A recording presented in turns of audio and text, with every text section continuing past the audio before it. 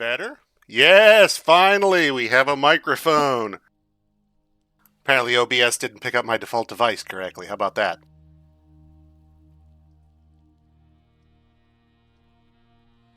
Let's see if we can't turn that down a little bit so I'm not deafening you all. All right.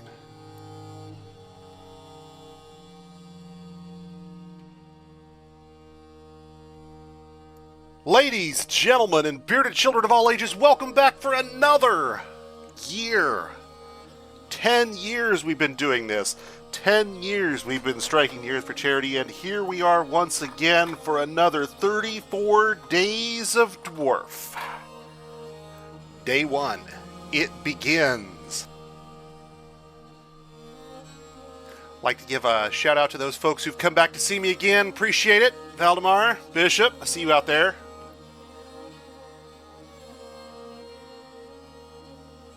I hope you all are having a wonderful day, and I hope it's about to get just a little bit better. So for you folks who've never played Dwarf Fortress, the way this works is I'm going to walk through setting up a fortress from scratch. I'm going to explain what I'm doing and why I'm doing it. And for those folks who were in chat at the time I'm doing it, they're welcome to throw questions at me about, why didn't you do X or what about Y? And I try to do my best to answer them. If you have any questions, say you're viewing this stream later after I've knocked off for the day, my strong recommendation is that you go out to Reddit and visit the Dwarf Fortress subreddit, because that's where I'll tend to answer questions. I don't answer questions on Twitch, I don't answer questions on YouTube unless they're live on the stream, I'm afraid. A professional streamer, I'm not.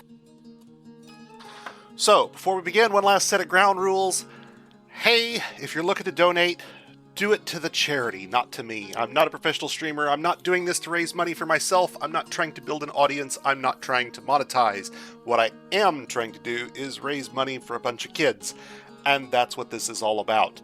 Down below the stream here on Twitch, you're going to find links to Extra Life. Click those, donate there, please. Don't put money into the channel. Put the money into the kids. And without further ado, let's get started. Now, my suggestion for new players is the world size here is not going to matter for most of you. In fact, for your computer, unless it is an absolute beast of a machine, there's no reason to go much above small. Medium I can see, but large and medium worlds don't really gain you a whole lot simply because... Oh, let's back up a step. Let's go into detailed mode. Sorry. First, let's look at the... I take it back. Let's look at the basic options, and then I'll explain what I'm changing in detail mode. Medium and large worlds make the world larger, but they don't actually change the play area in which the player plays, which means that you get to select your map space, and you're going to see that map. You're not really going to play on the world as such. What this does change is the world size. That is to say, the distance between your settlement and others, the amount of space that settlements have to occupy, the size and population of the world itself. And before everybody laughs that off, let me explain. This is not quite like other games where certain things are sort of generated on the fly as they're needed. In this case, the entire world and its entire population, right down to the critters, is generated at the beginning. A larger world has more stuff, and more stuff means that the behind-the-scenes things run more slowly. And that's a common theme in Dwarf Fortress. The more stuff you include, the slower everything runs. And if you get too rambunctious with it, it's possible to go from a situation where you're getting frames per second to where you're getting seconds per frame. You really don't want or need that. For most folks, I'd suggest just going ahead and doing a small world. The number of civilizations, same thing. The more civilizations you have, the more people there are, the slower things will run behind the scenes. Now, the behind-the-scenes stuff isn't the biggest driver of your game slowing down, but every little bit will add into it, so it's important to keep those sorts of things in mind. Now, these basic settings, natural savagery, number of bees, maximum number of sites, I wouldn't mess with most of these. Mineral occurrence everywhere just gives you a broader variety of places you can settle as a dwarf when you're looking for a particular mineral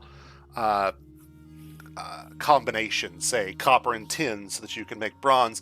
It's easier if mineral occurrences are more common. Now, this basic setting and the detailed mode that we're going to use change the same things, but whereas the basic options sort of lump things together and then set defaults for things that they don't change, Detailed mode gives you all the bells and whistles that you can control for yourself. You get to determine every little facet of your world's creation.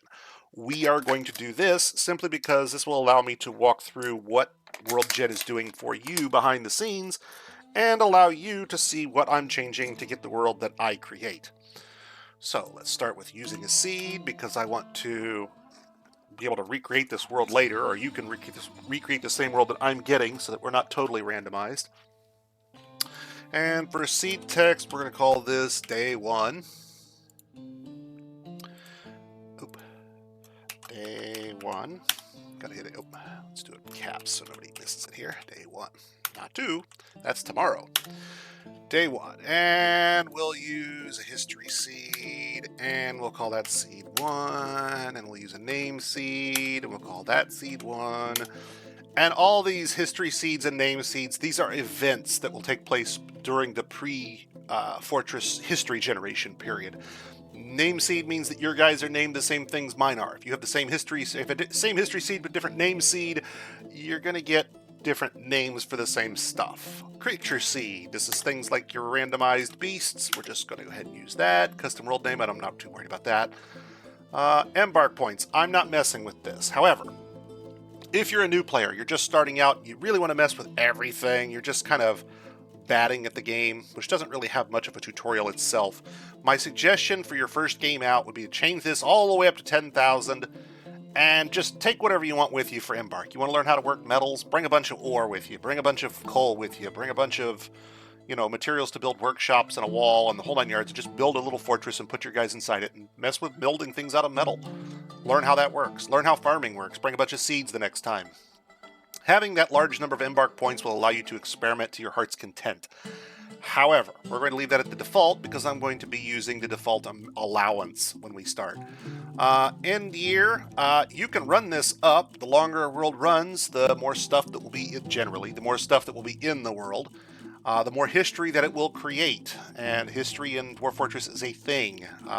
Your dwarves will inscribe on the walls pictures and images of past events, and if you've got a lot of history, there's a lot of different things they could inscribe. For example, this is going to include things like the number of wars that can happen. Shorter histories have fewer wars in general. Longer histories tend to have more. Population cap after civilization creation. This is the number of people or things, I guess I should say, that can belong to a given civilization. How many elves can be part of this elven civilization? How many dwarves can be part of this dwarven civilization? And that's the NPC cap for that civilization. Yes, you can make this larger. Yes, that means there's more people. As mentioned before, more stuff. The more stuff it's got to keep track of, the slower everything's going to go. Percentage of beasts dead for stoppage. Now, let's back up to end year for a moment. Left to its own devices and assuming nothing else stops it, at the year 250, our history will stop and it will create that world for us as a playable world we can play in. If 80% of my mega beasts, and mega beasts are, for now, we're just going to call them mega beasts. They're big spoilery creatures that may come to visit us later. If 80% of them in the world die, we stop. So if that happens at the year 200, we don't get all the way out to year 250. We stop at the year 200 because 80% of the beasts are dead, and I don't want all of them to die. I just want, I want at least some of them in the world. However, you'll notice at the year to begin checking Mega Beast percentage, when I changed this previously, I didn't bother to change this earlier. So we're going to set this to, say, 150, which means that at the year 150 and every year thereafter, it checks to see if 80% of the Mega Beasts are dead. If they are, it stops doing anything. Oh look, spammer!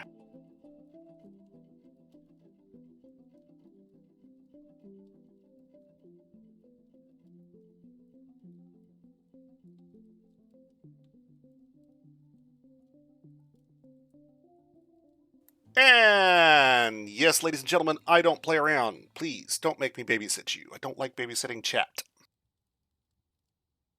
Cull unimportant historical figures. If you turn this on, what will happen? Oh, sorry, excuse me. Let me back up. So at the year 150 and every year thereafter, it will check to see if 80% of the megabeasts are dead. If it ever meets that criteria, history will stop. If not, it'll run all the way out to my end year, assuming nothing else stops it.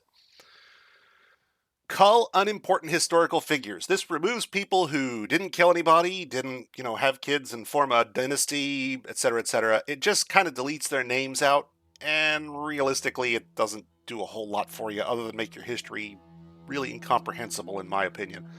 I tend to leave it off. Reveal all historical events. This is, does the world have perfect knowledge of its own history? If you turn this off, then history is effectively unknown until people learn about it. That is to say, your dwarves don't necessarily know all the historical events in the world, and some of them may not be known to you or your civilization even. It's possible that there are some that aren't known to anyone other than those who were involved in them. And while that's realistic, it does kind of keep your dwarves from having, interesting things to put on their walls and so forth. I generally leave this on. Let's see. Minimum elevation. Normally I run this up. For those of you who've never seen it, there's actually a chart, and I suppose I should probably pull that up like I usually do. Hold on just a moment.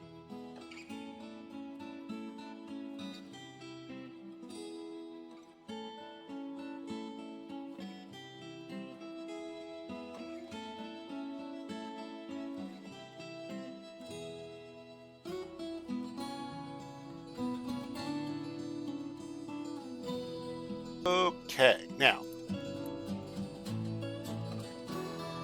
And your...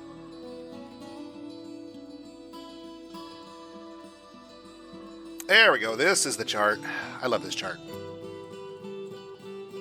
It's impossible to see until I open it all the way up, but what this means is the two things that determine, first and foremost, what type of terrain you're going to end up with are how much rain you get and how much drainage you get.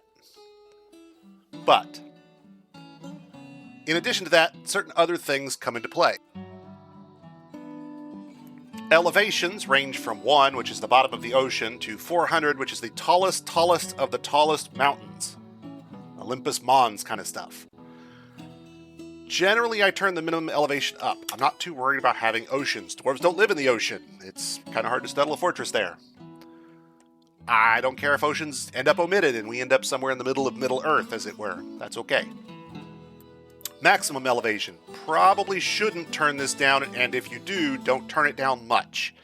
And the reason is, high elevations are necessary to have mountains. Mountains are necessary for dwarves to have civilizations. No mountains, no dwarves. Since this game is Dwarf Fortress, you kind of get how that's going to go. Elevation X and Y variance is the amount of variance that can occur between 2 points on the map, as it were. The amount of variance. Normally, again, I don't bother with this too much. Minimum rainfall. While technically it is Dwarf Fortress's world, no biome in the world has no precipitation ever. Might be a few hundred years before you see rain if you're in the Antarctic, but it does occur. Occasionally. Maybe it's just snow, but you'll get precipitation eventually on a long enough timeline. Even Death Valley occasionally sees rain. Minimum and maximum temperature, again, I don't change these too much. Be careful of setting them too low or too high. If you do, your dwarves can freeze when they go outside or have their skin boil off in the sun. Obviously not a good idea. Now down here we've got minimum and maximum drainage, minimum and maximum volcanism, and we already talked about rainfall. This is where that chart comes in again. Once we've figured out that we are above elevation 100, which gets us out of the ocean, and below elevation 300, which gets us out of the mountains, that leaves all the other biomes. And these biomes vary based on rainfall and drainage. So once you know you're not an ocean, and once you know you're not a mountain, you're going to fall into this chart. Generally speaking, I tend to prefer areas with higher rainfall and higher drainage.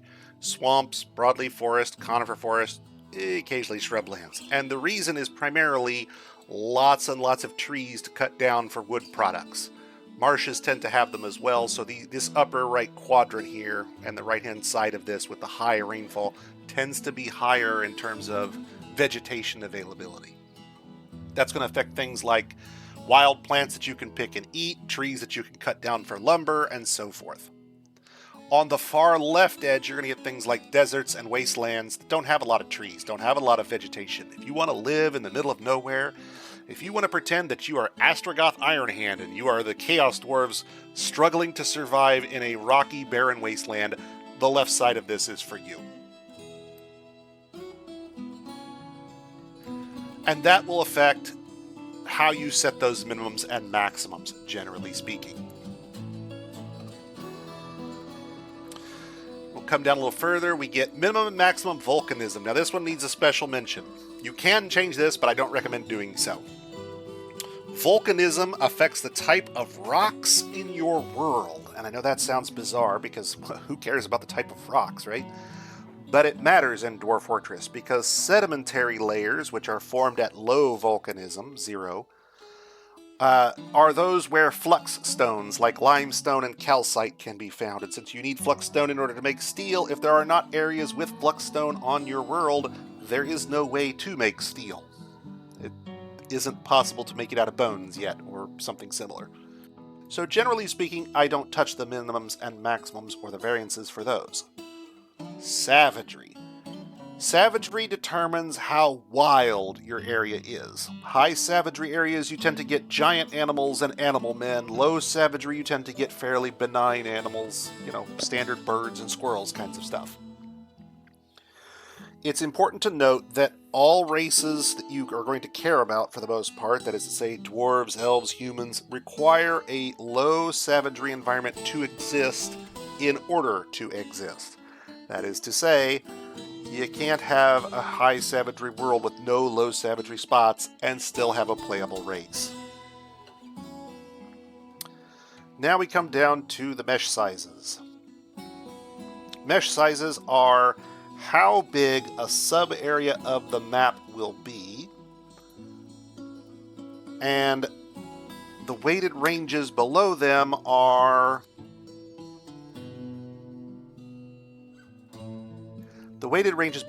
how throughout the percentile of that thing. Give me a second here. I'll try to explain this. How through that percentile thing they are broken up in quintiles. So 0 to 20 doesn't mean elevation 0 to 20. What it means is the bottom 20% of your elevation minimum and maximum. Now we set our elevation minimum and maximum up here to 50 to 400. So our total is only 350, not 400.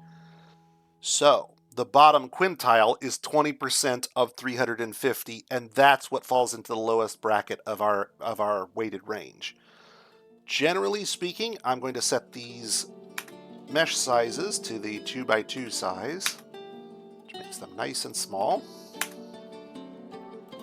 Itty bitty tiny blocks. And then I'll come back and set those ranges on them. So hang on, let's back up a step here. Elevation weighted range. Generally speaking, I don't care much about the transition areas, either low, middle, or high. And the transition areas that are kind of low, middle, and middle, high, I'm not too worried about those. So we'll do 10, and then we'll do 1, and then we'll do 10, and we'll do 1, and we'll do 10. This means that there are lots of mountains, lots of lowlands, and a lot of stuff in the middle, but not much transition between them. So our world will tend to be kind of plateauy in a sense. Rain mesh. That biomes map I showed you, I want to have lots of deserts in case I want to build something in the sand. I want to have lots of middle stuff for shrubbery and human areas, and then I want to have lots of forested and swampy areas for either my dwarves or the elves. Drainage mesh sizes, same thing. You're either low drainage, middle drainage, or high drainage. And I don't really care about the stuff in the middle, the transition areas. I care about the stuff at the peaks and in the center. Savagery. Now here we go a little differently. This would control, if you put too little of this, oops, I don't want 20 of those, 10 of those, and 5 of those. This, I'm going to be a little more gradual.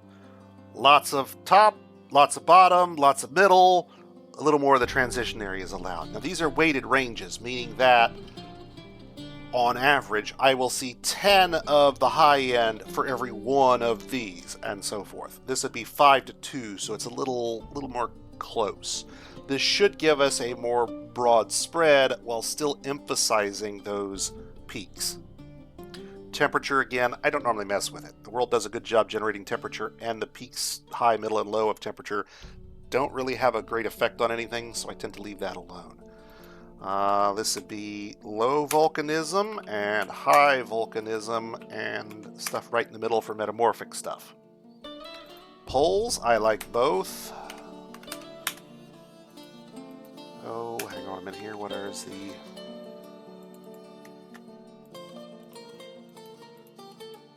North and South have poles. There we go. Minimum mountain peaks. Oh, and that moment that I realized that I'm in the wrong settings. Shame on me. Shame on me. Okay, so we want a small region custom. Now I realize why none of my stuff's saved. I gotta go back and set these, so bear with me here, guys. I'm gonna do it again here. Day 1, if I can type. Day 1. 1, 1, 1, 1. Oh, gotta hit enter.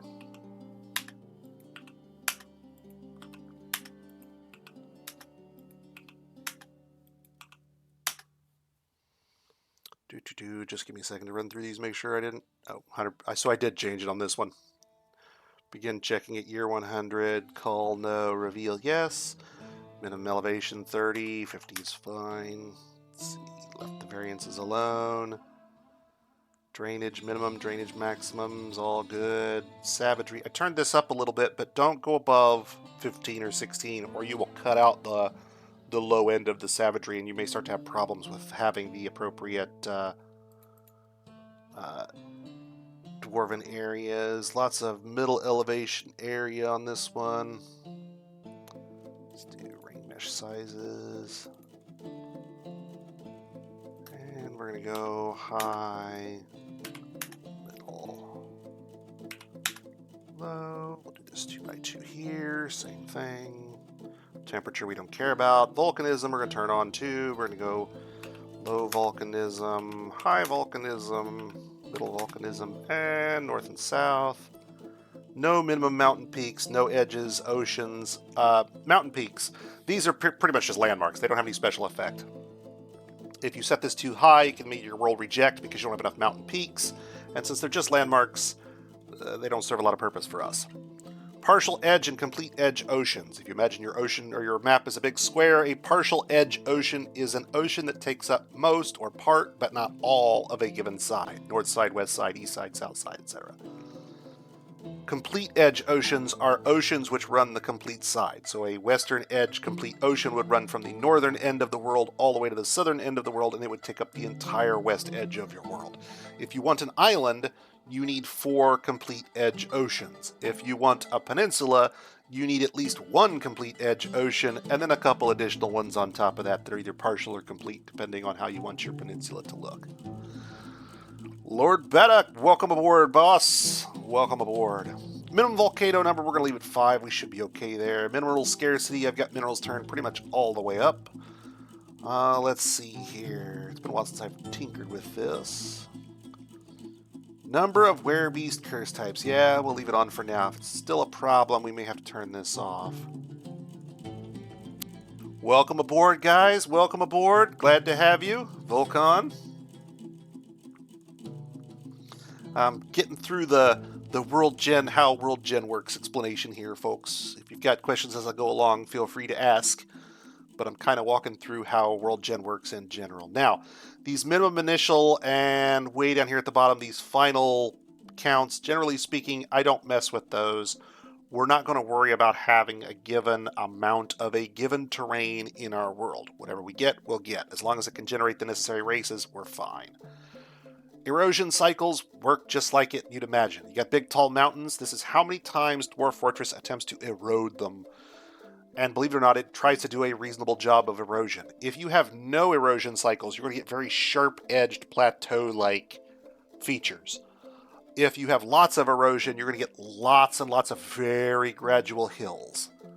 So even your tall mountains might have long, broad slopes, for example. Minimum river start locations pre and post erosion. Just what it says. These are places where rivers run through it. How many do you want? The more of them, the more valleys and canyons you're going to get. The more of these that can merge, the larger rivers you may end up with. Periodically erode extreme cliffs. For those of you who are familiar with the American Southwest, this is the stuff that gets rid of those peaks and mesas. When they get too tall, they tend to rot down one side or the other to kind of fall back a little bit. Orographic precipitation and rain shadows. Wow, that's a lot of words to explain a relatively simple concept, but one that not everybody takes into consideration because most games don't care about that kind of detail. For those of you who are familiar with the American nation, in the left 2/3, there is a large mountain range called the Rocky Mountains. And it's important to know this because the general flow of weather, of climate in America is from east to west, generally speaking.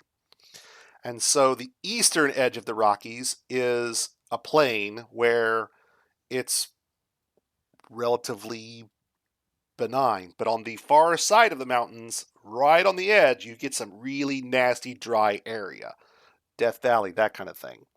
And the reason that happens is, as the clouds move across the world, I'll go back to drainage. We'll talk about it, Volcon. There's a reason why you need to know what that does. As the clouds and the rain move across your world and they go over a mountain, as they rise up and the air temperature changes, they actually drop their rain on one side of the mountain more often than the other. This is what orographic precipitation refers to. So one side of the mountains tends to be rainy and, I won't say jungle, but it tends to be more lively. And the other side tends to be barren, dry, because the rain is, for the most part, already dropped before the clouds come over the mountains. Generally speaking, I leave this on just for realism. It doesn't change a lot if you want to turn it off. It's a realism feature that most people aren't going to even notice, but it's there. Yeah, right? I think I'm up to a grand $5 in my channel account, Nate. Please, folks, don't donate to the channel. Donate to the kids, not to the channel. Maximum number of subregions. I can't think of any reason why you want to turn this down. Subregions get their own names. If you want to make sure that you only have a small number of them, or maybe you're trying to build a test world that's all grasslands and therefore only needs one region, there are reasons why you might play with this, but generally speaking, you're not going to need to. Okay, now all that stuff up above is all surface layer. We're going to get to the subterranean here in just a minute. Let's back up. Let's talk drainage for a second again, because somebody asked a question. So, drainage, let's hear. Drainage mesh size and weighted ranges. This is what we're going to change. Now keep in mind, up here, minimum and maximum, I didn't change. Variances, I didn't change. I left these exactly as they were. This is minimum in the world, maximum in the world, and the amount it's allowed to change when moving from point A to point B on the map adjacent to one another. Okay? So this is, can you have a desert next to a jungle? In the real world, that's not entirely common unless there's a river there. But if your variance is high enough, it can do that. Now, where we're going to affect drainage is going to be down here in our mesh sizes for us, because we're turning these on and we're changing their weighted ranges. Now remember, our drainage runs from 0 to 100, so our quintiles also run, just like these numbers here, 0 to 100. So that works perfectly. What this says is, in my world, I'm going to have 5 lowest drainage areas for every one of these kind of middling drainage areas.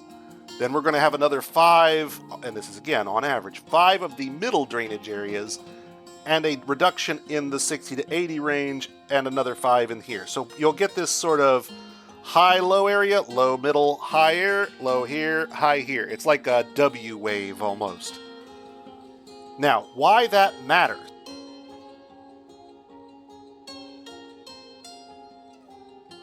This right here is why that matters. Along the top is rainfall from 0 to 100. Low rainfall means you get things like deserts.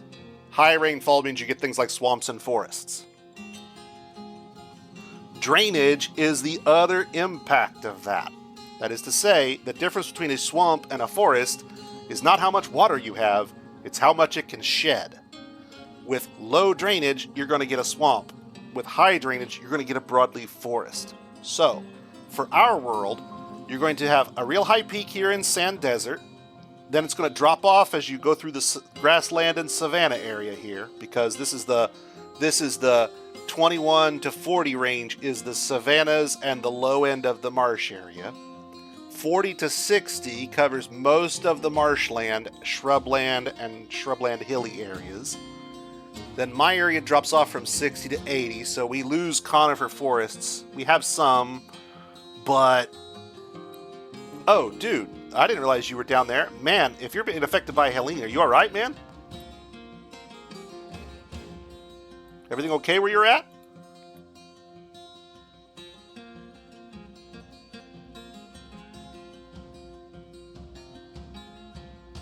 Yeah, it's the water and power I'd be worried about. Not a good show down there at the moment.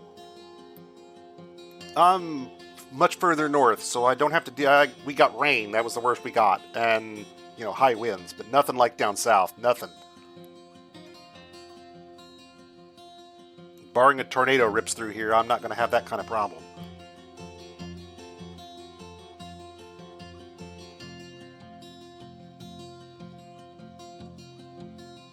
Yeah, it's pretty gnarly down there at the moment.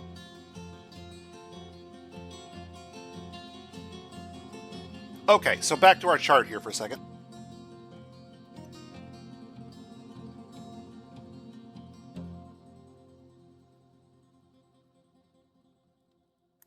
Now, I'm not good enough to draw the proper distribution here, but since we have our range running from 0 to 100, you can basically say this upper left square, which is 0 to 20 on both, we're going to have a lot of sand desert and a lot of flat grassland. We're going to mostly omit rocky wasteland because the drainage area here between, say, 20 and where's 40 here gets cut out for the most part, gets reduced. It won't eliminate them, but rocky wasteland's going to be harder to find. And then when you get down here to the 60 range, we cut back in. So there's a little bit of rocky wasteland. So 60 to 80, let's see, so 40 to 60 would be there. So we'll get a good chunk of, I take it back, I have fouled it up. So 0 to 20 is high, but then we cut off a bit of the sand desert and a bit of the rocky wasteland. 40 to 60 is high, so we get a big chunk of rocky wasteland. And 60 to 80 cuts down, so we lose a little bit of badlands and some of the rocky wasteland hilly, and then we'll catch the tall end of the badlands. Effectively, if I took this in paint and I drew a bunch of squares on there bordering at the 20, 40, 60, 80, and 100, it would kind of look checkerboardy because it would be here, here, and here, but the areas in the middle would be lost a little bit. And the same thing going down across drainage. So we're going to see broadleaf forest, we're going to see conifer forest, but we'll see a lot less conifer forest than we will broadleaf. We're going to have plenty of shrublands, but we're going to lose a lot of the savanna. Not all, because drainage affects this too, but from 20 to 40 on the rainfall, which is all of the savanna area, it's reduced. So there'll be less savanna in my world.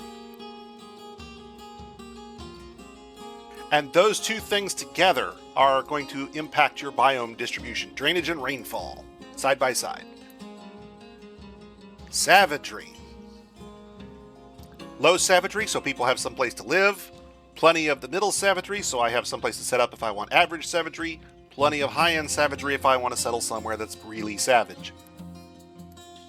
Temperature mesh, I normally leave alone. There's no real... it's a realistic temperature spread, and I don't have to mess with that to get where I want to be.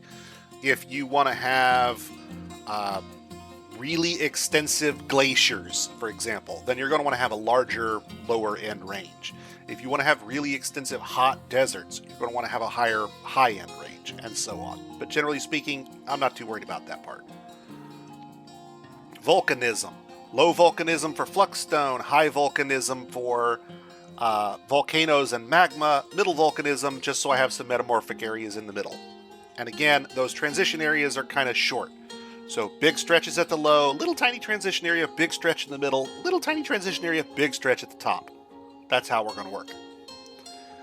Poles, north and south. I don't care about minimum mountain peaks, partial edge oceans. Again, I'm not too worried about that. Minimum volcano number. If your volcanism weighted range doesn't have any 100s, you won't get any volcanoes. Since we have a high weighted range at the top, or a heavily weighted range at the top, and our maximum allows us to get to 100, we can have volcanoes. Don't set this too high, though, because it's hard to have, say, 200 volcanoes on a small map. You probably won't, and it's just going to throw them back out. Throw your map out and keep trying. Let's see. Mineral scarcity, we've left at the low end. Okay, so let's go on down here.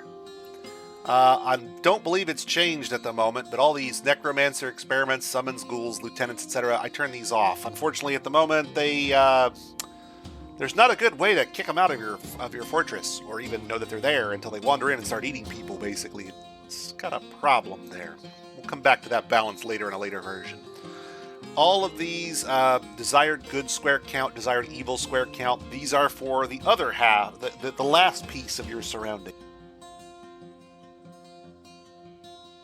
Surroundings. Let's talk about surroundings, which are formed from two things, good and evil, and the savagery axis. Okay, and these three things right here form the tag that goes on your biome. So you could have a terrifying jungle, or a serene swamp, or a sinister broadleaf forest, or a joyous wilds rocky wasteland. The way this works is, neutral is the standard for everybody. It's what you're used to in the real world. Animals and civilizations. That's pretty much what you get. Calm, wilderness, untamed wilds. Now, on the high end of savagery, you can get a lot more of the aggravated wildlife and stuff coming to pay you visits that maybe is a little more difficult for the average new player. Stick to low savagery to start. Go up to high savagery once you've had a chance to experiment with the game. What's the difference between neutral and good and evil? Okay. Generally speaking, neutral and good don't have a lot of differences. You'll start to see certain things, plants, here for example, especially the sunberry. Chef's kiss for that. Great alcohol. Feather trees are really lightweight wood, which is nice, but they don't exist outside of good biomes. And certain things only appear, like the unicorn only appears in good biomes, for example. But generally speaking, good and neutral aren't really that different. However, you'll notice that this section on evil here is much larger, and that's because evil terrain is a huge step up in difficulty. You'll kill animals, their corpses will rise as the undead. You'll have skeletons that walk the world. If you're on an ocean and ocean is evil, you can have skeletal whales worm their way out of the ocean and attack your fortress. And that might sound hilarious until you realize that a skeletal whale is many times larger than the average dwarf. Like, imagine a whale and decide now that it wants to come on land and hates all living things. You're starting to get it. These things kill elephants. So, evil terrain, I recommend you leave until later. Come back when you've had a little experience under your belt. We probably won't demonstrate evil terrain for you here. It's its own challenge.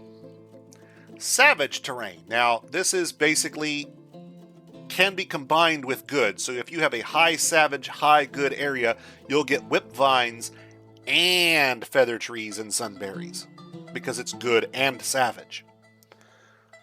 Standard standard middle savagery and benign areas are pretty much what you'd expect. As you go up the scale towards savage, you start seeing more and more giant animals and giant animal men and those sorts of things. You'll get a lot more of the aggravated wildlife problems and so forth. So depending on how tough of a game you want, you can tweak those and you'll know where to settle. All right. Minimum initial and minimum final counts. These are world rejection criteria. If your world doesn't have at least this many grassland squares, it kicks it out. If it doesn't have at least this many hill squares, it counts. Oh, you changed all this and you don't have the ability to generate grasslands? Well, if you have a minimum count and you can't generate grasslands, you're not going to have a world that works. These can reject a world until you get the type of terrain that you want but because of them, you can also get stuck in a rejection loop where your maps are not viable because you're not creating the necessary terrain to meet your own requirements. Your requirements become self-contradictory. Generally, I turn these off. However, if you're messing around with world gen, you need to know that these can restrict your world to whatever you want. Erosion cycles I don't normally mess with. We talked about sub-regions. Cavern layers. Okay. Strongly recommend that you do not go below 1. 1 is the absolute minimum I would ever recommend for any player ever. If you do not have at least one cavern layer, there is no underground in your world. No underground means no cavern crops, it means no cavern trees, it means no cavern animals. Anywhere, not just on your map, anywhere. This is world gen, remember, not just site gen. Cavern layer openness and density. For those of you who have never been caving, what this is going to represent is the chambers that you end up with. If, for example, I set both of these to 0 on openness, what I'm saying is I want lots and lots of little tiny narrow passageways, 1 dwarf wide. This is like wriggling through worm tunnels everywhere you go. If I set it from 0 to 100, some of those will be worm tunnels, but then there will also be some large cavernous chambers that you can enter into and maybe take over like little rooms of their own. So if you want to have tunnels and pockets, like a standard cave would be, you're going to want to leave these alone. Passage density is how close those passages, whether they're worm tunnels or chambers, how closely together they can be positioned.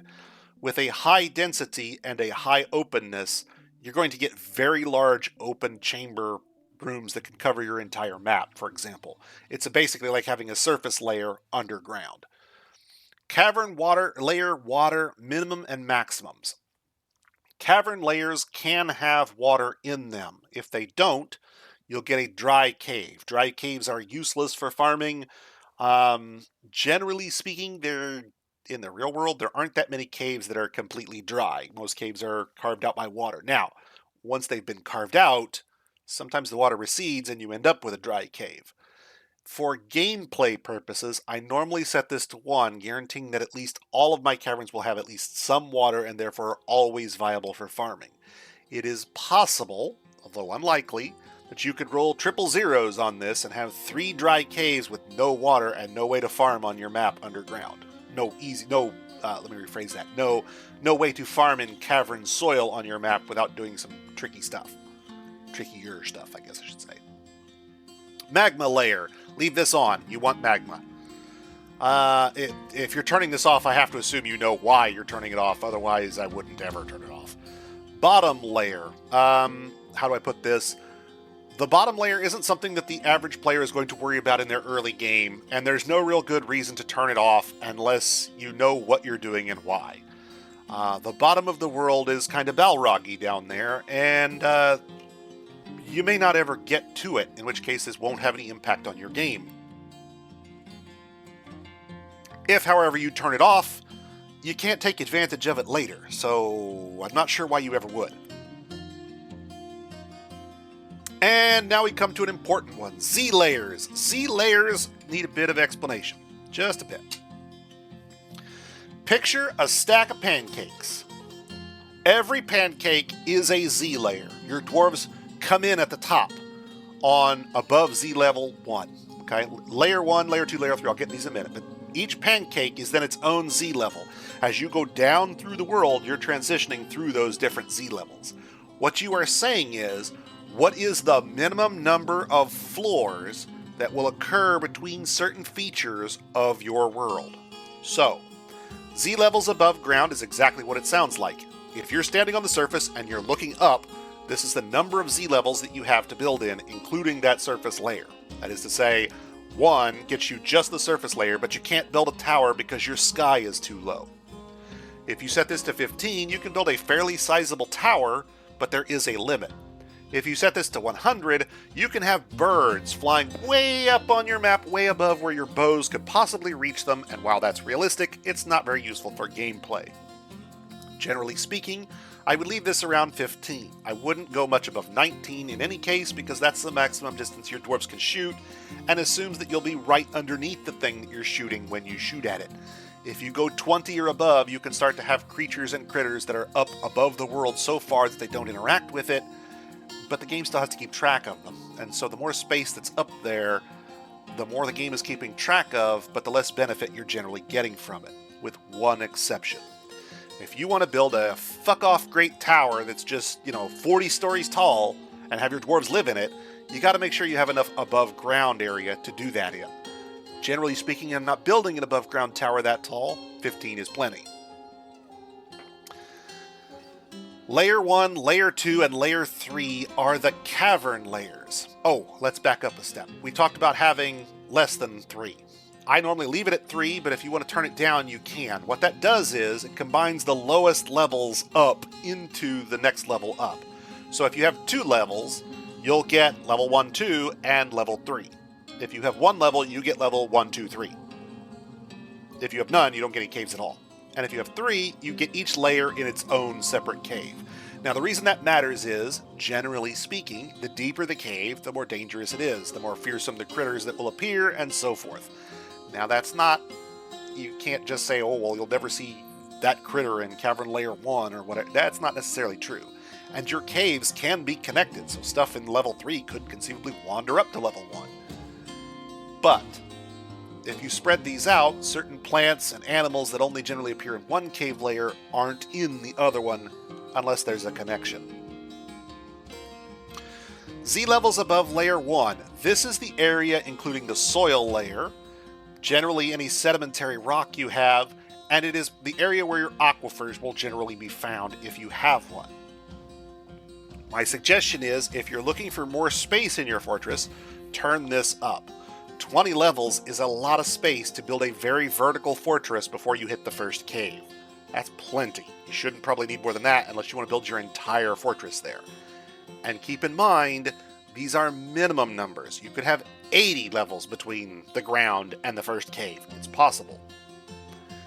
Levels above Cavern 2 means that once we get to the bottom of these 20 or 50 or 100 or whatever it is, and we hit a cave, then there's another set of floor that's between Cavern 1 and the start of Cavern 2, and we'll have at least one guaranteed solid floor between them.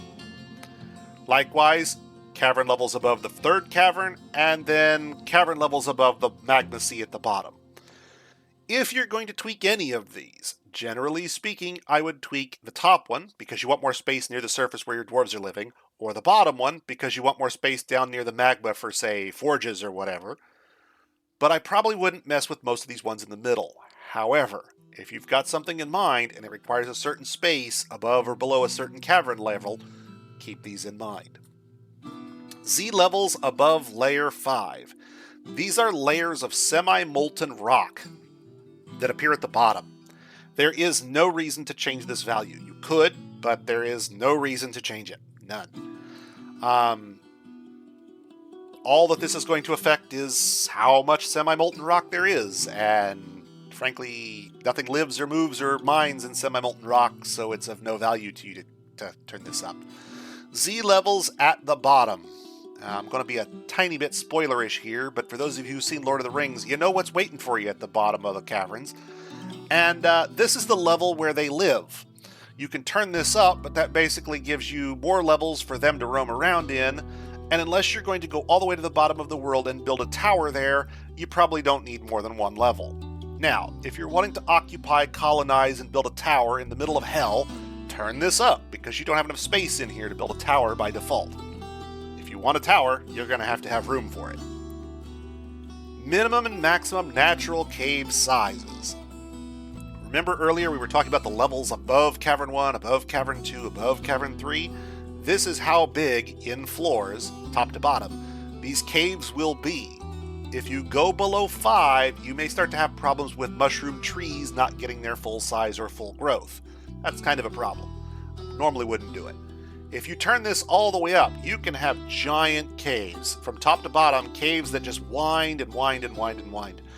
But remember, as with all things in Dwarf Fortress, the more stuff on your map, the more stuff it's got to track. So for gameplay purposes, I tend to keep this fairly small.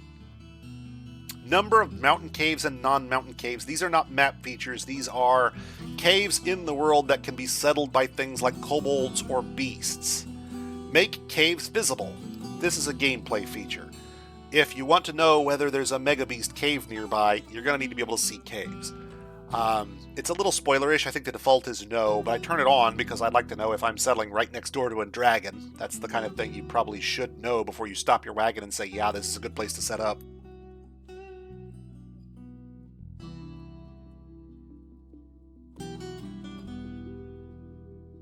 Allow initial embark options to show tunnels. I have to confess, I'm not even sure this one works anymore. I'm not at all sure, in fact. I can't honestly tell you what it does. I believe tunnels are supposed to be like, if you will, underground roads between settlements, but generally speaking, I've never seen them, they've never come up, and it's never been a feature in my game that I've cared about. So I turned them on, but I don't know that I've ever actually noticed any of them. Number of civilizations. This is the number of civilizations you have at the start. Some of them could go extinct, but you'll start with these 10. Now that includes all civilizations of all races. Humans, elves, goblins, dwarves, kobolds. Okay? If you turn this down too far, you can end up in situations where there's one elven civilization, they take over, they wipe out the dwarves, and you no longer have a playable dwarven civilization. Does your world require a playable civilization? If you're using Dwarf Fortress as a story generator, you just want to read the history and put it to paper, as it were, you don't need a playable civilization because you're not actually going to play the game. If you are, however, you need to have a playable civilization. Now, normally this is only dwarves unless you've modified your game to play as the elves or the humans, or kobolds for that matter. If your civilization doesn't, or if you require a playable civilization and you don't have one, the world will be tossed out. And lastly, these mid-low highs are just like the initial and final counts, only instead of squares and regions here, we're talking about rain, drainage, savagery, volcanism. Now remember, we set ours so that we had lots of low, lots of middle, lots of high, so these don't have any impact on us. We're going to have plenty of each. If you set it so that you have very low weight on high volcanism, for example, and then you set a large minimum number, it's possible that you may not generate enough volcanism squares at the high end to meet this requirement, which would then kick your world back out. So let's save our settings here real quick. And we're going to use this setting to create a world. Whew! An hour in and we're almost ready to play, if you can believe it. Almost.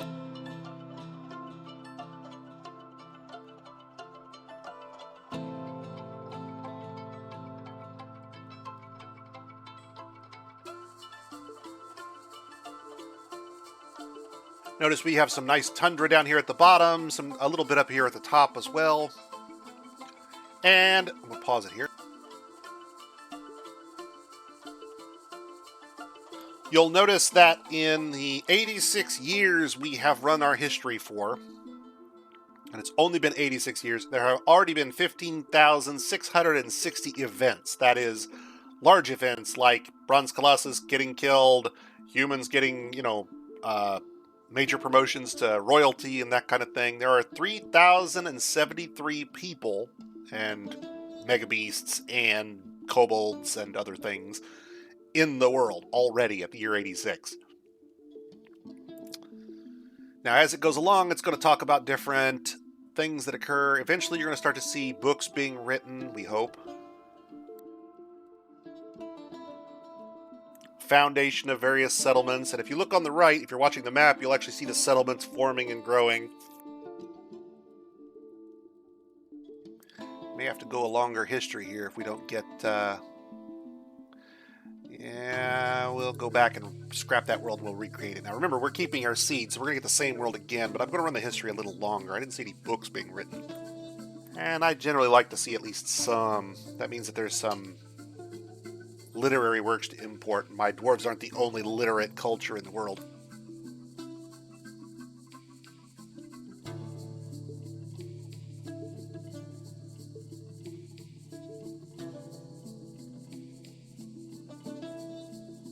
Now notice we're pulling our settings right back up. We just hit create world again and we get the same world again, but I forgot to change the end here a little bit. 250 this time. And it'll start checking at year 100 for Mega Beasts. I forgot to save my settings, so if we have to do this again, I have to do it again.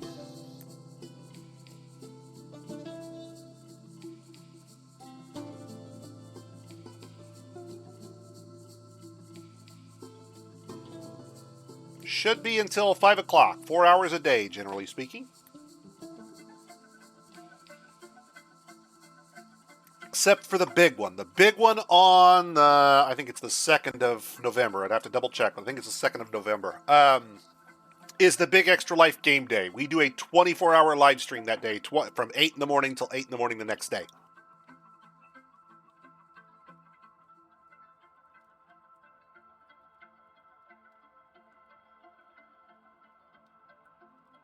Now, I can't promise that I'll keep this particular schedule. You know, I don't do this for a living, and I actually have to earn money, so, you know, there's job things that got to be done, and family, etc., etc., but whatever my scheduled time for that day is, you can count on 2 things. I will be there, and unless something goes wrong, it will generally be a 4-hour stream.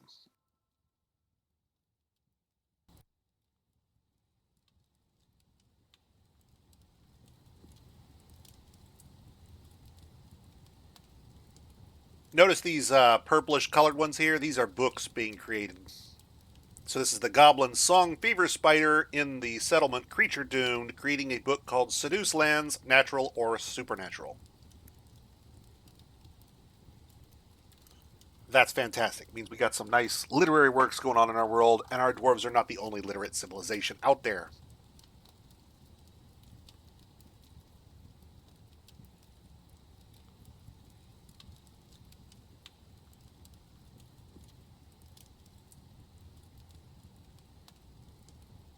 Now, if you run your history for too long, it's possible for the necromancers to take over on a long enough timeline. I don't think anything gets rid of them, so, you know, if you run 10,000 years of history, you're likely to end up with a world that's nothing but necromancer towers.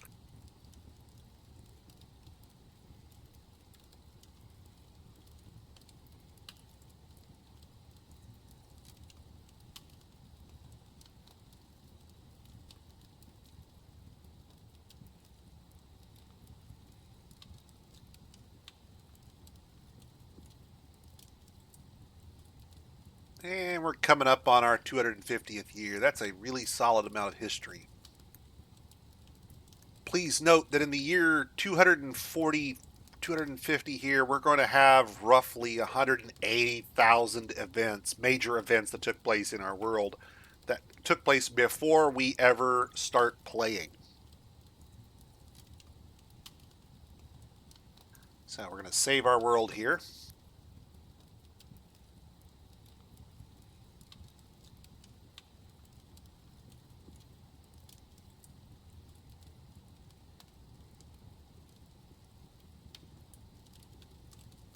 And then we're going to get to pick out some dwarves.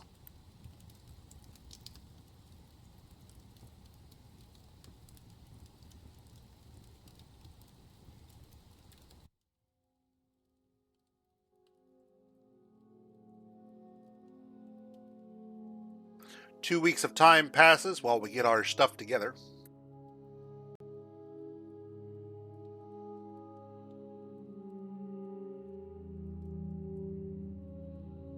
First, we'll try without an aquifer. We'll turn it on if we have to. I do want a Fluxstone lair. Let's try for Calm Savagery.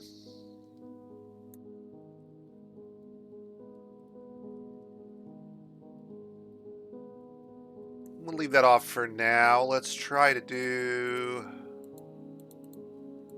at least some soil with clay, with sand, with iron, with copper, with tin. Now, when you're setting your find settings here, you can set it for whatever you like, but if you set it too narrow, you're probably not going to find it. If you ask for every metal under the sun, and soil, and a river, and 2 different kinds of aquifers, and drainage, savagery, spirit, elevation, and temperature, and so forth, all set the way you like, you're probably not ever going to find it, unless you've been very precise with your world generation.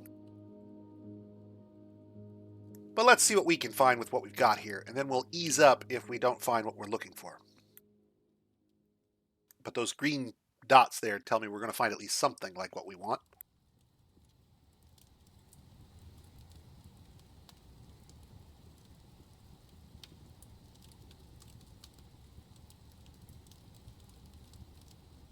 And so we'll run along and get...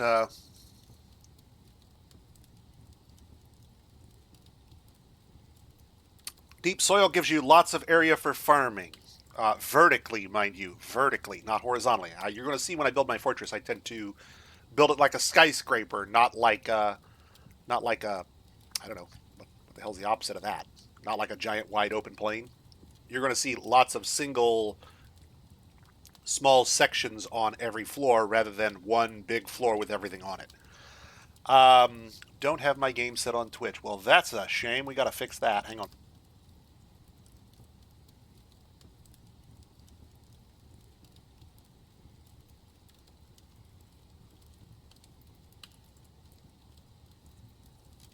Give me a second here.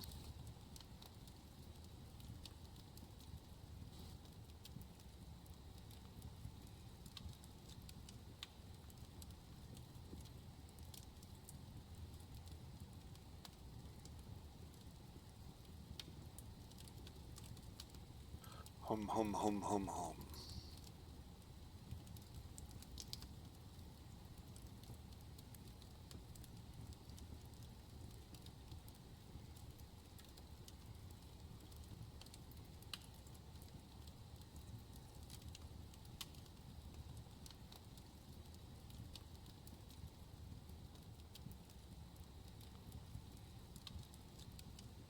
Okay, there we go. So, all right. So, first off, thank you, Cathode Ray Tube, for pointing out that my game wasn't set. I cannot express to you how much fun it is to go through and have to set this stuff up every year. It's inevitable that I forget something, usually more than one something. Blorp, welcome aboard. Welcome to the channel. Why do I choose deep soil? It's for farming, but when I say farming here, generally speaking, I'm going to have underground pastures where my animals are roaming, so I need large areas for that. I'm going to have farming areas where I have underground crops and surface crops, all of which will be underground. So again, verticality is necessary to keep those separated. And that ends up taking a fair amount of room. It's rare that I want fewer than... You can do it with one, but because of the way I generally design my fortresses, it's rare that I don't want at least two. I can get by with one. I can get by with none and farm on stone if I have to or want to. But for me personally, I'm a little OCD sometimes, and I like to have room to play with, I guess you'd say, right? You don't need as much as I'm generating. It's not required by any means. I like it, but that doesn't mean it's necessary. All right, so let's see what we get here.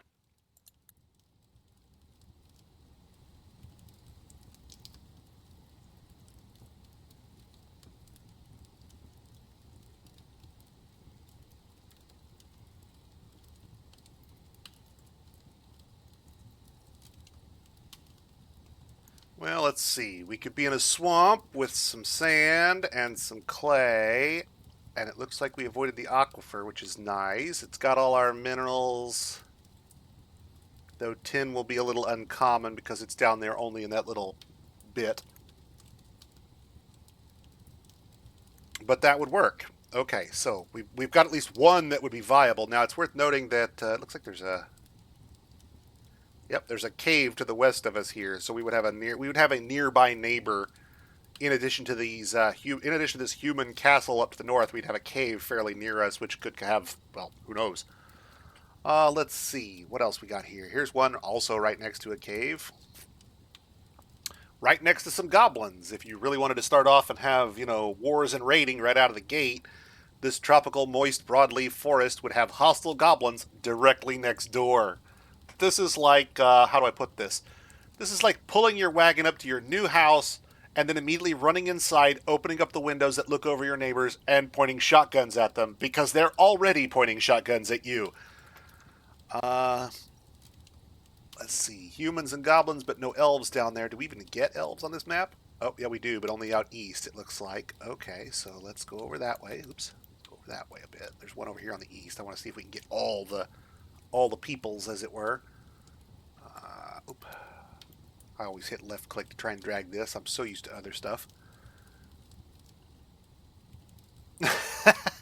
See, Valdemar, you've forgotten, man. I don't normally go to war with the elves, not because I like the elves. Don't misunderstand. It's not that I'm fascinated by elves or anything. No, no, no, no, no. I don't go to war with the elves because they bring me animals that I can't get. Now it's been a long time since we could get giant desert scorpions. They don't exist anymore, but the there's nothing quite like having war bears, war elephants. And if you don't live in a place that has those animals, you're going to have them imported. And the people that do animal importing are all elves. Now, once you get your animal population the way you like, you've imported all the animals you want, by all means, kill those elves. It's easy. They are only armored with wood, and they only have wooden weapons. Very simple.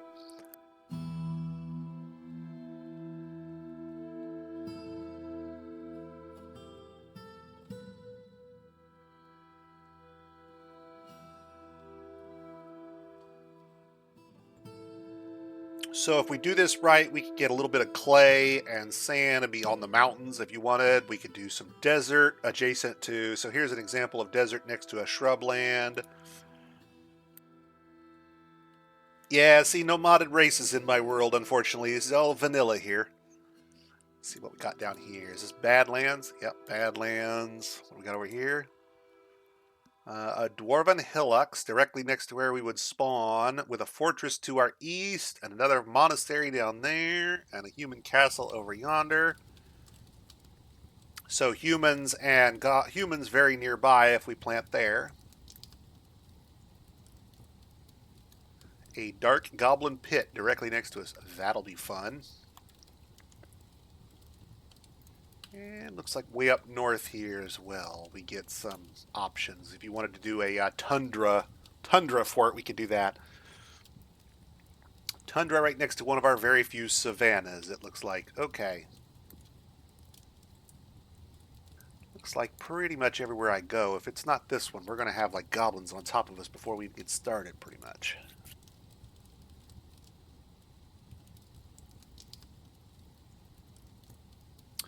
Coniferous forest, a little bit of rocky wasteland. Has this got sand? Yeah, sand. This has got everything in it, doesn't it? Okay, so let's see elevation. If you want your fortress to let's talk elevation and cliffs and grading here for a moment. What does this all show us? Okay, so these are biomes. This is exactly what you'd expect them to be. Let you see where the forests and the deserts are. Fantastic. Elevation shows you how high they are or how low they are. So, for example, this looks like it's going to be a valley rising up to some mountains off to the east here. You get an elevation map of the area. Then the blue areas are water down there as you get closer and closer to the ocean. This windy green chunk here is going to be right on a river. And there it is. There's the river. So if I show it as elevation, you can see that there's a river canyon there that river is going through. That's what that's going to demonstrate for you. Now, when I say river canyon, canyon implies some sort of deep crevasse in the middle of the world, and that's not necessarily the case here. It is the case here because there's a lot of cliffs in this section. In fact, there's probably some waterfalls in this area right here because of these extreme cliffs. But you'll notice that flat is where the river is here, and then there's some nasty stuff going on here. Lots of cliffs, possible waterfalls in their area, for example. But as you move around the world, you're going to see low cliffy areas. Like right here, this is going to be very gradual sloping, if any. And if I do it as elevation, it's almost all the same elevation in this area. So if we were embarking here, what we would have is very flat terrain. Now, it's a little weird, but the elevation and grading of your terrain will matter for your fortress long term because it actually impacts how the biomes are distributed below ground to a small extent. What we got here? Human hamlet, savanna, shrubland. Any preferences, guys? If this wasn't dark goblin pits right here, I'd be all over that one. Same thing here. Let's see what we got up here. Nothing? Right on the mountains, though. I'm trying to do something a little flatter than that. Badlands, mountains, badlands, sand desert. Humans, humans, humans. Monastery. Okay, so temperate broadleaf forest. Alright, that'll work. How about elevation? Roughly the same elevation, almost no cliffs. That's pretty good. I like that. Alright. So let's say we're going to embark here. We can then place our embark square over this, and as long as we line it up exactly, we're going to get everything that we asked for. I promise you, we will get it all. You have selected a savage area, which means that the wildlife is probably going to be unmercifully unrelenting. We will be attacked by birds and monkeys and everything under the sun, and they will not leave us alone pretty much ever. Let's leave that alone for now. Come back to that. This whole area is going to be... Is it just... Oh, it's okay, okay. So this area here, this temperate broadleaf forest, is exactly what I asked for. But the upper left corner there... The upper left corner hedges out into some untamed wild, so we'll get some wild critters if we do that. Now, if I embark here, you'll notice it doesn't give me any warnings because I'm no longer including that one tile of untamed wilderness. This will get me where I want to be, get me all my materials, but I won't have that savage terrain. And for our first fortress, that's what I would like. Now I need to check, make sure there's no aquifer there. I didn't see any aquifer listed. That's good. We want to avoid an aquifer this first fort. Now we're always going to prepare carefully. Generally speaking, I've got all these profiles down here. I don't use any of them. I save them. I never end up using them. I always prepare carefully.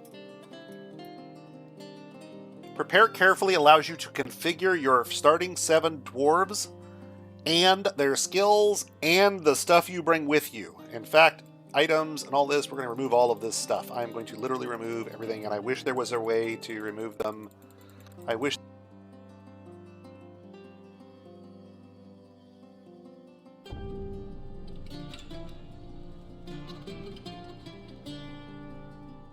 Don't think they've included dragging yet. Nope.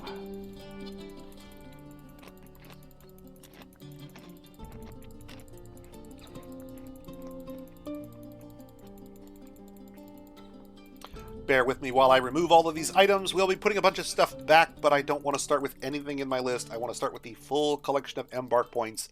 I promise we will come back and we will go through everything. So, dwarves. What do we bring? What do you need? What should you have? You can take anything you want and it will be viable. Now, viable is doing a lot of lifting in that sentence. It is entirely possible to survive with 7 dwarves, no gear, other than what they carry on their backs. Nothing. When you start out, you're not going to have much. You're going to be picking wild plants, and you're going to be butchering your animals for bones and trying to hunt with their bones. It's going to be rough, but it's technically viable. I wouldn't recommend doing that in evil terrain. You're probably going to be killed by skeletons in the first month. Probably wouldn't do it in savage terrain. You're probably going to be killed by animals in the first month. For our purposes, we could do it, but I don't want to. I'm going to generally try and give you a setup that you can make work pretty much anywhere you go, though you may have to tweak it a bit to get to where you want to be. Let's see. This weaponsmith, this guy's going to be an armor smith.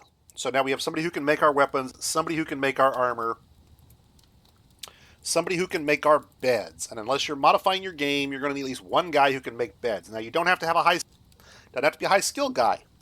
It can be a low skill guy. It can be a no skill guy. I guess I should cover that too. What's different about dwarves versus all other races in every other game you've ever played?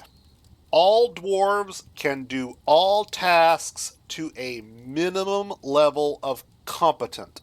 That is to say, a dwarf with no skill does things well enough that a human guild would take him off the street and make him at least a journeyman, if not a master, out of the gate.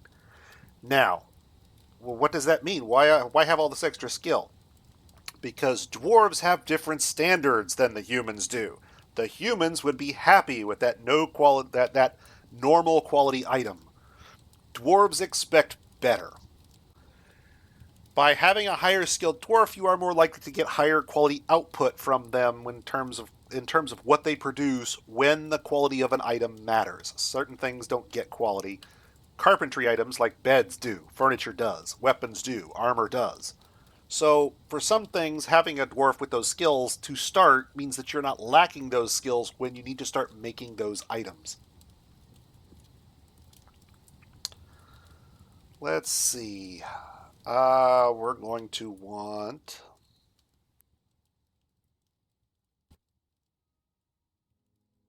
You don't have to take one, but I generally take a grower.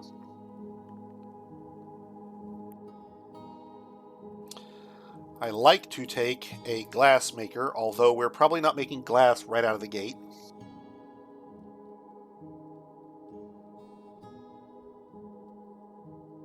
Or may have a backup skill, for example. Let's go over here. We're going to create ourselves a doctor, and our doctor is going to be a little bit good. And when this is novice, this is dwarven novice, remember. Dwarven novice. So our diagnostician here is actually our doctor. He's our Dr. House, as it were. Now he's not good at anything else if I leave him there, so let's back him down a little bit, and we'll give him a nice glass making secondary. So our doctor likes to make glass figurines in his spare time, apparently. All right. What other stuff should you bring? Could you bring? Might you want to bring? Let me double check this, because for the love of God, I swear to you, these terms always drive me nuts. What is the difference between a stone cutter, stone carver, mason, and a stone crafter? That's right, there are 4 different stoneworking things here, and you have to keep them straight because they don't mean the same thing. And this is one I always like to bring up the wiki for.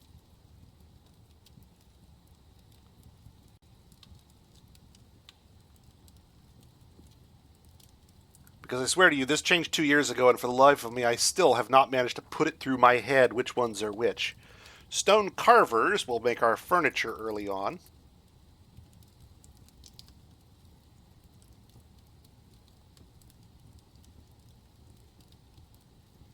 Oh, did Dwarf Fortress crash on us there? Come on, Dwarf Fortress, get with it.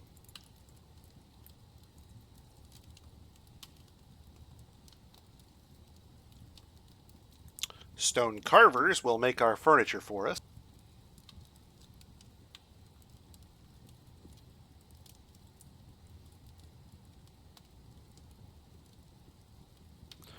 Stone cutters are wall smoothers, fortification makers, cart track makers, and rock block producers. You don't need a stone cutter. Masons are the ones who build certain buildings. Now, this is important because certain buildings get a quality from the objects that are produced and that are part of them, and then an additional quality for how they are assembled. This is the replacement, I want to say. Don't think it exists anymore. I believe we got rid of architect, didn't we? Mason is the new architect. It's been a while, can you tell? I can. That's right, we got rid of architect and it became mason. Oy vey.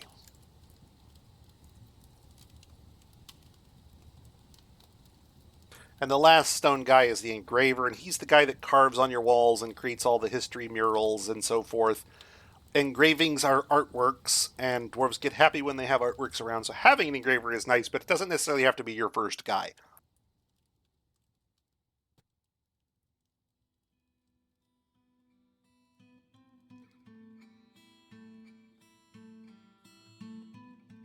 Why a stone crafter and a stone carver? One guy to make furniture, one guy to make small items. And believe it or not, these are 2 separate careers. Stone carvers make big furniture, stone crafters make small items. You'll want a stone carver early, generally speaking, to allow you to make tables, chairs, doors, things like that, out of stone. You'll want a stone crafter to enable you to make things like mugs and figurines out of stones. Long term, stone crafting is not particularly valuable, but early on, it's a great way to both get rid of some stone and produce things that your dwarves need, like mugs, figurines, and so forth. And since it's not guaranteed that we'll get an engraver, we're going to give ourselves one. I'm going to take our stone carver, our stone crafter, and make him also our engraver. We're going to end up with more than one stone crafter. So having one who can switch out and do some engraving while the other people have gotten up their skills isn't a bad idea. What other things are we going to want? Let's see here. Our last peasant here. Actually, take it back. We're going to pull this guy out of engraving.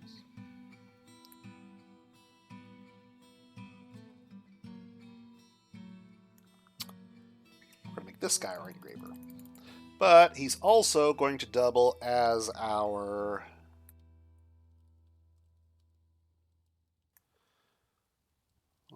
herbalist. I'll give him a couple levels of that.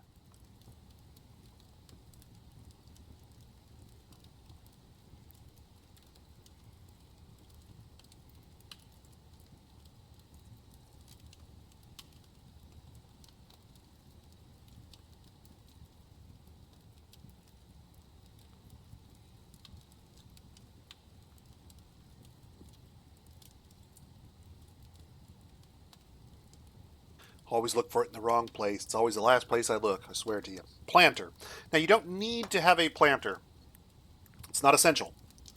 It's not essential to have a brewer or a planter, but I like to have one who's a little better at it than the other guys, just to kind of kickstart those initial crops. Later on, we're going to have a lot of people farming, and you won't need them. If you're looking for skills that I could dump off this guy, planter is a good choice to dump.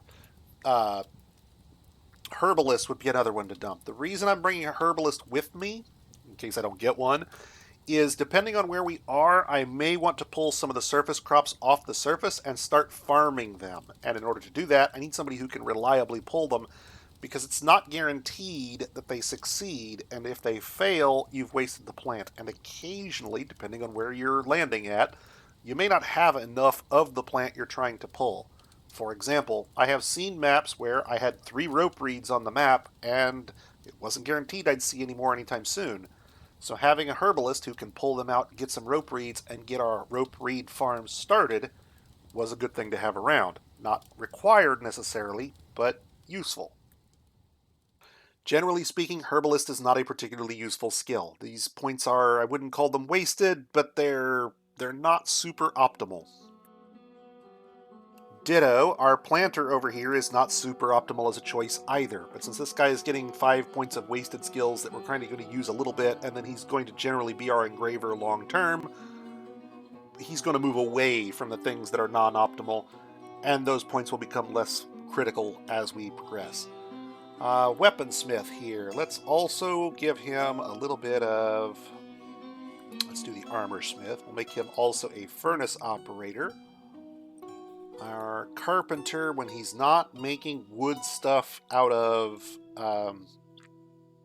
wood, will also double as our wood cutter, because we need somebody to do it. And take it back. We're going to leave those points out for now. Let's see what else we want to bring here.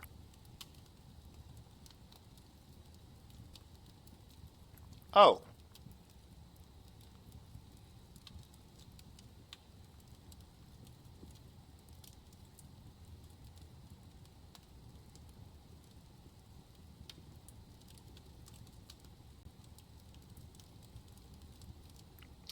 Our glass maker, when he's not making glass or producing glass gems for use on our decorating purposes, can also be a decent gem setter.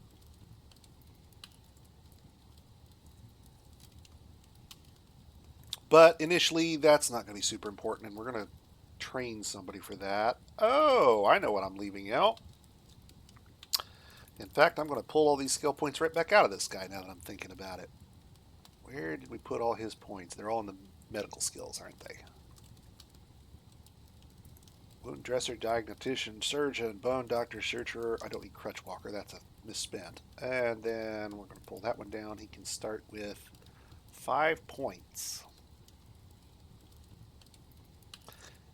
And then in addition to his duties as doctor, let's see here.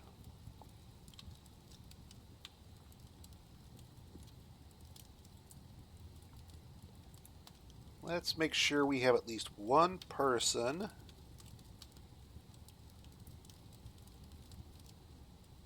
who can write. And we're going to come over here and pull 1 point out of this guy and go to other and make him a writer. Why am I doing this? Well, because if they can't read, then if they can't write, then they don't learn how. There is no way in Dwarf Fortress currently to give them the ability. You can't train them.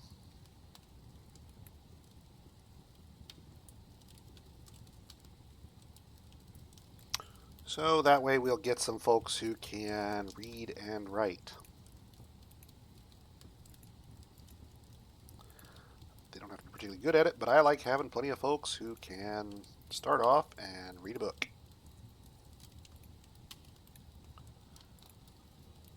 It is possible to transfer a little bit of information between these folks using that ability. Okay. We could spend all these other points. We may still spend all these other points. We'll come back to them. Let's talk items. Actually, let's talk animals first. Animals. Animals in your fortress serve one of a handful of purposes. Sometimes they do more than one, but there's only a few things you want animals for. You want animals for defense. Those are large animals, generally with claws and teeth, dogs, bears, tigers, whatever.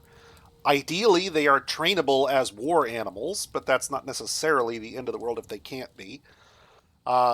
Certain things without teeth and claws can be fearsome. Elephants come to mind here. You don't want to go up against an elephant in one-on-one combat, I assure you. What you take with you, of course, is bounded by points. You're not going to start with elephants unless you're using a modded start. That's defense. Now, in addition to defense, animals are a source of resources.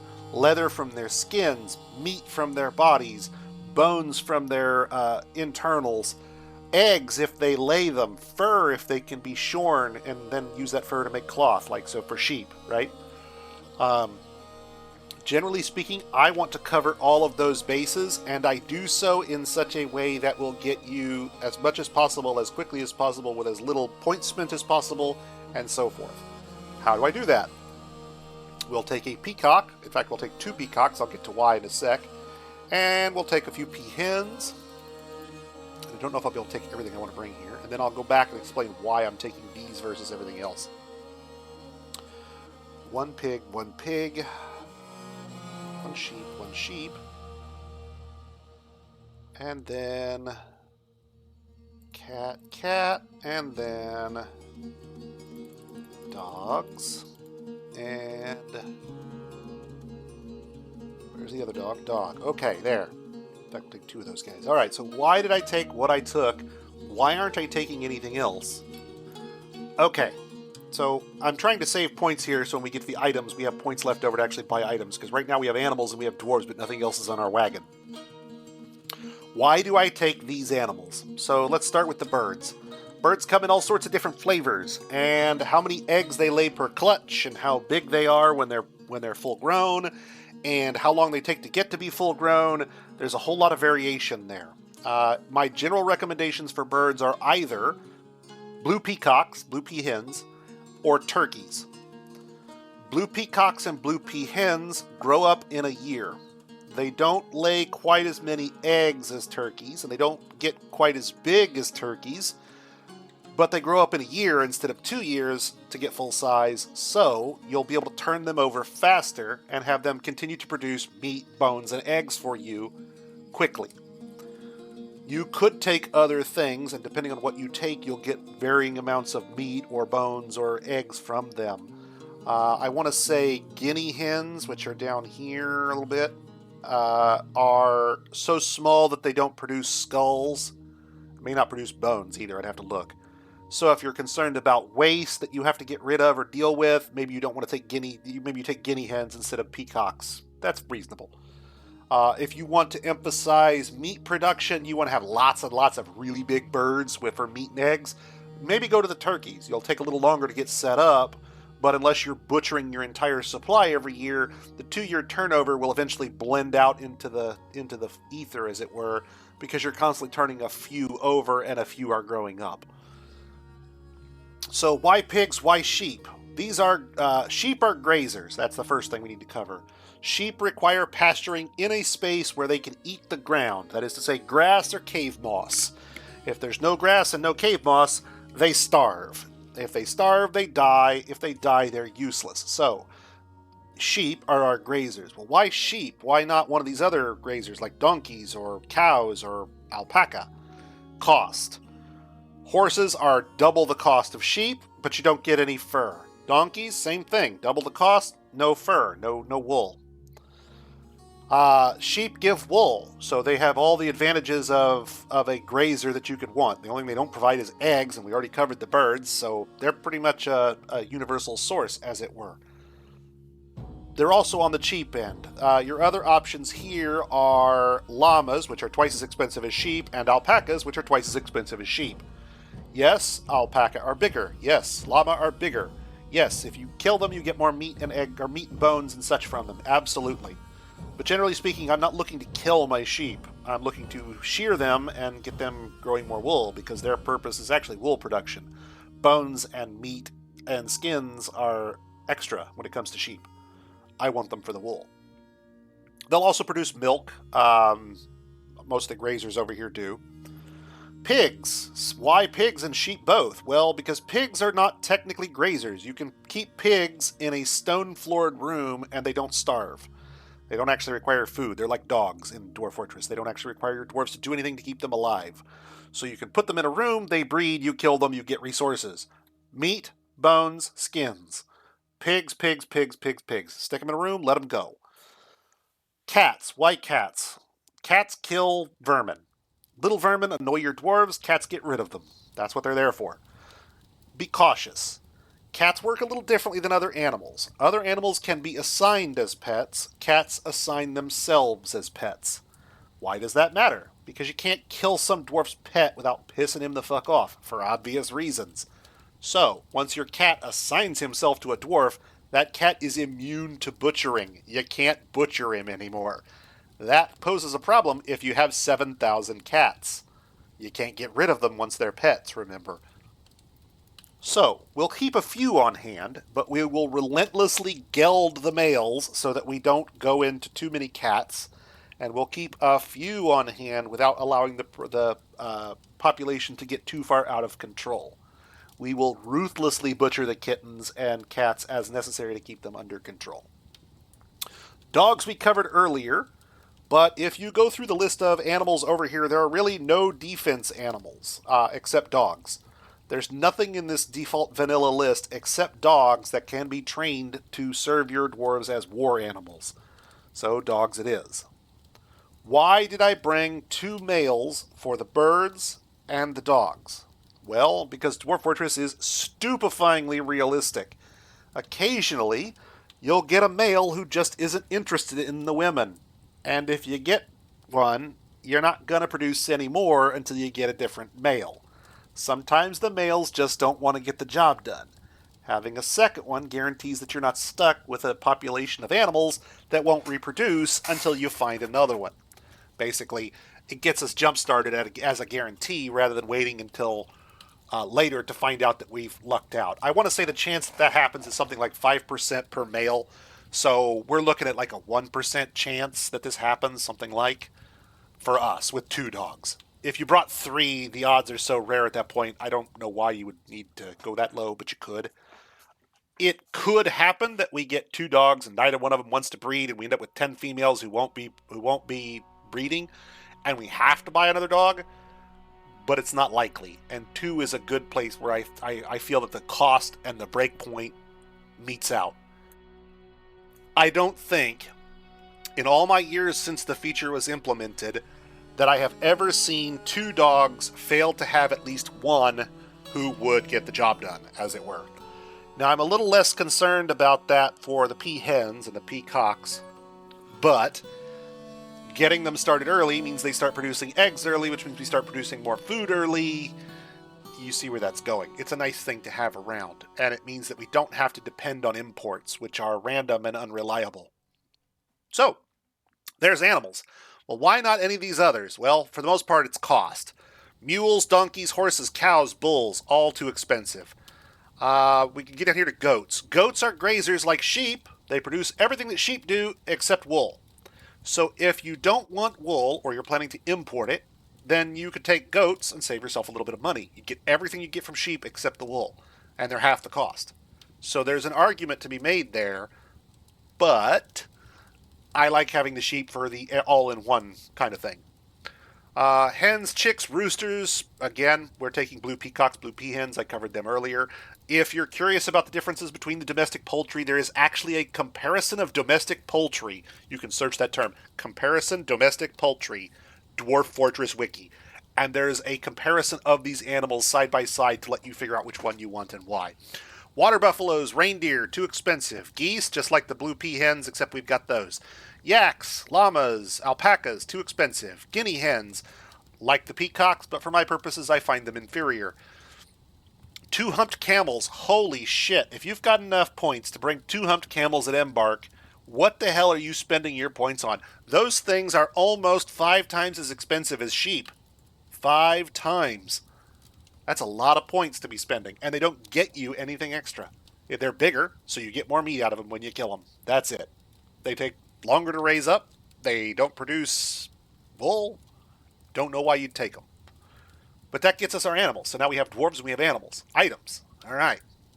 Now this is where you kind of get to decide how rough you want it. If we embarked right now, we would have dwarves who could kill all their animals, carve up their bones, make some crossbows and bolts, hunt more animals, carve up their bones, produce some crossbows and bolts, until such time as they finally got a wagon in, and then we would have to pillage it for supplies because we have no way to work iron, we have no way to dig in the soil, we have no way to cut trees.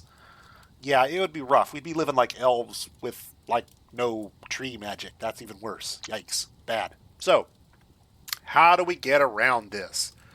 Well, we need some stuff. First off, in your list, you always want, and if you don't take it, you should know why you're not taking it. The first item you always put in your cart, the one you must always have unless you know why you're doing it, an anvil. If you do not have an anvil, you cannot work metal. If you cannot work metal, you cannot make an anvil. Yes, this is a chicken or egg problem. You just deal with it. Nobody asks where the first anvil came from. That's all we're saying here, okay? So, an iron anvil. If you can't get an iron anvil, take a steel anvil, but notice the cost difference. If you can change, you want the iron anvil. There is no mechanical difference between these other than what they're made out of, and unless you're going to melt them down, you don't care what they're made out of. Take the iron anvil. It's cheaper. Yes, it's less valuable if you're going to sell it, but you're not going to sell your anvil, so take the cheap one. All right. Now, a general point of order. When I bring things, I do not bring finished goods, generally speaking. And I don't mean finished goods, the category down here. I mean, I don't bring stuff that has been worked or processed. If you bring processed stuff, it is always more expensive than the raw materials that go into it. A good example is cloth.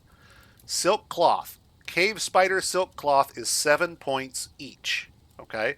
But if I come down here, see if I can find it in the list here, thread silk. Cave spider silk thread, 6 points. Well, what's the difference between cloth and thread? Nothing, really. You take one thread, you make it into one cloth. So you're saving 1 point if you bring the silk thread and then produce the cloth on site rather than bringing the cloth at the start. Well, why would you want to bring the product instead of the raw material? Well, time, for one thing. It takes time to produce the thread into silk, and so if you don't have that time and you need the silk cloth, you're screwed. So it's important to balance out what you're bringing, but generally speaking, you're going to want to favor raw and processed things. Or, rather than bars. bars rather than weapons. Yeah? Because weapons have been processed twice. Once from ore to bar, and then again from bar to material. And that matters. For example, we're going to bring... let's talk smithing for a moment. When I start out, I like to have access to bronze. Bronze is relatively cheap. It's suitable for weapons and armor. Tools, easy, out of the gate. It requires very little points in terms of what you invest into it, in terms of what you have to have. So what we're going to look for are malachite, and we're wanting the stone here, malachite. And then we're going to get some cassiterite, which is tin. And then we're going to look for bituminous coal. Bituminous coal, there it is right there. We're going to add that. And then lastly, we're going to put one unit of coke, or charcoal, if you don't have coke. Charcoal, same thing. Either one will work. They're the same item except for their name, basically, in the wagon. Now, we're not only going to bring one of each of these, I'm just putting them in there so that they're in our shopping cart, as it were. Now I'm going to bring about, say, 10 of these, 10 of those, and 10 of this other thing. And then my favorite we need to have as well is a thing called Gabbro. Gabbro is my bro, because Gabbro is easy to remember. Why do I need to bring some stones, you ask? Well, the answer is, if you have some stones, you can set up things early on, like workshops that use fire. You can't use wood to build a blacksmith's forge. It burns down. Not really, it just won't let you do it, but you understand why. You can't use a wooden building. It won't work. So, we'll need some stone. And Gabbro is a stone that is magma safe. It is very common. It is cheap. All stone that isn't also an ore is 3 points, so it doesn't matter which stone you bring, but don't bring, like, hematite. Hematite is iron ore. You don't want to use iron ore as a stone, because it's super expensive relative to what you're getting. Don't do that. So, cost is the reason why we're going to go for bronze instead of iron. Let's talk cost for a moment. Let's say I didn't bring the cassiterite at all. Ignore this line here for a moment. We just bring the malachite. Each ore you smelt gives you 4 bars of that metal. So this is 40 bars of copper we've got here, right? Cool. 40 bars of copper, and it's costing us 60 points. 10 times 6, okay? Hematite gives you 4 bars of iron, but it costs 24 points. For that same 60 points, even if we go a little higher and give the iron 72 points worth of material instead of 60, you're still only getting 12 bars instead of 40. The cost break is enormous here. It is important to recognize it. Huge cost break. Huge. Yes, iron is better as a weapon material. Absolutely. It's also a hell of a lot more expensive to take out of the gate, so be aware. Why charcoal? Well, there's 2 ways you can go about setting up a forge and getting your smelting done on the surface when you start.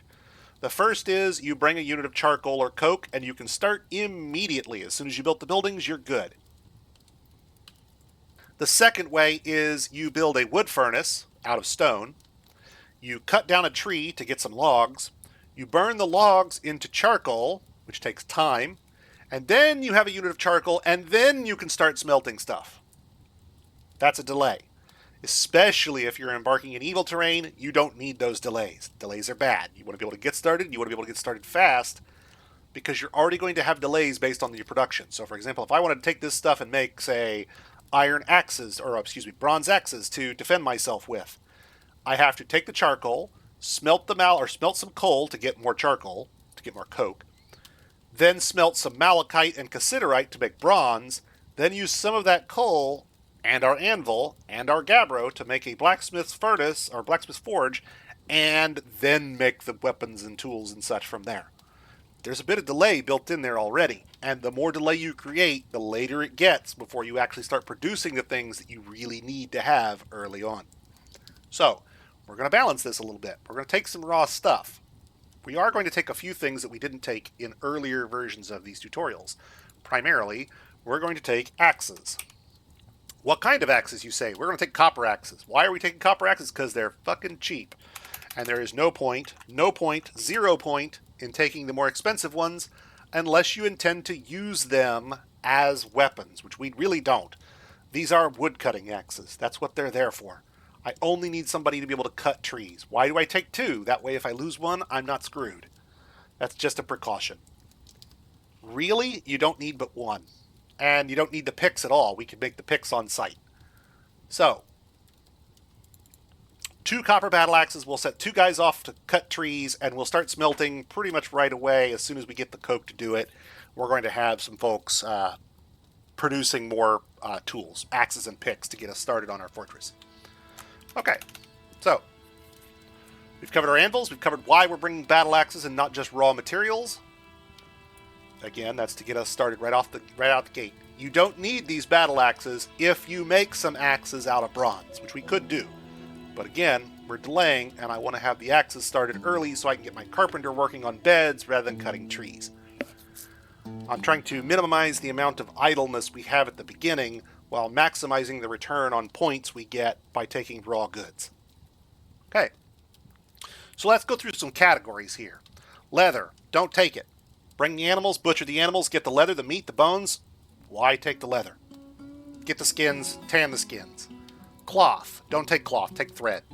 Cloth, don't take cloth, take thread. Crafts, these are produced goods, make them on site. Wood, an argument to be made for taking wood, especially if you're embarking someplace that doesn't have it, like, say, a desert or a rocky wasteland. Probably a good idea to take some logs right out of the gate. Yes, those experts among you are saying you can disassemble your wagon and get a few logs that way. Yes, you can. But if you're in the middle of a rocky wasteland, you probably have 3 trees on the whole map, if you're lucky.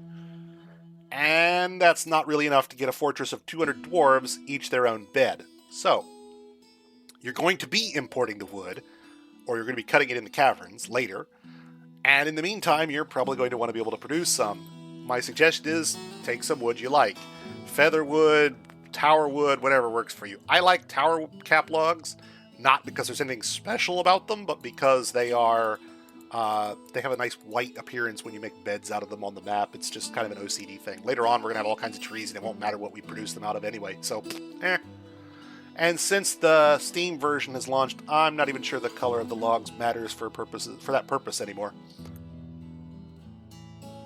Whereas it used to in tile set versions prior to the Steam launch. Metal bars. Don't take metal bars. Take ore. Make the bars. Cut gems. First off, they're just decorative, so what the hell are you bringing decorative stuff at the beginning for? And secondly, they're cut gems. Take the raw gems. Use those. Large cut gems. These are even more useless than the small cut gems. Stone blocks. Don't bring blocks. Bring stones. Make blocks. Seeds. Now these are important. Why are we bringing seeds? Well, because we want to be able to produce the stuff that our dwarves need to survive. And one of the things we're going to want to produce early are ways to make food. And the easiest way to make food is to grow it, because it's usually harder to kill it than it is to just grow it. So we're going to make sweet pods, cave wheat, pigtails, the whole 9 yards. I'm going to take them all. Do you need as much as I'm bringing? Absolutely not. But we're going to use them.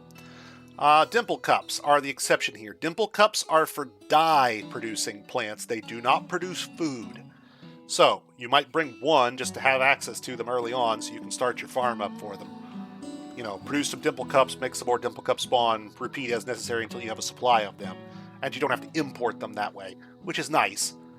But they're not really crucial, so don't take more than one unless you really know what you're doing here. Rock nuts get a special mention under the seeds because they are edible. Your dwarves will actually eat them if pushed too hard. Generally speaking, it's not their first choice of food, but if you'd leave these unplanted for too long, you're not going to have any rock nuts left, so plant them and get them started. Alright, anvils. We already covered anvils. Anvil is the most important thing. If you take only one thing with you, take an anvil. Weapons. Don't bring weapons, make weapons. Training weapons. Don't take training weapons, make them. Ammo, trap components, digging implements, bodywear, headwear, handwear, footwear, legwear, shields, toys. You getting a pattern here? All of this is produced stuff. Instruments, drinks. Drinks are a produced good, but there's a catch here. Every item of drink you bring up to your first 10 of that type comes in a barrel, and barrels are produced goods just like the booze.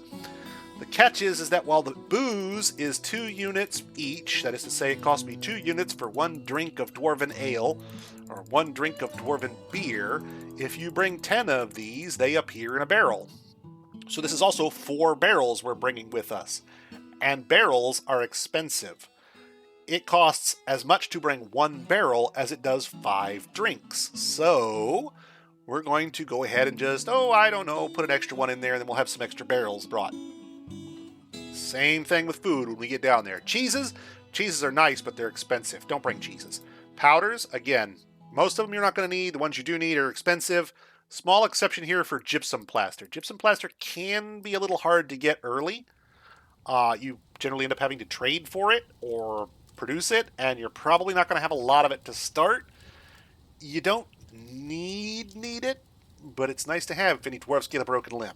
Yes, you can get by with a splint, but you'll get better healing results if you actually have the gypsum plaster to make casts. Extracts. Most of these you do not care about, nor do you want. However, under the extracts category, anything that says milk and costs 1 point, bring 1 of each. Why are we taking 1 of each? Well, because just like the booze, all this milk comes in its own barrel. So every single one of those is an extra barrel for free. Barrels cost 10, milk costs 1. Milk also makes cheese, so this unit of kangaroo milk cost me 1 point, got me a free barrel, 10 points, and can be used to make cheese, 10 points. So for a cost of 1, I'm gaining 19 bonus points out of that. Nice. So, milk. Meat. Meat is generally what I would use for my food. However, not all meat is created equal. If you scroll around on the right here, you'll notice that some of these meats are really expensive and others are not so much. For example, giraffe meat is super expensive, 10 points each. Yikes. Aardvark meat, on the other hand, is 2 points each. Aardvark meat is a hell of a better deal. There is no meaningful difference between the types of meat or fish or whatever you bring, except that dwarves sometimes like one or the other over something else. Doesn't mean they won't eat it, just means they like it.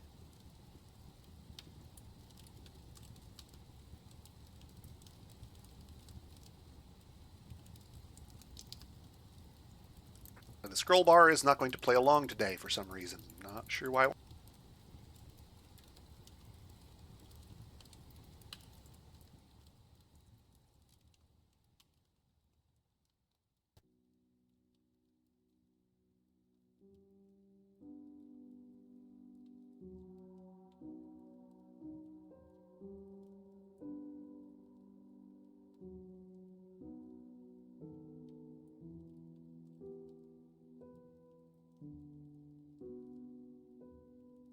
All the fish, on the other hand, only cost 2 points. But if you're wanting to maximize your barrels, then go through the meat section, pick out one of everything that's 2 points until you hit 20 or 30 or 40 meat, and call it a day.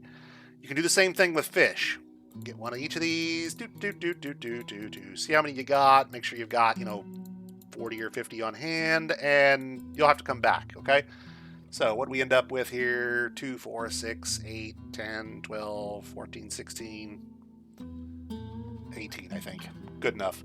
So not enough to survive on, but enough to get us by. And I want to say barrels for food are cut off at 5. So it's 5 units and then another barrel. 5 units, then another barrel. 5 units, then another barrel.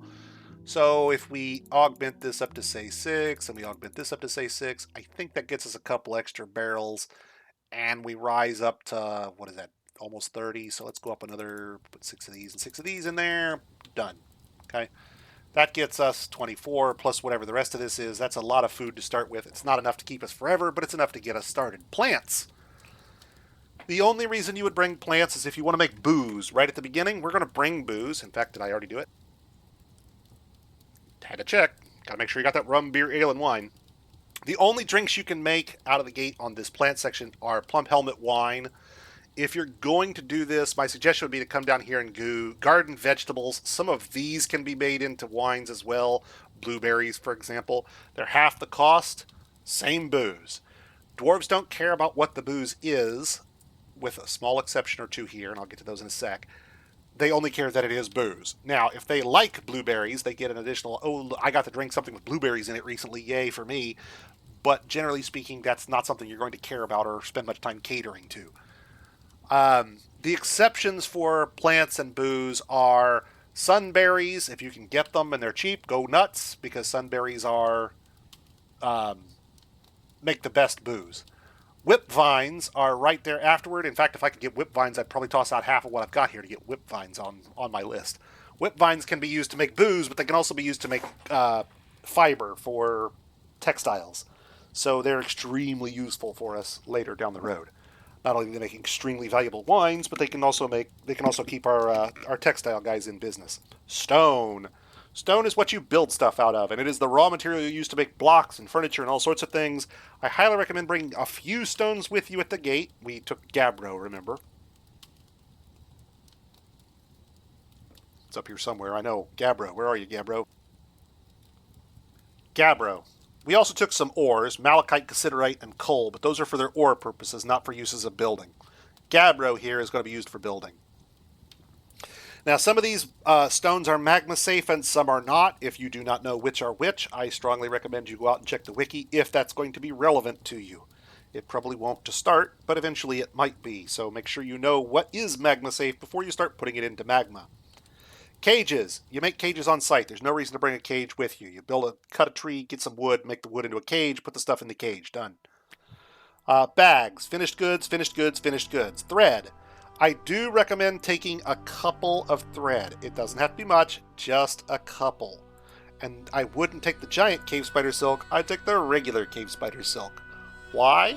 Because silk can be really hard to get early on. You have few dwarves, caverns can be dangerous, the only place you can get silk is either imported or get it out of the caves. Doing a few on hand means that if you get an early mood where a dwarf says, I must have silk cloth, you know you're not screwed. You can take the silk thread that you brought with you, make it into cloth, and satisfy your dwarf. Ditto the pigtail thread. We will be making pigtails fairly early, but if we get a really early mood, we may not have enough thread on hand to actually satisfy that dwarf. Ropes are finished goods. Ropes are finished goods. Barrels we've been discussing for a while now. You can see that they're 10 points, as I mentioned. Flasks, quivers, backpacks, all finished goods. Don't bring them. Make them. Sand. All sand is equivalent. All sand is identical. Doesn't matter what you bring. Doesn't matter what you have. I do recommend bringing sand because just like with meat and fish and drinks, if you bring sand, you get an extra container for free. Bags are expensive, sand is cheap. Even if you don't intend to use the sand to make glass, bring sand. Dump the sand out, keep the bag. The bag is 10 points, the sand is 1 point. You do the math. Glass. Now these are glass gems. Raw green glass is effectively a rough gem waiting to be cut so it can be added to something as a decoration. While this is a raw good, it's also not one we're going to need immediately. Miscellaneous. This deserves a special mention. Lye can be made from logs. It's cheap. If you can't get logs in abundance, it might not hurt to bring lye, but I would tell you to bring the logs instead. Charcoal or coke is necessary to get your forge cycle started. If you don't have these, you'll have to make charcoal on site from logs, which takes time. Pot ash is used to fertilize your farming fields. You won't need it initially, but it would be nice to have some later. You'll make it on hand. Pearl ash is used for making clear glass. I want to say that's the only use it has. It's a decorative item, and not one we're going to need right away. Buckets, finished goods. Splints, crutches, finished goods. Eggs. These are unfertilized eggs. You can't raise these to get giant Orioles, unfortunately. If you could, I swear to you, I would bring cave alligator eggs every time I came, because cave alligators are the best egg layers in the game. Bags, ropes, all finished goods. Cloth, again, finished good. Thread. Now, why did I take all these different types of thread? Well, because the game treats them differently. Your dwarf may go into a mood and call for cloth thread or silk thread or wool thread, and they are different. And if you have silk thread and you need wool thread, you're fucked. And if you have wool thread and you need silk thread, you're fucked.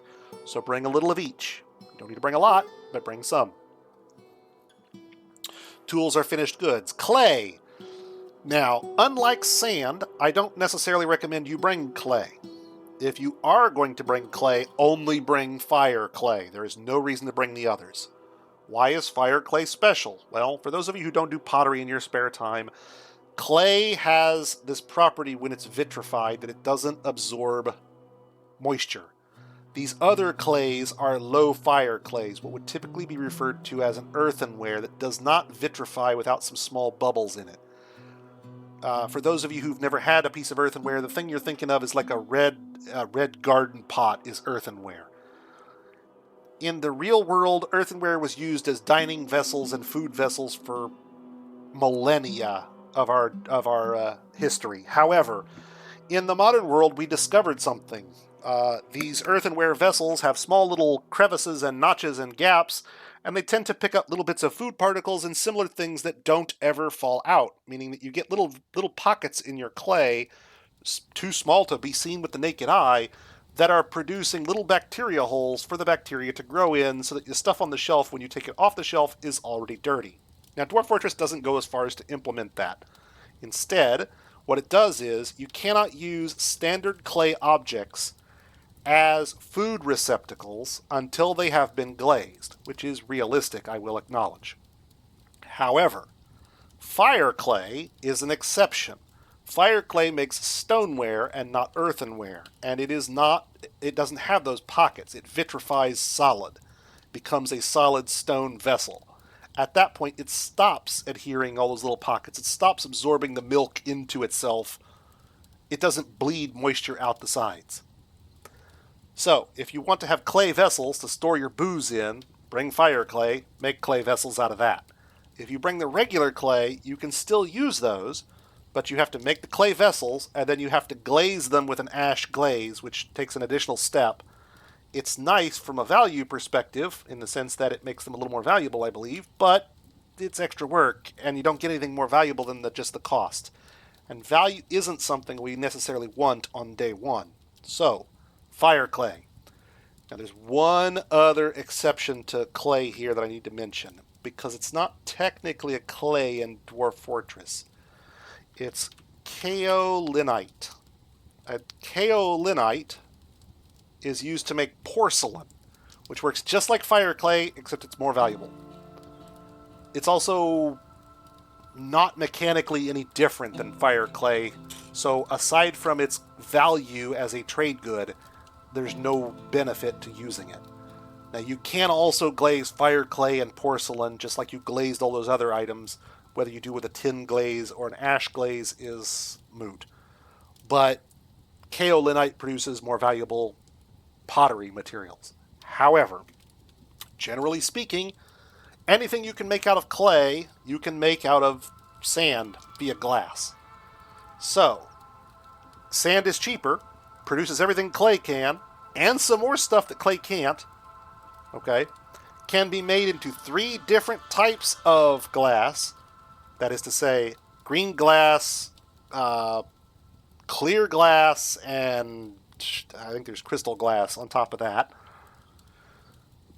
Yeah, just stick with the sand. There's no benefit to taking the clay here, not for us. Now, if you're wanting to do a pottery fortress or your site doesn't have clay or sand, so you're never going to be taking advantage of it, sure, maybe there's some reason to take clay. Unlike sand, clay does not come in bags, so you don't get the free bags. You don't get the benefits that sand brings. So, again, why bring it?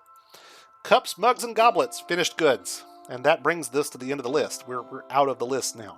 Okay. What did I bring? And what do we need to increase? Tower cap logs. Well, we're embarking in a forest, so I'm probably going to have plenty of trees. I'm not going to need more. Plenty of seeds. That's good. My typical design uses a 5x5 farm plot. You don't need that many, but I can take advantage of them if I have the extra points to spend. Let's see, some battle axes. We could, since we have the extra points left over.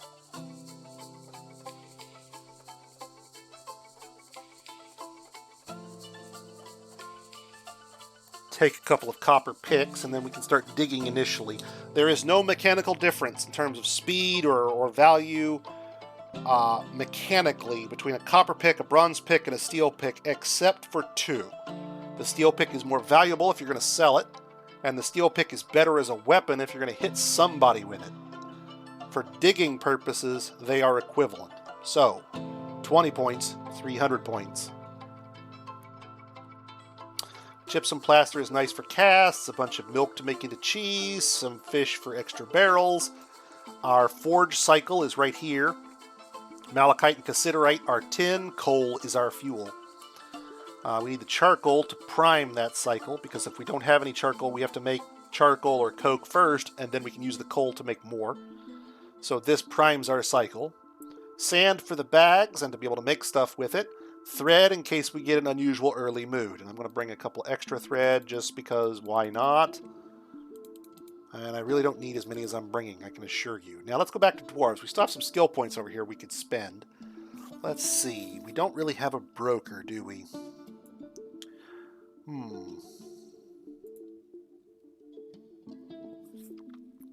Well, what did we give our doctor here? Oh, looky there. They came with some music skills for us. How about that?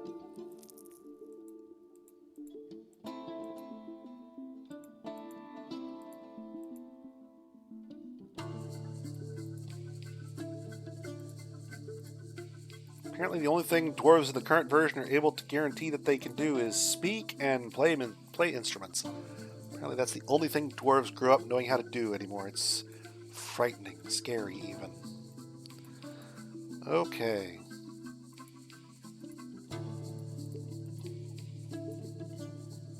See, it's weird because I know I assigned skills to these guys and yet they don't show up under the labors tab yet. Kind of disappointing that way. Okay. Weak, so that's good. We don't have him doing anything physical here. Let's see, what do we got? Quick to sad, envious, likes to sacrifice shit. A hateful, overconfident perfectionist. Yikes. Our doctor has poor memory, poor empathy, is bad with words. I think we're going to switch you, Doc. I think you just got yourself out of doctoring. Like, for real. Yeah. I think you just got yourself out of doctoring. Where's our labor here? Our herbalist slash gardener here is going to lose his skills. And he is going to now be a doctor because I am not putting the non-empathetic asshole guy in charge of being my doctor. Since he's a hateful little monster, that little gremlin is not going to be happy if we make him do this on a regular basis. And while it's funny sometimes to give them jobs that they're not going to like at all, probably not the best choice here. Let's see, under other. And although we will attempt to replace this person later, we could make him our appraiser or something similar. Made him a reader. Let's make him a writer, so he's got his ability to start penning books to paper when he's not doing doctor work for us. And let's see. And he needs something to do in his spare time.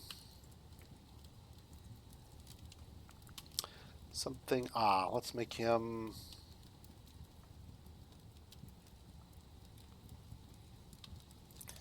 He'll be one of our glass makers when he's bored. Okay, over here, this guy is going to become our grower again.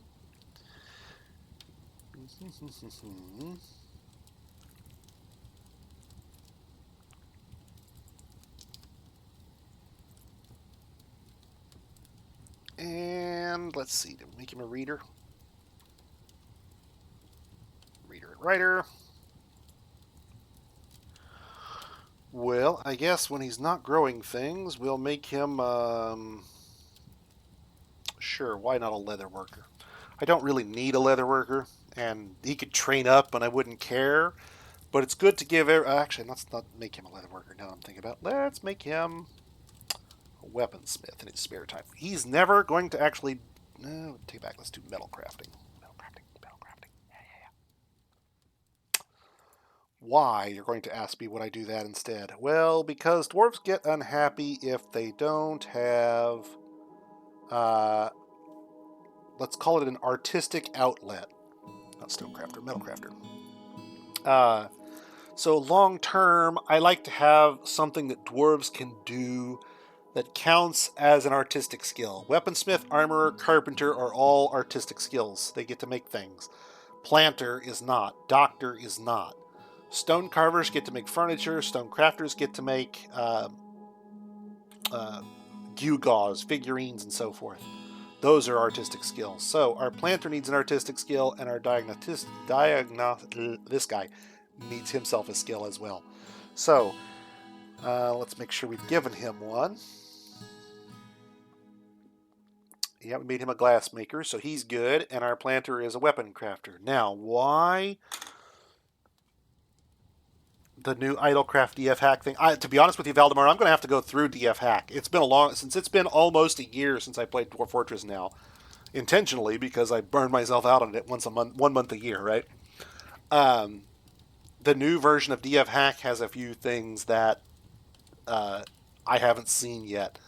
Is what you're describing Idlecraft? Is that the thing where you can say, I want everybody to do something when they're idle, go craft a thing?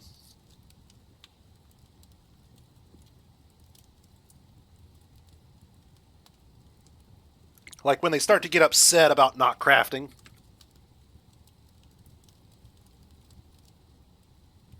Does it have to be rock crafts? Or is that just the default?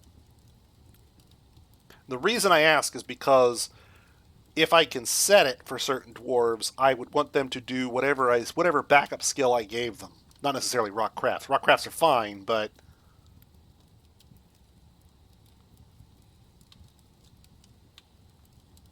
I'll have to look at it. Since I haven't looked at it before, it's one I'm going to have to experiment with. I love DF Hack. For those of you who haven't noticed already, you can see right up here, I am definitely running DF Hack. Yes, yes. I recommend it to everybody. You should be running it too. Let's see. Stonecrafter did we give him...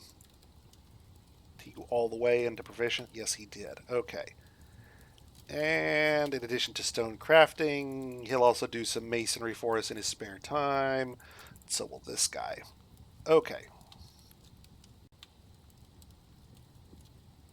Yeah, we're probably going to look at turning that on. Not like right out of the gate because we won't have we won't have spare time right out of the gate. But long term, that's going to be one we're going to run.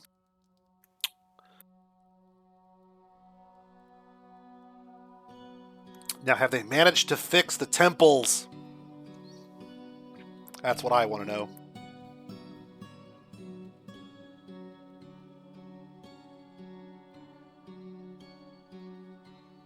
When our weaponsmith is not busy, he will also do some furnace operation, and when our carpenter is not busy, he is also going to do some wood crafting for us as well.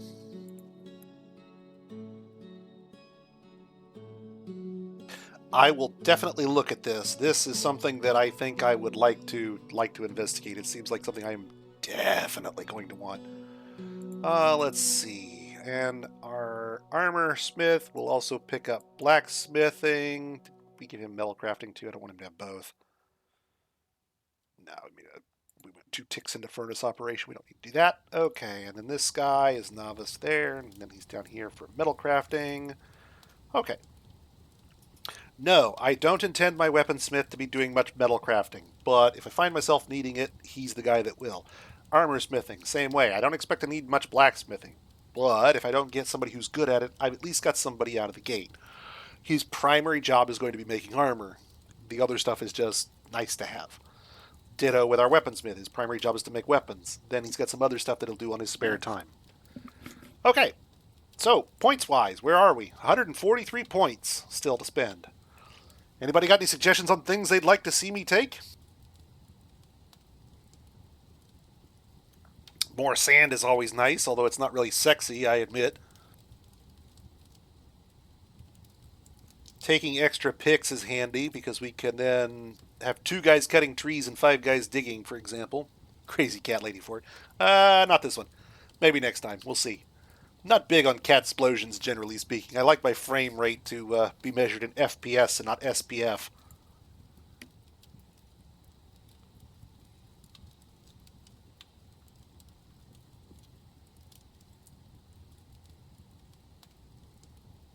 All right, so I think we've got everything we need. I threw some extra picks in just for grins and giggles. Plenty of seeds. Let me go back through the list here. Don't care, don't care, don't care, don't care. Already have some. Don't care, don't care, don't care, don't care, don't care. Have some. Got one. Brought some. Don't care, don't care, don't care, don't care. All the way down to here, we brought some. We're going to make those. I brought the one we cared about. We brought a bunch of milk. Oh, for those of you who are wondering, when we went through this earlier, you'll notice that dwarven milk is in the list. Dwarven milk is not the milk that dwarves produce. Dwarven milk is produced by purring maggots. Only dwarves produce it. Humans don't farm purring maggots, so they don't have dwarven milk.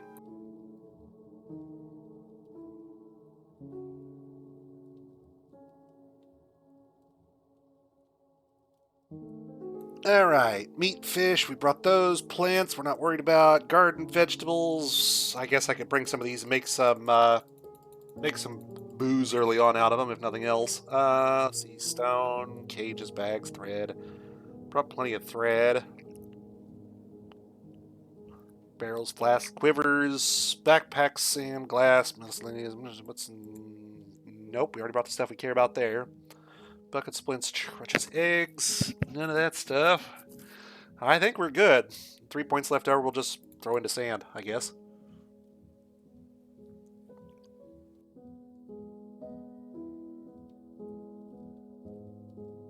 The only way to do a bridge fort without using DF hack implies that you are going to start from land. You don't actually have to have support pillars because it's not the game doesn't work that way.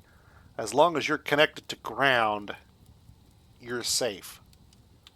You can have your entire fortress balanced on a bar of soap and be fine. Now, if you wanted to, when you say bridge fort, are you wanting one like out in the middle of the ocean that you can pull up the bridges all the way around you? Then you're going to need pillars.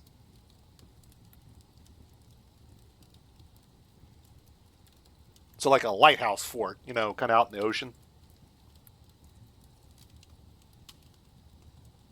All right, so what are we called here? We are the Spear of Lungs.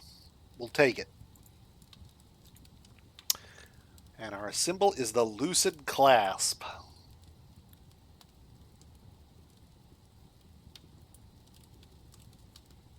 Can't do a buckle.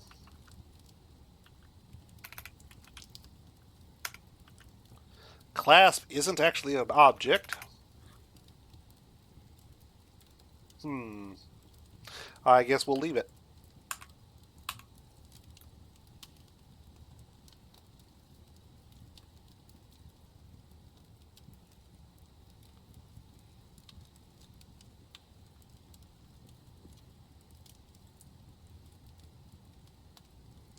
Axe merged. Okay, that'll work.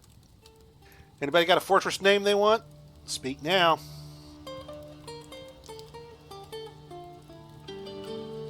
Get your chance to name the first fortress of the year.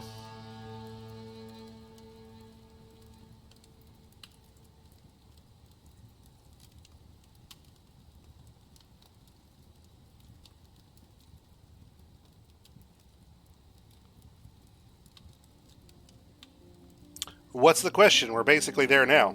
Let's save this one. We'll call this 2024 day 1 here. Hang on a second.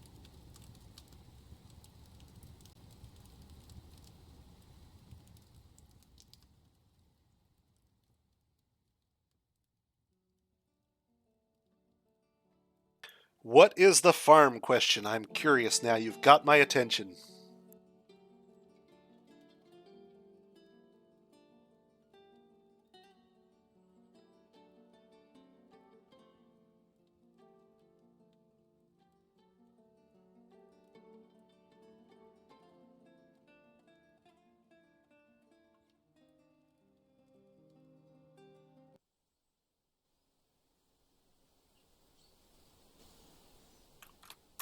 Okay, let me slow your roll there for a second, because what you're saying there isn't quite right. You made a farm, they planted the seeds, you had a stockpile without barrels, which I assume was a seed stockpile. They harvested the plants, your seeds disappeared. Okay. So far, you have not produced any seeds. You planted them, but you haven't made any new ones. You have to not cook, only brew or process the plants first to get the seeds out of them, and then the seeds would be in the stockpile. Plants don't count as seeds.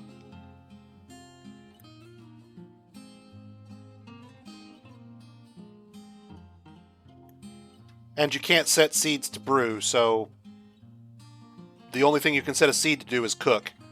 And you don't want to cook your seeds for obvious reasons.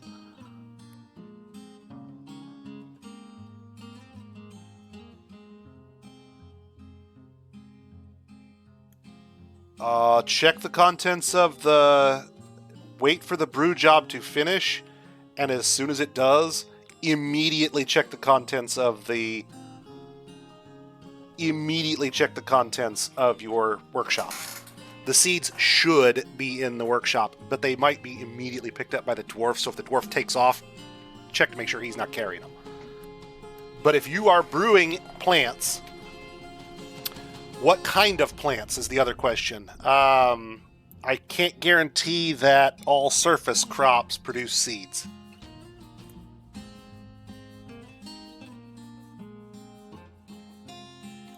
And if you're going to cook with your drinks, yes, either have a huge amount and be producing so many you can't keep up, or don't let them cook your drinks.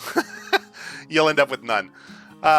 Okay, so let's for those of you who've never seen Dwarf Fortress for a minute, let's zoom way out here for a minute. At the top right, you can see my little mini map that shows what we're looking at versus the actual embark we're in here. Why do I bring this up? Well, if you squint at it a little bit, you're going to see something that comes to bear on the game. And it's harder to see it later than it is right now. If you look at our little mini map here, you can kind of make out the 1, 2, 3, 4 by 4, 1, 2, 3, 4, 16 map tiles that represent our embark. They actually almost have dividing lines at the moment because the trees don't grow across those lines at the start. So, at the moment, you can kind of see our map tiles, as it were. Now, in addition to those map tiles, you'll also be able to see that there's a hill here, for example, and here. So we have some high land along the western edge. And then as you go out to the east, and we zoom down into the world a little bit here, there's a flat plateau there with all the trees on it. And if we go east again, there's another flat plateau below that. And then there's one more way down here. And it looks like that's all of it. It looks like it trails off the map at that point. So we have a few Z levels of surface to work with if we care.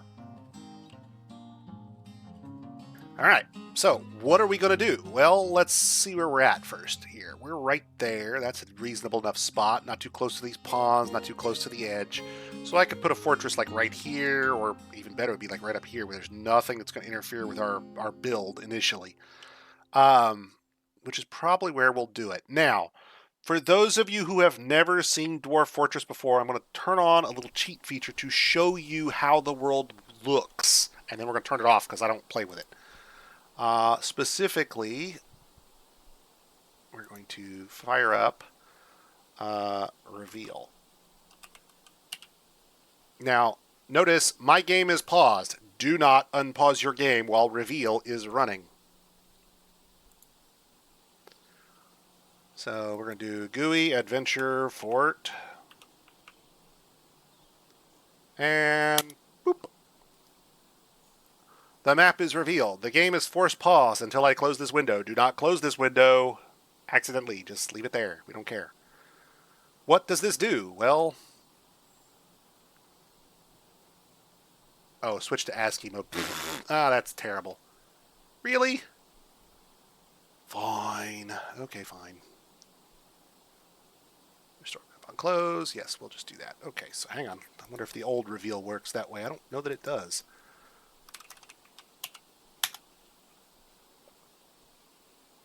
Nope, it doesn't.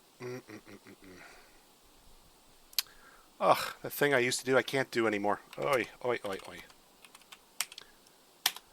Okay, we'll hide the map. Never mind. Don't unpause the game while it's being revealed. That's bad for you. I was going to show you how the mineral veins are distributed, so you can kind of get a picture on how this works, but apparently you can only do that in ASCII mode, and frankly, ASCII mode gives me headaches. So, we won't. Alas. However, you can see down here our dwarves. Let's zoom in a little bit here. There we go. Let's go out one, maybe 2 notches. Here's our dwarves, their wagon, and all of our animals milling around aimlessly. Now, this is not ideal. We don't want to have this, but since we just got here, this is where everybody is. You can see our birds, our sheep, our dogs, everything's here. Everything else is in the wagon, except for the dwarves. These round circles are the trunks of the trees, with square patches of, say, bare stone or little shrubs that can be picked for crops, laying around everywhere. Plenty of stuff to be had. Now, what are we going to do? Well, first things first, I'm going to say I want every tree in this area cut, shredded to the ground, all of them. Do I need that much wood? Absolutely not, but trees get in the way and I don't want them here, so they're going to be gone. Then we're going to have to actually set up our dwarven labor.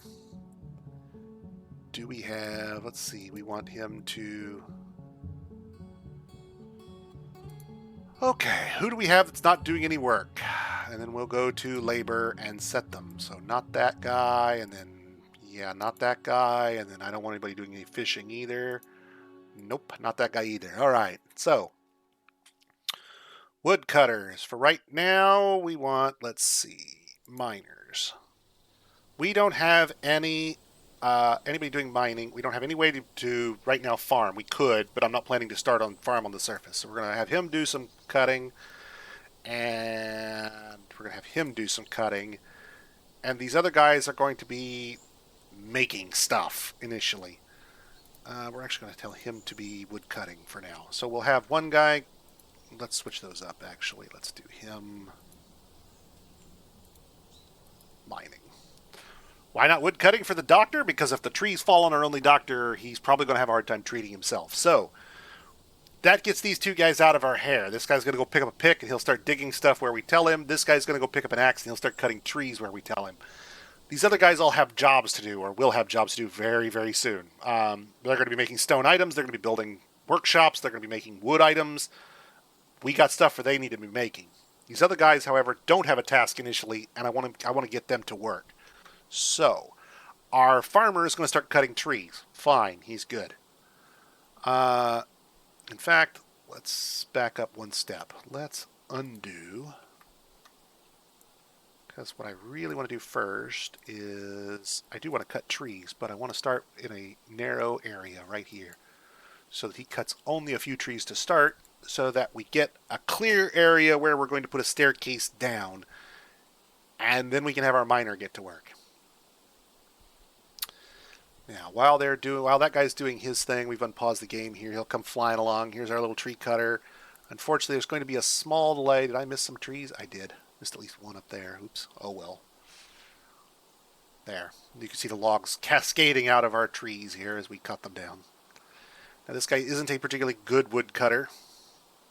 And dogs hanging around woodcutting sites are asking for trouble, so I hope that guy goes away. Stay away, doggy. You're asking for it.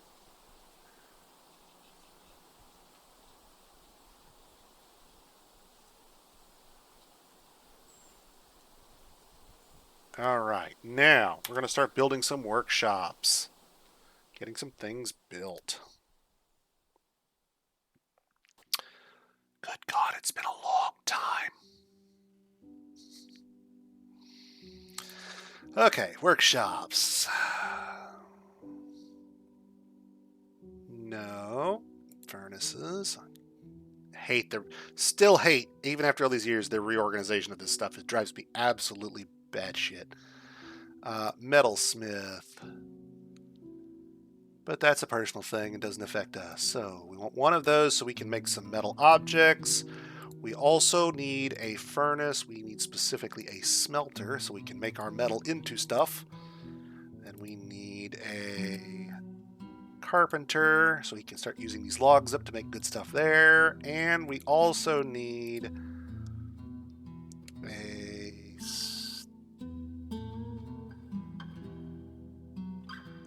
crafts workshop and a stoneworkers workshop. Okay, that's a lot of workshops. I don't care what they're made out of. We're good. Hoping they chose the right materials here because I didn't select. If they didn't, we'll build them out of something. Actually, I need to check because he may have done this out of...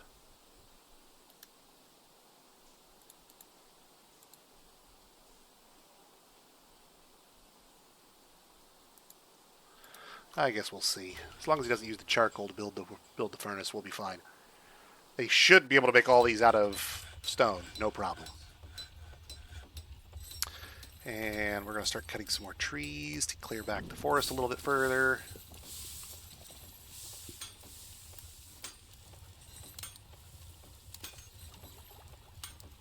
Get Mr. Tree Cutter back over here to do his job. While these guys are building our first set of workshops. Now, these are temporary. We're not planning to keep these, but I need something on hand. Starting with, let's see, chairs. And we're only going to make a few of these to start. Say 4 of them, and then some tables. Same thing, just a handful to get us started. This is not intended to be our permanent furniture fixtures, but they are intended to get us going. And in addition to those, we're also going to make a couple of coffins. And I hope like hell I don't have to use those early on, but you might need them earlier than you think. And the Craftsworks workshop, we're going to make some rock mugs, but not yet because we don't have the stones yet.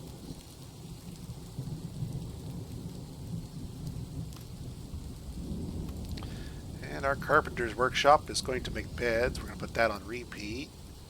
In fact, we're going to make 3 times as many beds as we make anything else.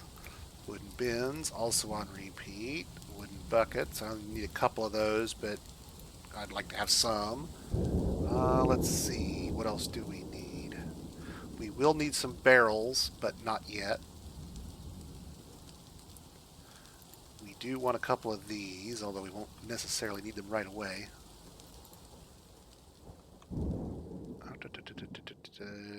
And we probably want one of those just in case.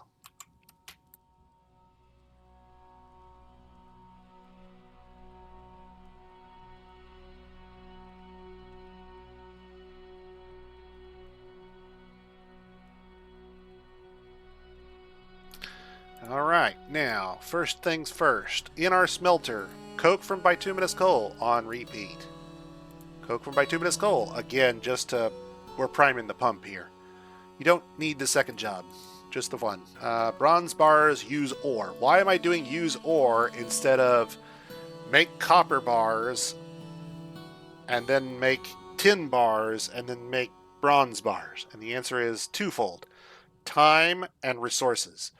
If you use the ore to make the bars, you get all of the bars of the necessary material without having to do them individually. So if I make the bronze bars from ore, it's going to use 1 ore of cassiterite, 1 ore of malachite, and 1 unit of fuel. And it's going to produce 8 bars of bronze, 1 for each ore that went into the process. If I do it separately, I'm going to smelt 1 copper with a unit of fuel. I'm going to smelt 1 tin with a unit of fuel. And then I'm going to have to use 1 unit of fuel with each of those bars to produce bronze bars from bars. Meaning, I'll use a whole lot more fuel, I'll take a whole lot more time, and I will produce far less material in terms of time than I will if I just go straight from ore. Whenever possible, you probably just want to go from ore. Now, somebody in that list should have the ability to make... Here he comes. It's going to take him a minute to get this first set done, unfortunately. So the other thing we're going to do is create a temporary stockpile up here. And again, I do mean temporary.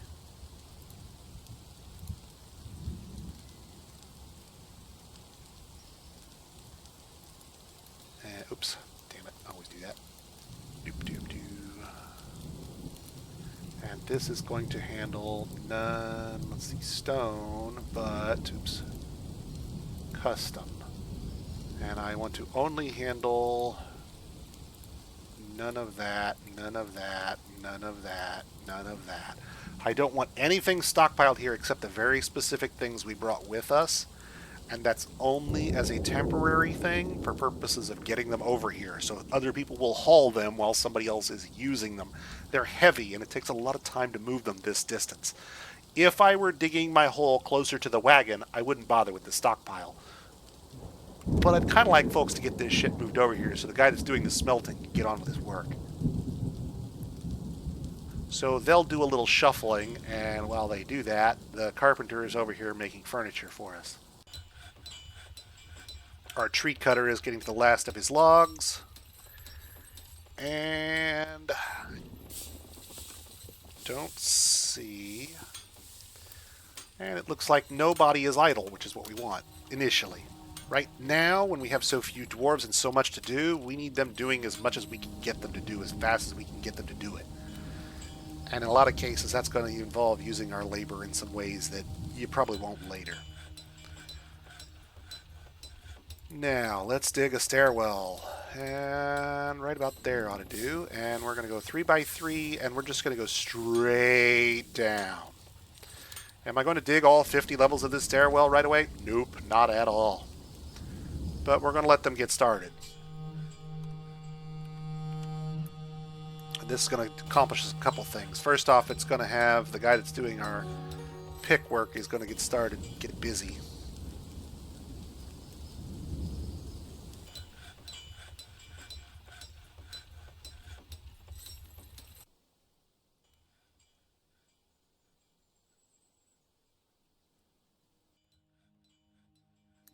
He's still storing at the moment.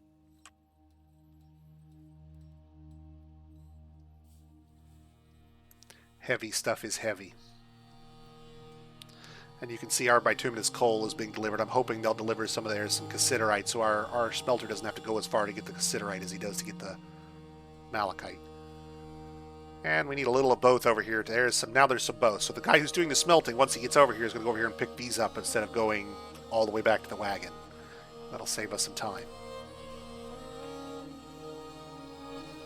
If this were a more dangerous terrain, I would recommend initially digging your first hole right next to the wagon to save time. In fact, you could even do a wagon drop, where you drop the wagon into a hole and cover it up. We won't be, but you could. Now we're going to go right into our dwarf digging down here. He's doing his job. That's right, boy, all the way down. Now, why do I use multiple layers of soil? There's one reason, and that reason is trees. In Dwarf Fortress, you get what's called thin and thick roofs. If, for example, we had this surface area right here that we've got, and we go down one floor and we start tunneling out all this stuff, the roof over our head is thin. It is just a tiny little paper-thin roof. And if a tree falls because we cut it upstairs, or it burned down and logs fell off it, or whatever, those logs would punch right through our ceiling because it's a thin ceiling, and they'd continue punching through every floor all the way down until they hit a thick floor, which might be a while. In fact, it's likely to be a while in the design we typically use. So, this first floor here is generally just wasted space for us because we're going to leave it alone and use it as a thick ceiling. When we go down one more floor and tunnel out, now at this point, if we tunneled out and trees fell, the tree would fall on the surface, but the level below that is solid, a thick ceiling. And so it stops. It hits the ceiling and stops. It doesn't go punching holes in our fortress. We don't want holes punched in our fortress. You don't want holes punched in your fortress. I don't want holes punched in the fortress. So we're going to use a thick ceiling here. So this is going to be our first room where we actually dig, or our first space where we dig anything out. Now I'm going to designate this, but I'm not actually going to do it yet. And I'll show you what I mean here. We're going to come back to this. This little design here is the standard 15 circle. Anybody who's seen me do this at any point in the past, I don't know, 10 years, has seen me do one of these. This is a fairly standard floor size and design that will work for just about anything, gives you plenty of room for stockpiles or workshops. I'm not saying it's the universal best, But if I had to choose only one floor plan to last me for the end of time, I'd be using 15 diameter circles probably forever, because it's really convenient. You could stick, say, one in each one of these and have four workshops per floor, still have plenty of room to put stockpiles around them, and you could even put additional staircases in if you wanted to link them up elsewhere. Now I'm going to erase this because we're not ready to do that yet. Now, if this first flooring area here is going to be for our crops, but there's a catch. There's always a catch here. And that catch is we're going to come up here and we're going to dig out a 5x5 area. Oops. Channeled out, excuse me. A 5x5 area on all four sides of this bad boy right here. Yes, that's too big. Got to clear that up. And then we're going to go back digging again. And I would dig the fifth one or the fourth one up here, but we kind of built over the top of where we're going to need. So we're gonna bypass that for now. Well, why am I doing it this way? We're actually going to have 4 areas that are thin ceilinged, and that's intentional. We're going to let the sunlight in, but only in these 4 areas, and I'll show you why in a second. So let's let them continue digging. I'm hoping our little dwarf here will eventually get deep enough that he'll find our start, but let's see what you got. Plenty of coke, and we've got bronze bars, which means we've done the first bronze smelting job, which matters here. That's important. Since we now have bronze bars, we can now do weapons and other things out of bronze. So we're going to make some bronze battle axes, and we're going to make a few of those. And again, I don't really want these for their weapon purposes. Their real intent is so that I have plenty of axes to cut trees with. And we're going to make, say, 7 of those, so I have enough for all 7 of my dwarves if I need them. And then we're going to switch over and do picks. Pick. Bronze pick. Bronze pick. Now you'll notice I am doing this in the slowest way possible. Yes, there is a better way. We'll get to that in a bit, but we're not ready yet. Those axes are for cutting trees. Those picks are for digging dirt. In fact, we're going to top all of these guys. We'll put them right up at the top so they get done first. I think we brought copper picks with us, and we technically don't need these, but, you know, I'm doing it the way I would have done it if I hadn't brought all the extra stuff. So, picks for everybody, picks for free, etc., etc. What's everybody doing here? What's labor look like? So I got to pause in case you haven't noticed. Our armor isn't doing anything, our stonecrafter and our planter aren't doing anything. Okay, well, now we should have, or we should be about to get, boulders, microcline boulders. And as this guy continues to dig, and as other people join him in digging, we are going to produce more boulders, and boulders are what we need now. Why do we need boulders? Well, because over here in the Crafts Dwarf Workshop, we're going to build some things. Not like super huge valuable things, but they are things that we're going to want. Specifically, we're going to open up the rock menu here, and we're going to do rock mugs. And I'm going to make a few of these so that nobody has to drink directly out of a barrel. Dwarves get kind of unhappy if they have to drink right out of the barrel. Apparently it's rude to stick your mouth on the keg. Who knew? So we're going to make a few of those so that every dwarf who needs one can have a mug for themselves when they need it. And once we've got our 7, and then we're going to make, let's see here, additional rock. What else do we need right off top? Rock pots. Rock pots are basically barrels for most purposes. There are a few things they can't be used for, but there are very few. For food storage purposes, which is what you usually use barrels for anyway, rock pots are a perfect substitute. They don't require wood. You can make them out of all those stones you've got laying around. The dwarves or the elves don't get pissed if you trade one away by accident that's full of booze. Rock pots are fantastic. Highly recommended. Highly, highly recommended. You can also make them out of glass, I think, and clay. Pots, everywhere pots.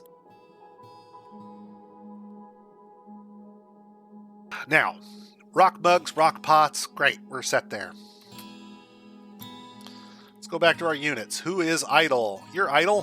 What are you doing? You're not tree cutting. So if you're not tree cutting, we're going to have you do mining. Sorry, who is idle here? You're making our mugs. You're not doing anything. You're digging. You're making. You're making. You're making. Okay, so Planter Boy is now going to have to also double up as a miner. This is not ideal. Dwarves will have to exchange their tool every time. They do not carry a pick and an axe. Don't ask me why, but they don't. So he will swap his axe for a pick, and then the pick will get used to dig. And these other guys are all making things at the moment, so we're going to let them.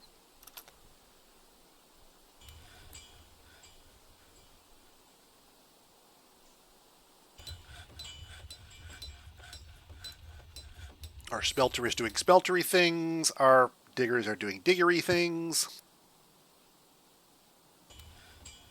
Life is good for the moment.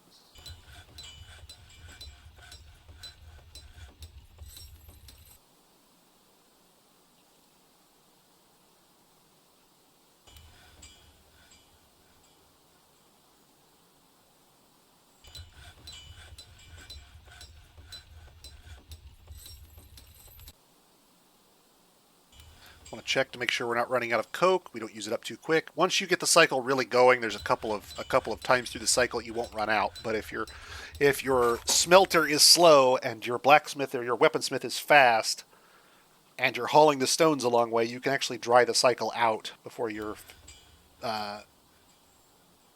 products get sufficiently, before you have enough of them to keep it going, which is kind of a problem. Let's see, our planter is not digging. What are you doing? Why are you not digging?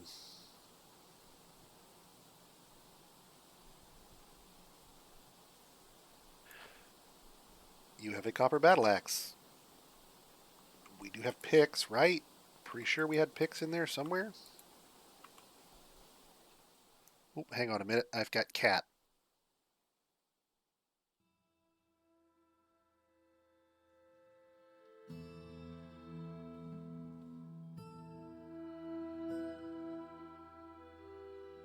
Charlie is eager for his food, but it is not time yet. Okay, let's see here what we got. Why are you not digging? I thought we had picks. We do have picks. Oh, I know why. Silly me. He is set to both woodcutting and mining, and he won't properly switch between them because reasons. So we'll turn off his woodcutting, and now he is a miner, and he will figure out I should also do mining. He'll drop his axe, which he did right there. He'll pick up a pick, and he'll get started on doing the other thing I need him to do. There we go. Now, why did I dig all that out? What the hell am I doing here? And the answer is we're letting in the sun. That's what we're doing. We're letting in the sun. We're actually going to let the sun come all the way down to this floor, and this floor below it should also be, let me double check, but should be... oh, that's stone. Don't want to go that deep then. Well, that's all right. We'll just go all the way down to the caves and we'll do cavern farming because we're dwarves. So these are going to be surface crop plots when they're done, but they're not done yet. Down here on this floor, I'm going to erase this for the moment, and then we're going to dig here, here, here, and there. And then we're going to come up here and channel out this guy, and this guy, and this guy. Now, it would have been nice if we'd gotten one more layer of soil. We only had two here, unfortunately. Womp womp for us. But we'll make do. And our guys will go down in that hole and excavate themselves a little pit. And once they have finished, it may take them a minute before they figure out they want to dig the pits instead of these staircases, but that's okay. Once they have finished the pits, we will end up with some shafts that let sunlight down to our soil layer. And the reason that matters is we're going to have surface crops on them. Surface crops require areas that have been exposed to sunlight. Can't grow standard crops in sunlight polluted areas, and you can't grow surface crops in not sunlight polluted areas.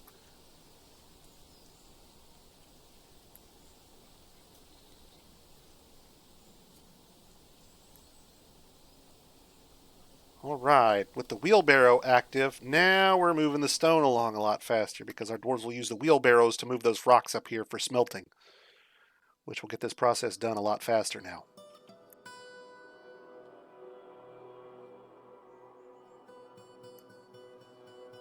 And our diggers are down there just going rip down through those levels, which is great. How far down are we now? We're at 2930. Okay. Now keep in mind, elevation 40 for us is surface level, if you will. So down here, it's a elevation 30 is 10 levels below, and this is down 20 levels. It'd be right here at elevation 20.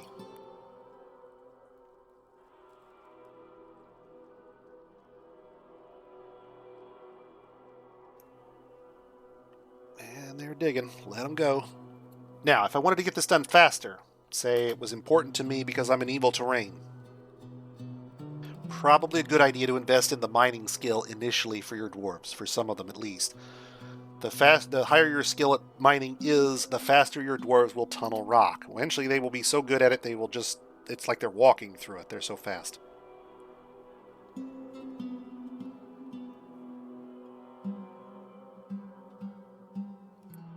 But a few more levels down, and we will get rid of the rest of the staircase temporarily while we go back upstairs and do some additional digging for like places where our dwarves can live and things like that.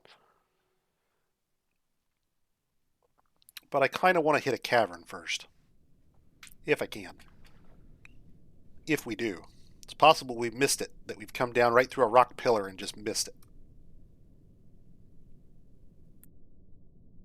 In fact, while we're thinking about it, does Dwarven Radar still work in the current version? I wonder.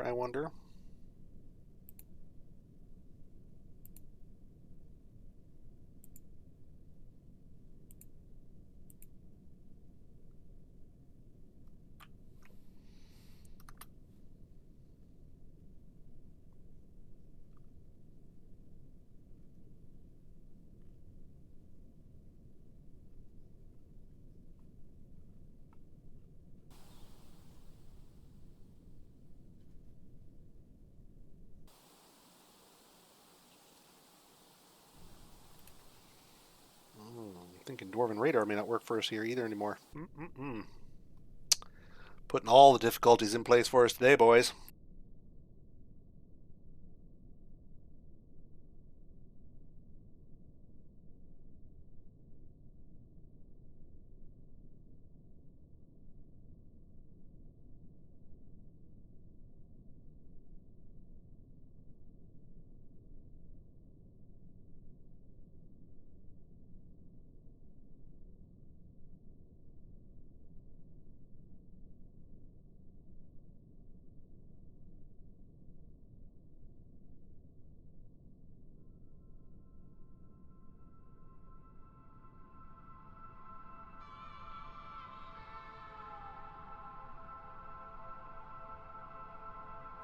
Alright, that's deep enough for now.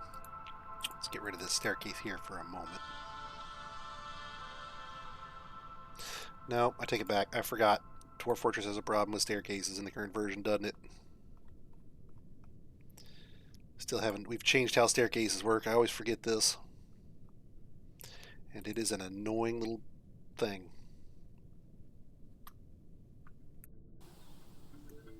Okay, what's everybody do? Alright. Sleeping in the dirt because we still don't have any space for them yet. But they're finally getting the shafts dug for the farming, which I need them to do early because it's kind of in the way of a bunch of other stuff.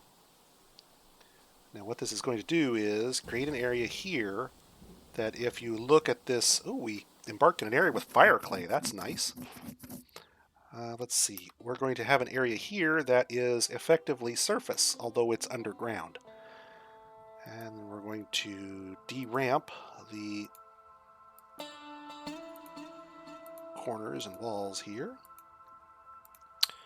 Going to mine out this section right there.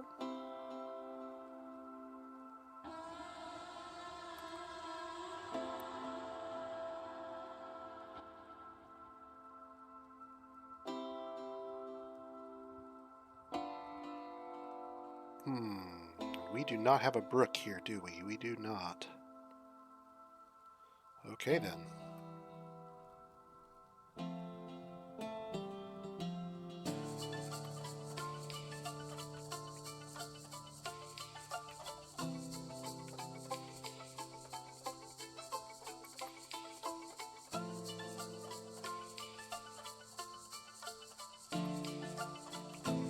Normally, I would have embarked in an area with a brook to make building a well easier, but we'll go without this time. Challenge mode.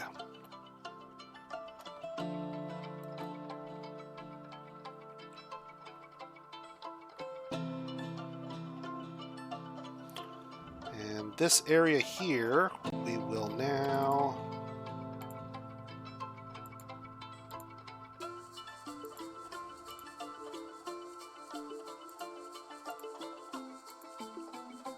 I think we're just going to cancel this here.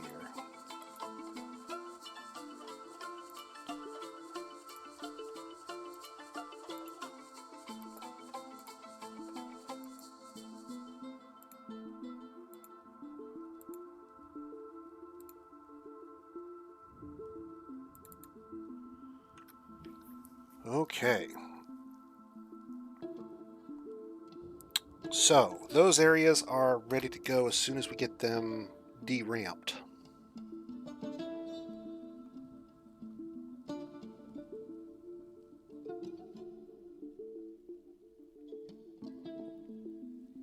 I think we may have missed the cave, boys. That's unfortunate.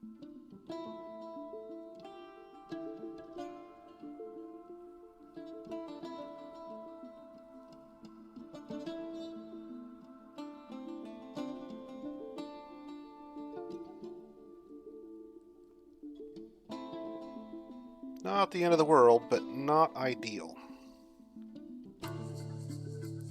I don't think Dwarf Sonar is working in the current version, unless I'm wrong here.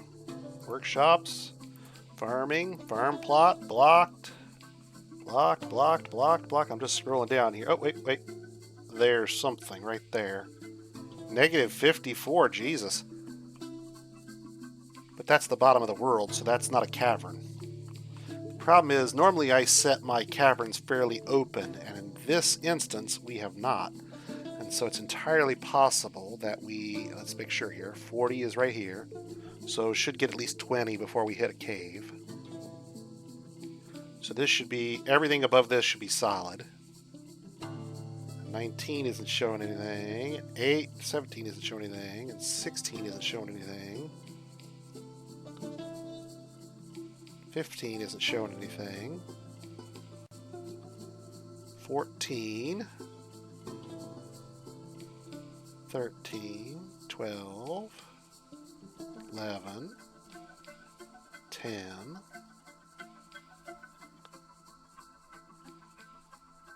Might be clicking through these a little faster than so I'm not watching it. I'm trying to watch the blocked indicator over there, and I may be passing floors without realizing it, but since my floors my caves should be at least 5 stories tall. So I'm thinking there's a big chunk of stone right underneath us, which is not a bad thing, not the end of the world by any means. Oh, wait, there we go, got something. Okay, so at 0, there's definitely one there.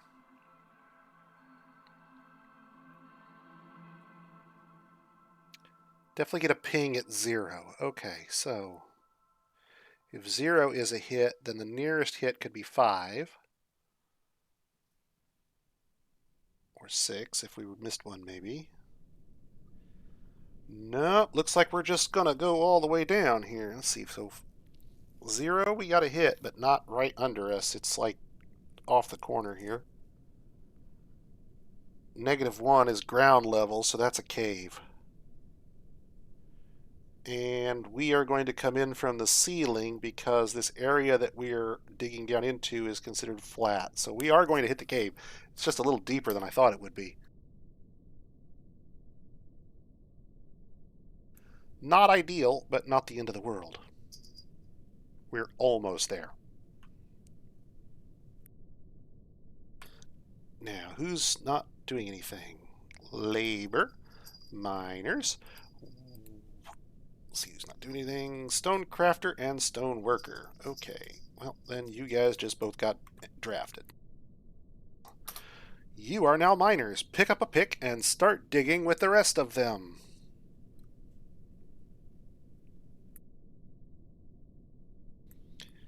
Now this is not ideal because normally I would have dug a smaller hole at the top and put my dwarves up for the night, but let's stop right there, boys. Let's get rid of all those.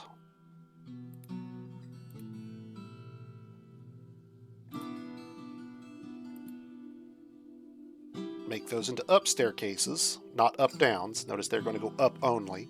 So this is the only spot right now that is currently connected to the caves, which are here.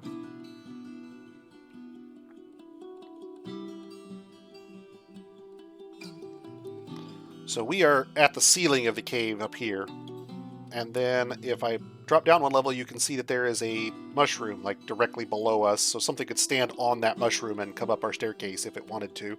We're going to have to fix that problem. But then as you go down, we finally get to ground level of the cave here. This is ground level. You can see some stuff on the ground here. Cave spider silk web, that's good. Means there's cave spiders around, and there's plenty of floor fungus, so that means there's plenty of material to build or to farm out of. There's some water here that we can use for irrigation here in a bit. So, good stuff, good stuff. Okay, back up to the top. Oh, wait, not yet. Let's take that back. Oh. Need to let them finish this section here before we do anything else. Now, let's say, can't you also make me some blocks? Don't need a lot, just a few. You get 4 blocks per boulder, so this is a lot of blocks, but not a huge number. And I'll need those to redo the staircases here in a second. Alright, let these guys finish their digging.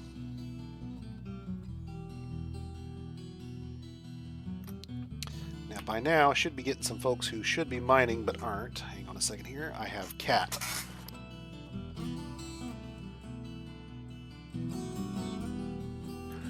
Alright. So, now I got 4 guys doing mining, and our armorer isn't doing anything, so guess what, dude? You are now also part of the mining brigade. Give me a second here, guys. I need to step away for just a moment. I'll be right back, I promise.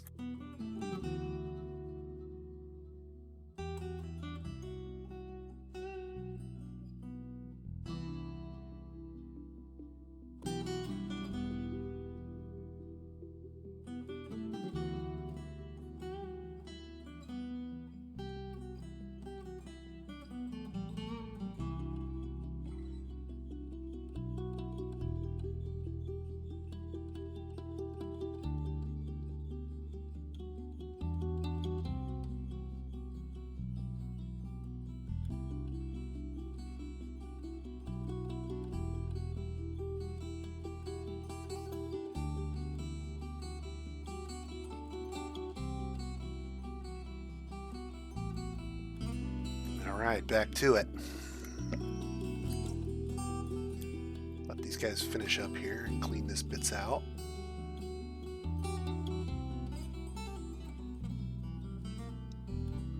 Yeah, we're going to try this 2 ways. I don't know if I'm going to pull off the one I'm trying or not. It's a ways to the nearest pond. And they're not super gigantic, but we'll try.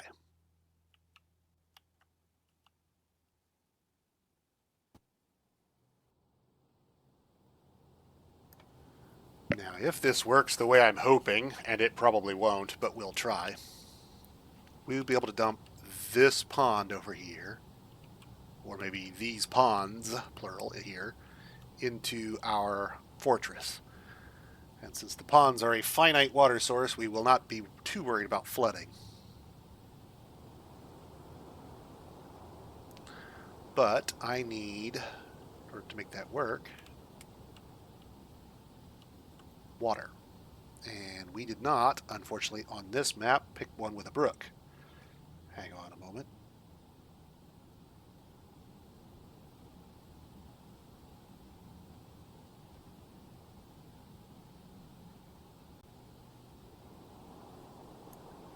Okay, what do we got here? Then from this side, we're going to dig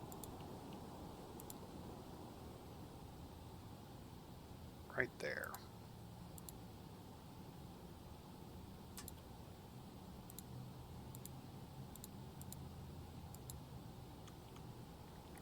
Now, the entire purpose of this long tunnel on this round room is so that I can punch a hole in those ponds and have them drain into the fortress. We won't do that permanently, but we will need to do it initially, because I'm trying to generate mud fairly close to the surface if I can. See, you can't raise crops on bare stone, which is what this is. And you can raise crops on soil, except that soil farming is a little less productive than normal. So if we build farm plots here,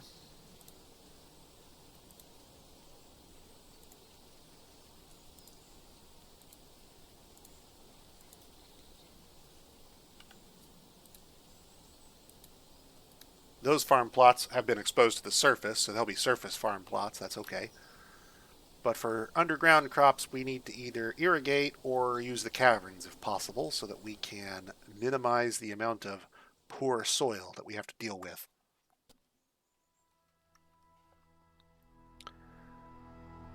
The gears in my little brain have been clicking, and I think that if I'm going to do this again, we will push water through this as well, because I think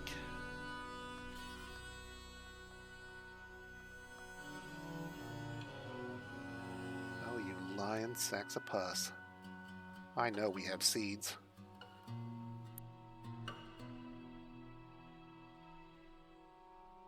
Oh, duh. Surface crops only. Ha! Duh. We don't have any surface crop seeds yet, so that's okay.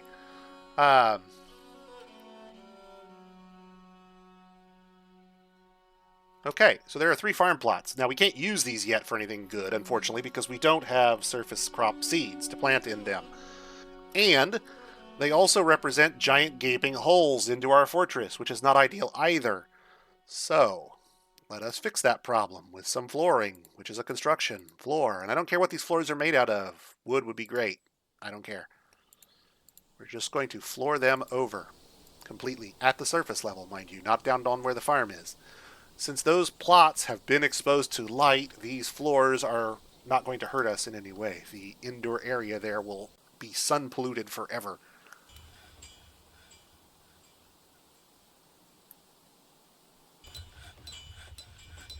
And if we get some flooring out of something that we don't want, like, I don't know, or that we wanted to use for something else, just put that task on repeat. We're going to need a few of those. See, olivine blocks, diorite blocks. It's going to be an absolute patchwork, but I don't care. What it is going to be is finished, which is much more important. Now, this guy down here, keep an eye on him.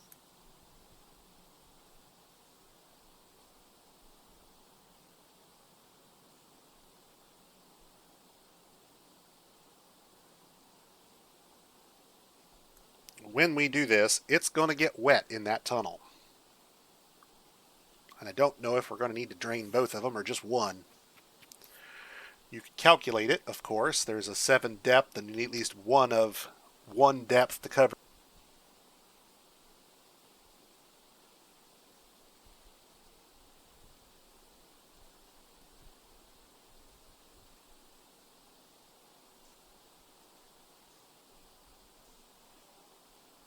Basement.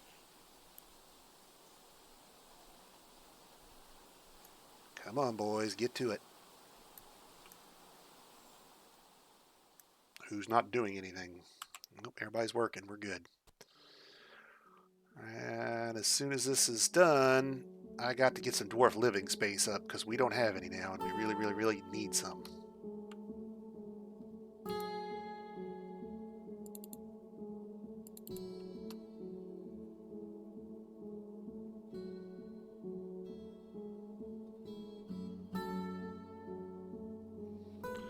Now, all that water is going to come rushing down this hallway. Hopefully, there's enough in here to do the job.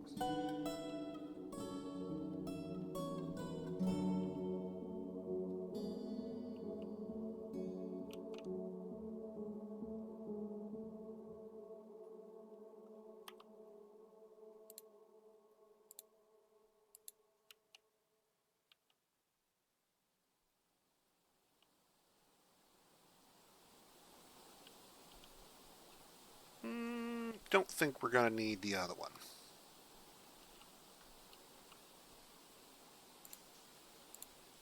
I don't think we're going to need him. I think we're good. In fact, we may only have needed one of those, but that's okay. Now all this water is going to come rushing through our fortress, pour right down the staircases, and once it gets to the bottom of the staircases, normally it would flood, except that in our fortress, the bottom of the staircase drains out all over the floor in a place that we're not actually going to be walking, so that works good.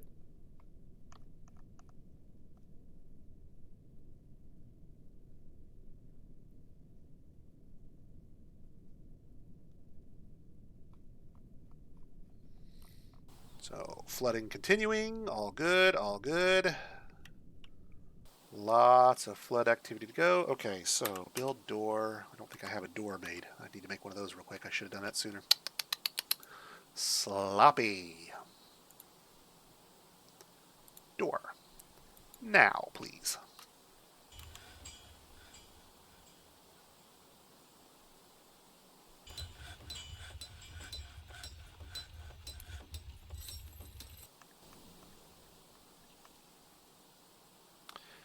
Then we're going to go down here. We're going to take that. We're going to build that door.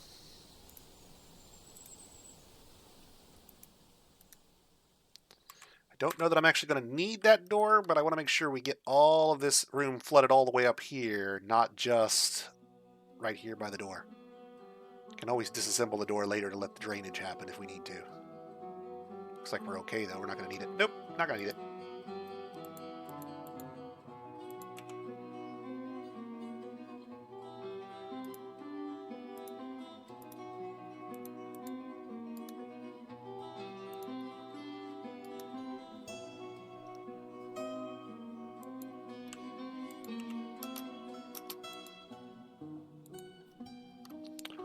We'll just cancel that bad boy. He's good to go. Okay.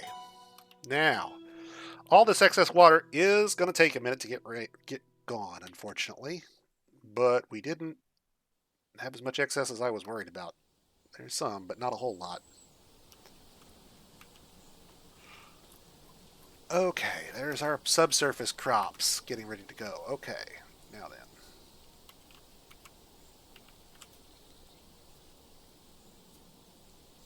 For right now,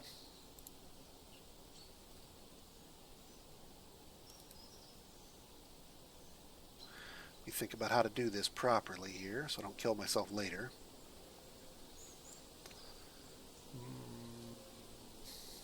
We're just going to have to suck it up, I think. And that means I want every plant in that area. And you all can do that job while we're waiting on our farms to drain out. Now the water should be splashing all the way down to the basement here. And apparently that mushroom is in fact blocking the door. That's what I was most worried about.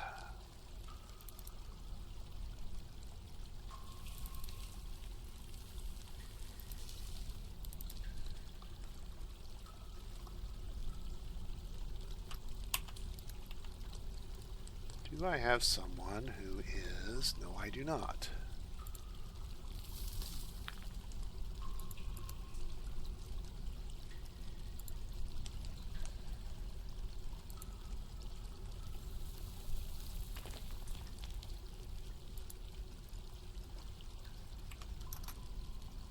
Maybe too much water. Damn. Gonna create ourselves a problem here before we get this solved. Not an unsolvable problem, but not a pretty problem either.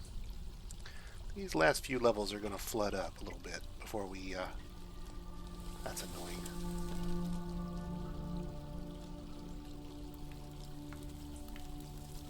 Well, shucks. So we'll have to dig ourselves a bypass.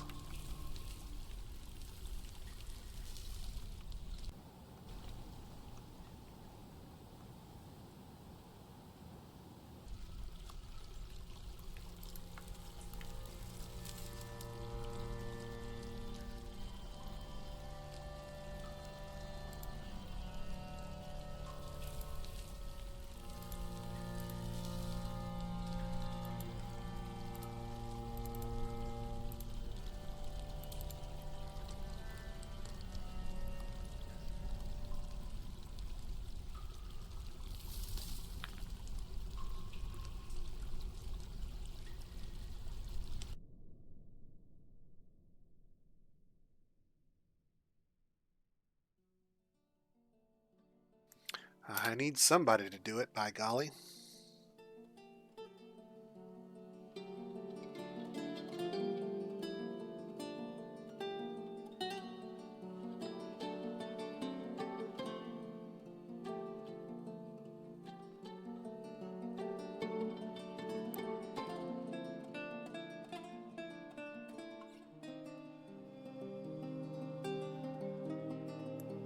Seriously? It's one plant.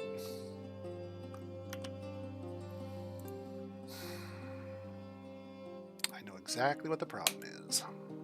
This right here is why Dwarf Therapist will never go out of style. This is like the worst interface for this I could have imagined, I think. Why do I want everybody harvesting plants if I've told them not to harvest plants?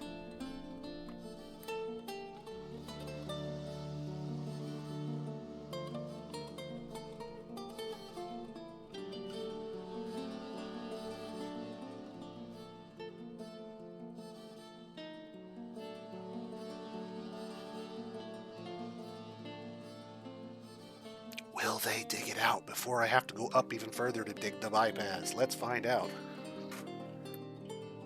Well, he's on his way down. That's a good start. Will he finish the tunnel or will he drown in it? Let's find out.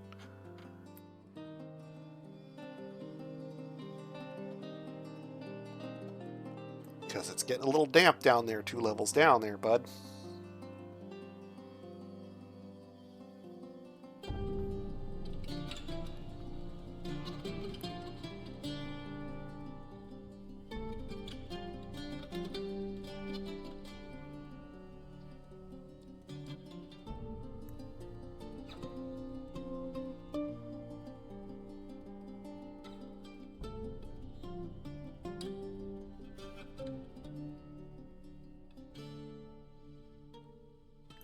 And that will give us a nice drain. Not ideal, but it will work. A lot of water being added to the caverns, which have plenty of room to take it on, which is perfect. Now all of this will then drain out to where we can now build a wall.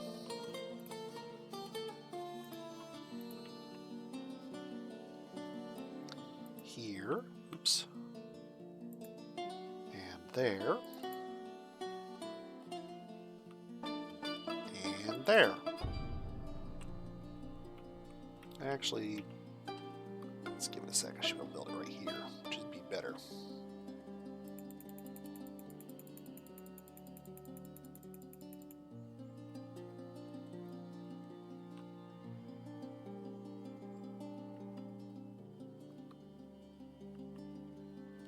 Okay, with those walls plugged back up, nothing can get in through the top now, and the ponds may eventually refill. Maybe.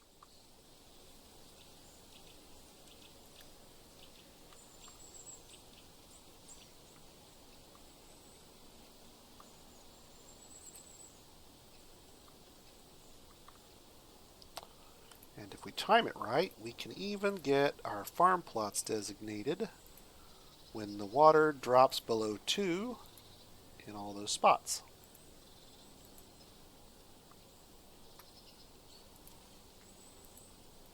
There we go.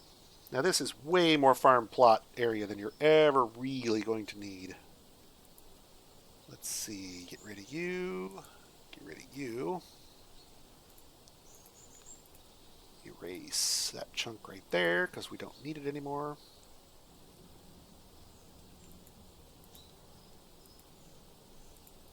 Fine.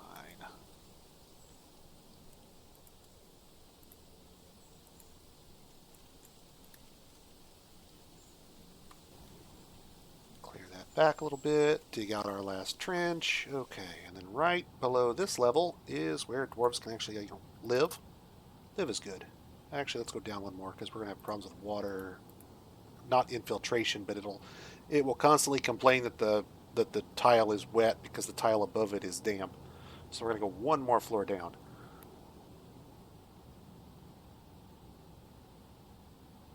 I technically don't need to. I could have dug out more space in the soil layer. These are surface crop plots, remember. They've been exposed to the surface, so I can't grow any subsurface crops on those anymore. The problem you're going to run into is, in the modern version of Dwarf Fortress, if you try to harvest subsurface crops in the soil layer, I have two, but that's not really enough because the first one is wasted by virtue of needing a thick ceiling, right? Um, or I guess I could build my own thick ceiling above it. Technically, that would work too, right? Not ideal. It's a lot more work, but we could do it.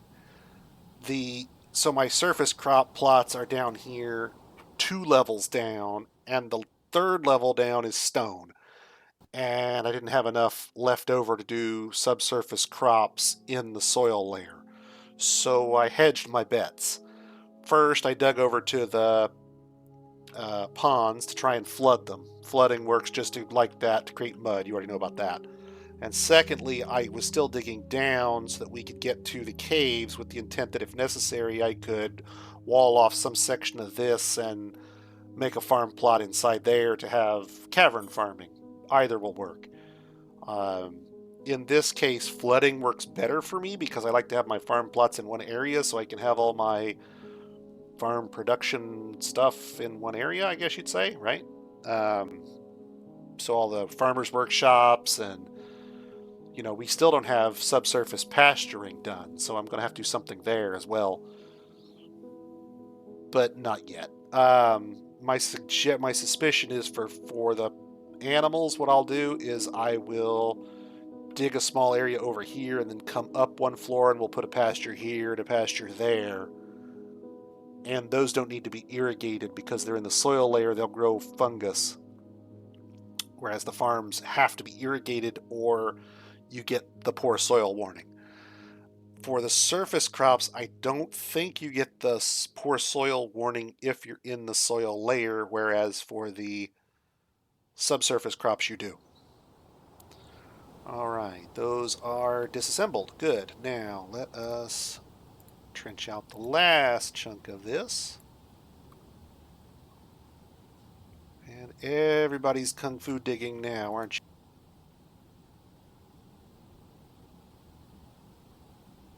All right, and one more.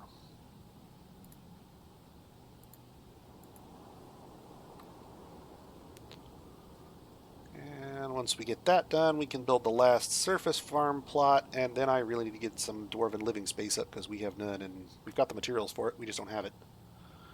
So let's deramp this section, and then we'll go down, say, I don't know, let's see, what was surface 40? So let's go down to, say, 25 would do. Plenty of room down here. And let's see, how do we want to do this?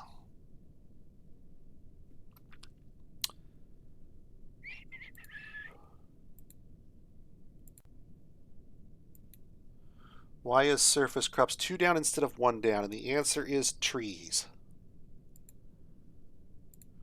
You technically only need 1, you are correct, but thin ceilings are a hazard if you build a pancake stack. You can avoid the problems it causes by careful manipulation of how your trees will grow to make sure you have no overhanging branches at any time, ever, ever, ever. But let's say a tree grows while you're busy and you didn't notice it. If you use a thick ceiling, you don't have a problem ever. You can't have a problem, which is desirable. We're going to go a little wider on the tree cutting to get us a little more room. Trim those back. These are good questions, by the way. Keep asking. Farming, farm plot. The last farm plot we need right there. Let me come down here. This one's done. Let's make him... where you at? Where you at? Where you at? I'm blind. Plump helmets, plump helmets, plump helmets, and yes.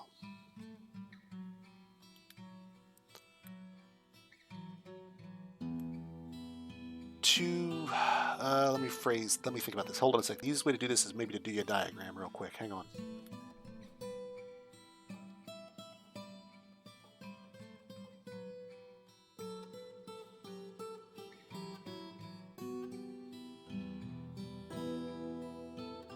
So 2 floors, right? And this is surface up here. This is floor 1. And this is floor 2. Okay? You can tell I don't do much paint. And then we're going to show thin.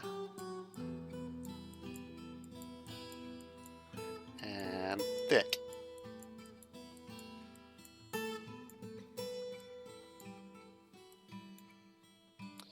So in a thin surface case, okay, you would have... Pretend these are 2 different fortresses for a moment. Whoop. In a thin surface, you guys are farming right here. In the thick version, you're farming right here. And the reason is because this is solid here, and this is not. And in the thin case, if you get a tree that grows right next to your fortress, and it has a branch that goes out like this, and your guy comes along and goes, oh, I'm going to cut this tree down.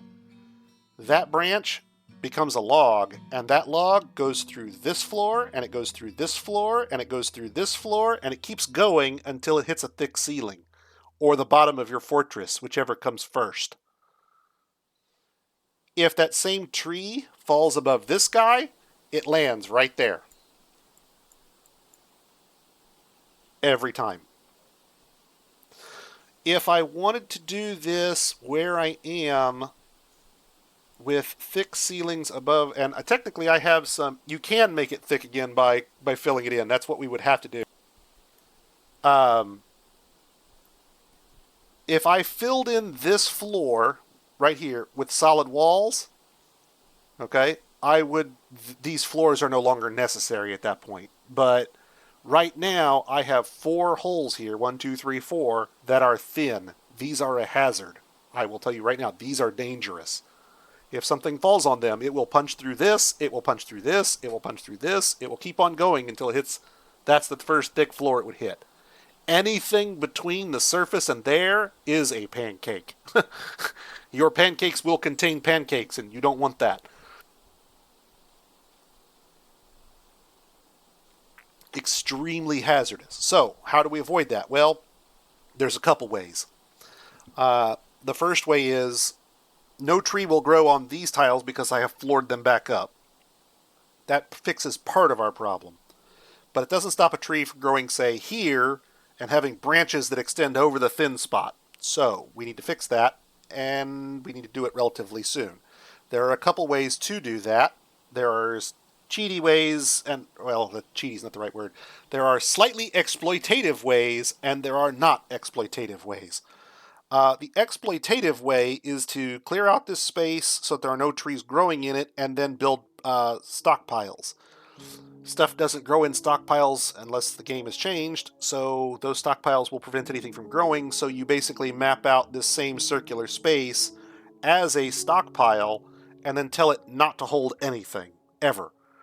And at that point, since no trees will grow in that space, you're covered up. Now, again, that's still only a partial solution because I'm probably not going to make the stockpile so wide that something couldn't grow next to it and extend over it. So part 2 for me in this instance would be to build up a wall or something around the outside and put a ceiling over it, and then the trees don't grow up tall enough to get over the top of my fortress in the first place. And lastly, the other thing you can do is just don't cut trees around your fortress. You don't need to. Don't do it.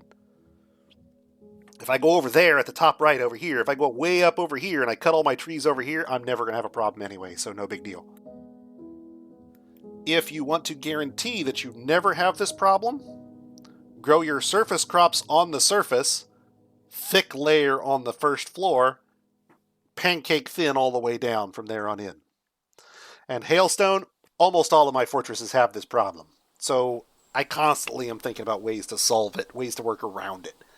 Because I have lost dwarves to woodcutter on the surface cuts a tree, one log falls on top of the floor, punches through 30 floors and kills 3 dwarves on the way down, because they just happen to be standing in the right place at the right time. It can kill your dwarves. It ain't good.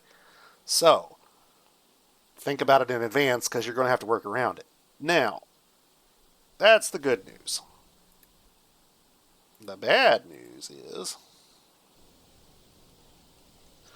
yeah, if you think about, I mean, in the real world, such things don't such building conditions don't happen, because it's not like we have underground skyscrapers directly next to a growing redwood. But that's basically the circumstance you find yourself with in Dwarf Fortress. We have an underground skyscraper whose ceilings are all made out of balsa wood growing right next to a sequoia. And when you cut it down, several tons of wood is going to descend through the roof of your fortress. And it's not pretty. Not pretty. You have to go back and patch the holes up even if it doesn't kill anybody. So, not ideal. These floors are not intended to keep anything out. Their intended purpose is solely to keep things from climbing in the door that we've created. That's part one of the fix, if you will. Okay, we don't need any more stuff here. We need to start carrying stuff downstairs now. So let's just get rid of all this stuff. We're good. We don't need that. We can get rid of you. Yep, go by. We don't need you anymore. Okay, and then we're going to dig out some areas down here in this area. And then we're going to go down one floor, and we've already dug this area out, so we're good there. Now, we can't quite finish up here. We're still waiting on a couple of twos to settle out. I'm not going to say you have to, Bishop. I'm not going to say you have to play the Steam version. And there are still some things that that really irritate the shit out of me about the current version. So we'll get to those later in a future stream, you know. But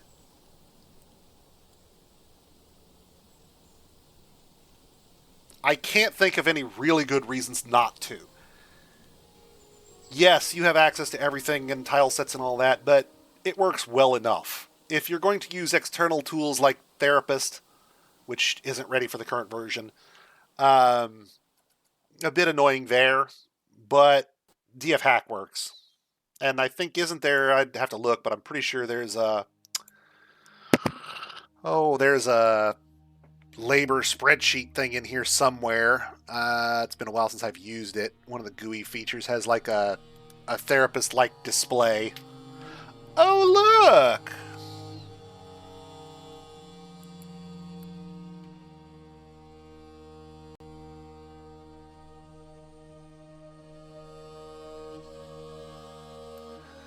It's another bot. Goodbye. Nah, Therapist is available, but not for 50.14, which is the version we're in. If you want Therapist, it's available for 50.13. They just don't have the memory layouts for the new version. It literally just dropped like yesterday. So, Therapist just hasn't caught up yet. Give it a minute. It's not really fair to expect them to catch up that quick. Those guys have lives, you know. It's available, just there's been a new version, and I'm not using Therapist because the new version doesn't support it, or isn't supported yet. I'm sure that it will be, just not today. Okay, we are down to our last 9 drinks, so let's come down here. What did we say? Did we start digging down here somewhere? Yeah, we did. Okay, good. So this is going to be our little hobbit hole. Our hobbit hole. It's not a permanent place. It's not a permanent fixture. It is a rude hole in the ground made out of stone. But it's going to have workshops and stockpiles and beds. And until we expand further, this is home. Yeah, Clinidev, it's been a while since I've used DF Hack, and I've really never used the Therapist. I don't even know what they call the damn thing.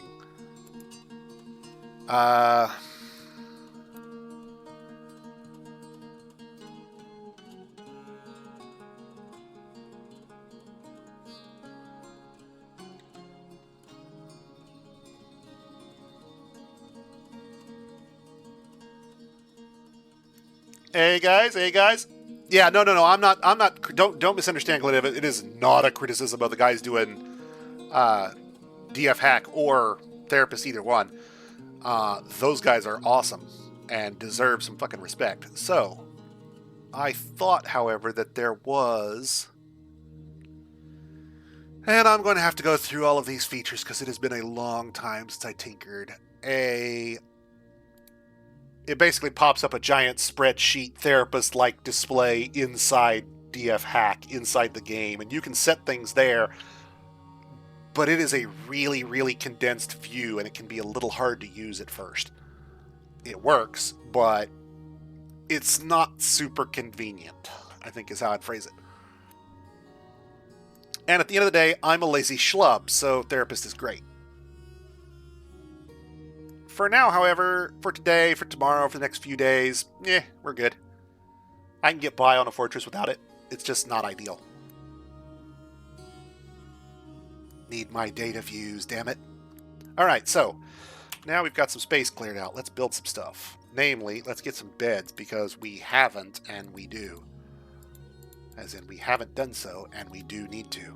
Alright, so there's that. Let's get a stockpile up.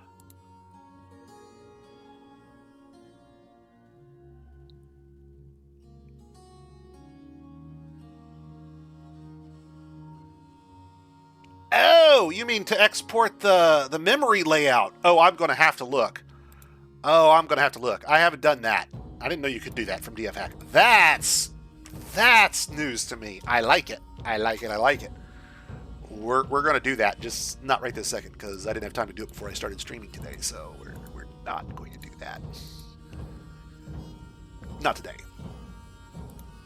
Because I got about 20 minutes more. I'm going to do this, and then that'll be it for today. We'll have to see what we're going to do in terms of timing for tomorrow. So in the meantime, let's see here. We need a stoneworkers workshop. Oh, damn it. I always do that. It's going to drive me absolutely batshit for the rest of my life. I swear to you, I will never remember that I have to confirm that every time.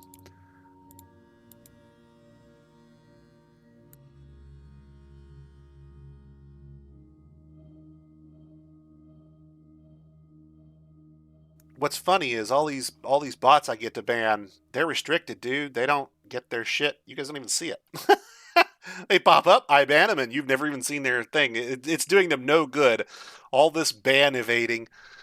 Hilarious. Get your shit restricted in record time.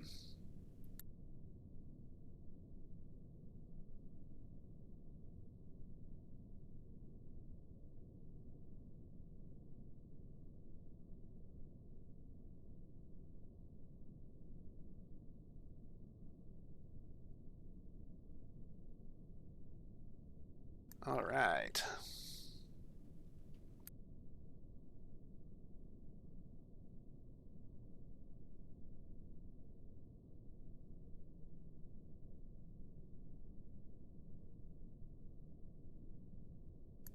Yeah, for example, I love the ability to make my brewery the top job feature. Yay, DF hack for making that easier. Don't care about any of that. Don't care about any of that. Yep, work orders. Okay, add brew repeat.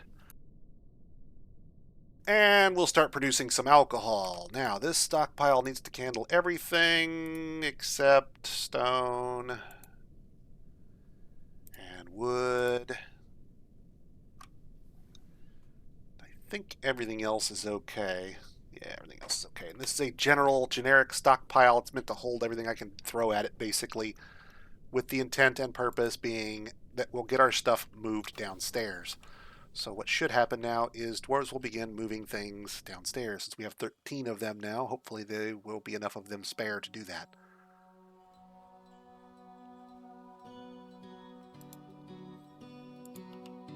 And we'll resume these farm plots that got suspended. Not cancel.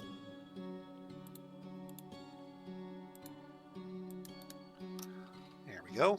And then we can get our pigtails and our quarry bushes and such going, which we desperately need as well.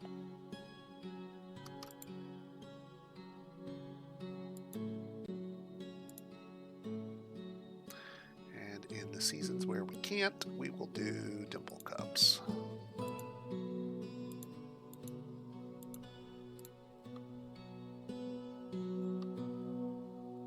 Spring, we will do sweet paw, or no, we'll do quarry bushes in all three on this guy. Quarry bushes, and quarry bushes.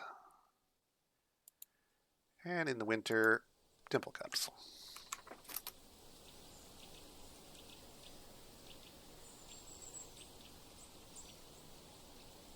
All right, there we go. Now, let's do sweet pods, cave wheat, plum pellets.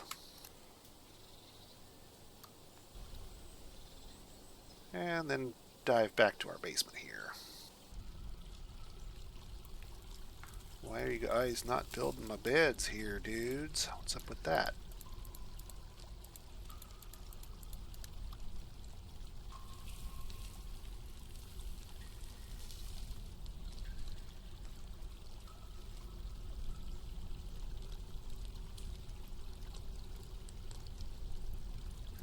Okay.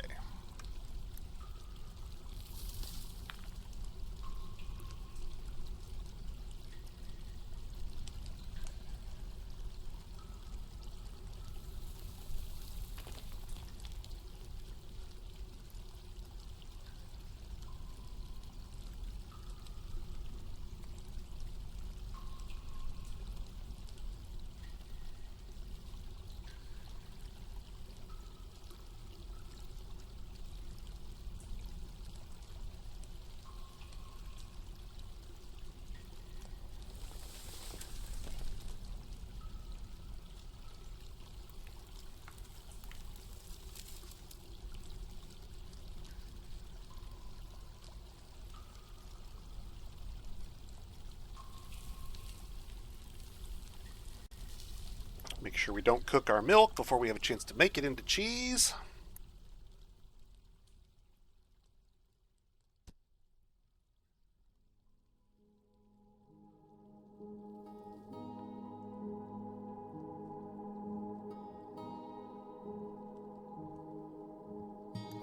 Put in a farmer's workshop and make the cheese that we brought all that milk for.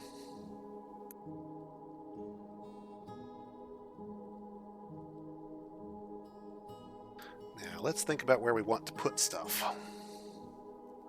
Long-term farms are here. So this is going to be farm processing. This is going to be food storage. This is going to be kitchens, stills. I should be making a list. Let's do that. I'm old and I always forget that computers also work as notepad.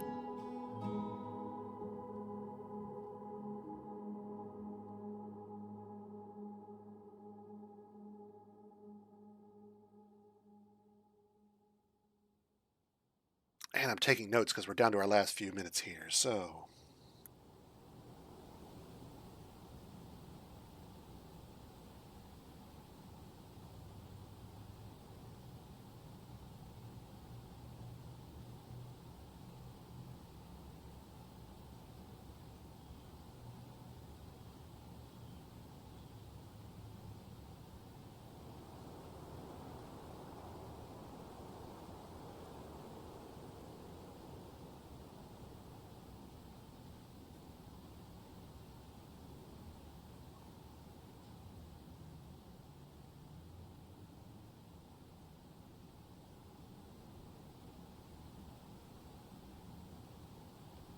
long term, we don't want coal-based smelters, smithies, or glass making, but I don't have access to magma right now, so if we need to make any of those things early on, I need a place to put them.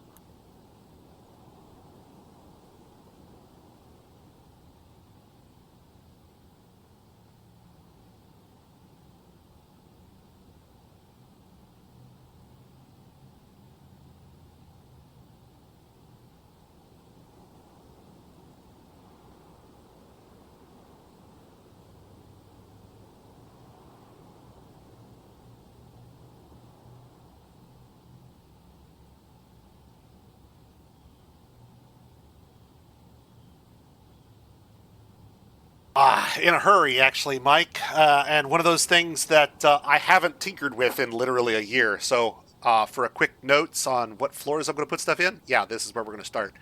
We're getting there. Give me a minute. I'm old. Actually, Mike, you may know the feature I'm thinking of off the top of my head. Doesn't DF Hack have a therapist-like interface in it? I know Therapist. I know we can generate the memory layouts thanks to Clinidev pointing that out to me. And I'm not using Therapist at the moment, so it's not like it's critical or anything. But okay, so it's still in development for the current version. Okay, no big, no big.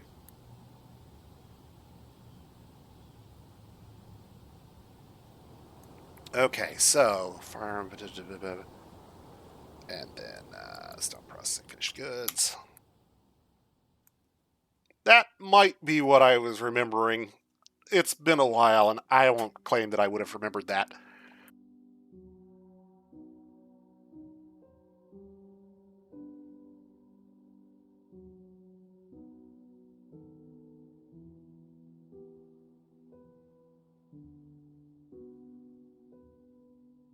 The other reason I'm not doing journal at the moment is this is still planning, not documenting. I don't know that everything's where it's going to be until I'm finished. Stone processing finished goods, gems.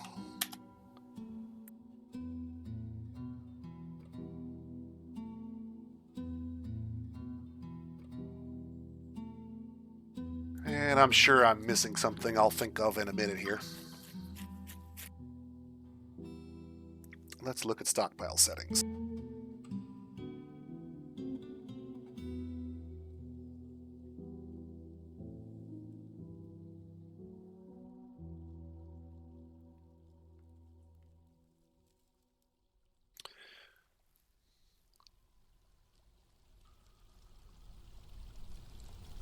Now the rest of that stuff is very specific. Okay, so if we do it that way.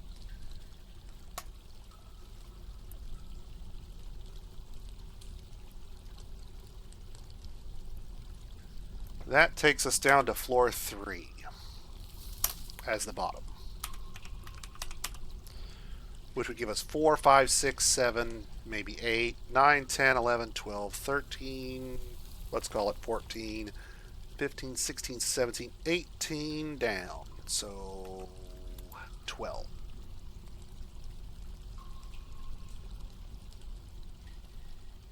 No, 22. There we go, 22, that's right.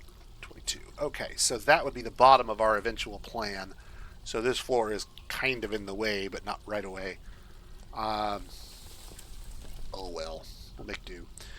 And then below that,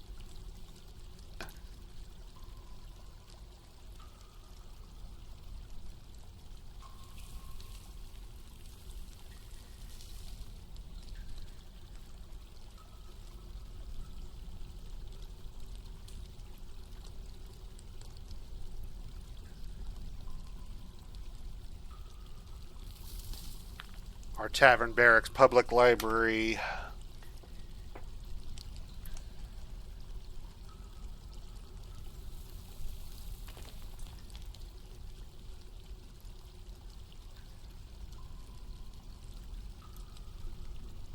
And specialized temples and guilds. If we want to get creative. Okay. Just trying to remember things so I don't miss them for later, because once I get in a hurry and get designing, I'm going to have half the fortress done before I realize I left something out.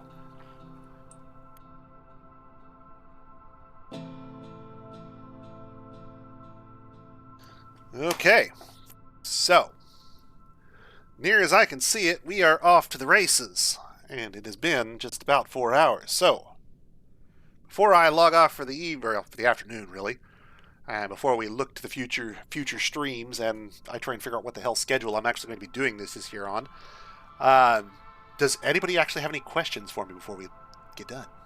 Because I don't want to send you off without any. I know Mike's question is, why the hell aren't you using DF Hack for all those things you want to use it for? And the answer is, because I'm old and I forget things every year and have to relearn them every time.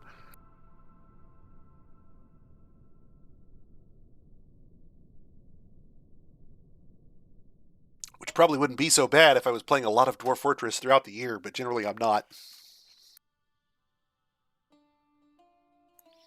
So magma smelters early on are going to be okay, there's a few ways we could do that. Okay?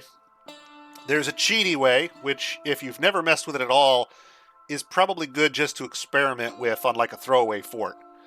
You can go up to the surface, say, dig a hole, use DF hack to put some magma in it, build a workshop over it so you understand how the workshop magma interface works. But, I'm not planning to just like spawn magma in for myself, so we won't be doing that. In this fortress, because of the way it is laid out, because I don't want to build a giant 300-story pump stack or whatever it would be to get magma up here. Keep in mind, we haven't seen the bottom of the world yet. We've only found a cavern. In fact, while I'm thinking about that, before I forget, let's fix a problem before I forget and cause myself a problem for later.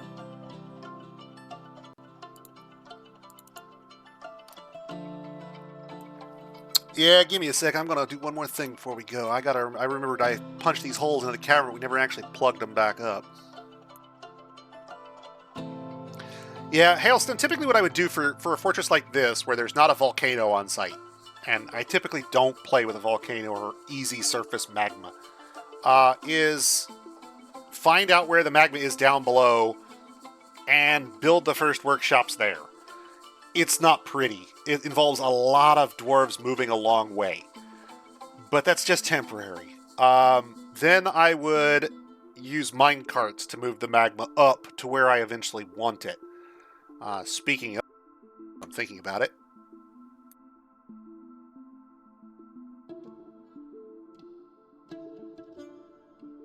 Gotta remember that we're going to need a magma level, don't we? So, once I've got the mine carts built, either via using my coal-based smelters and smithy to make mine carts that are magma safe, or going to the bottom of the world and using magma furnaces to make mine carts that are magma safe. Once we have mine carts that can handle magma, the next step is a couple of magma safe mechanisms, a magma safe bridge, and a stockpile that holds mine carts. You put the stockpile full of mine carts, you flood the stockpile, you drain the stockpile out, and then your mine carts all have magma in them. And then the dwarves carry the magma-filled mine carts up to the level where you want to put them, and you dump the magma into the hole that it's going to occupy for the rest of time.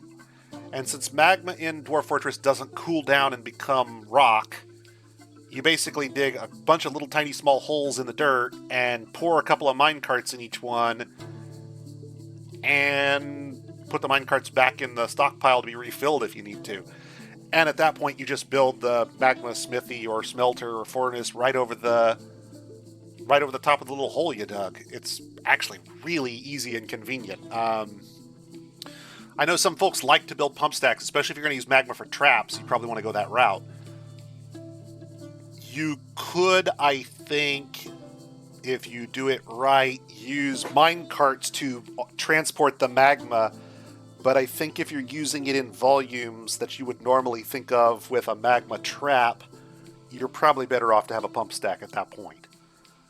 However, if all you want is to move enough magma upstairs to fill a few holes to put some smelters over the top of, you only need about 3 trips or 3 mine carts, whichever comes first, worth of magma to fill a hole to a depth of 6, a single tile hole. So for a smithy or a smelter, you need 1 hole, 3 mine carts, or 3 trips with 1 mine cart, whichever way you want to do it.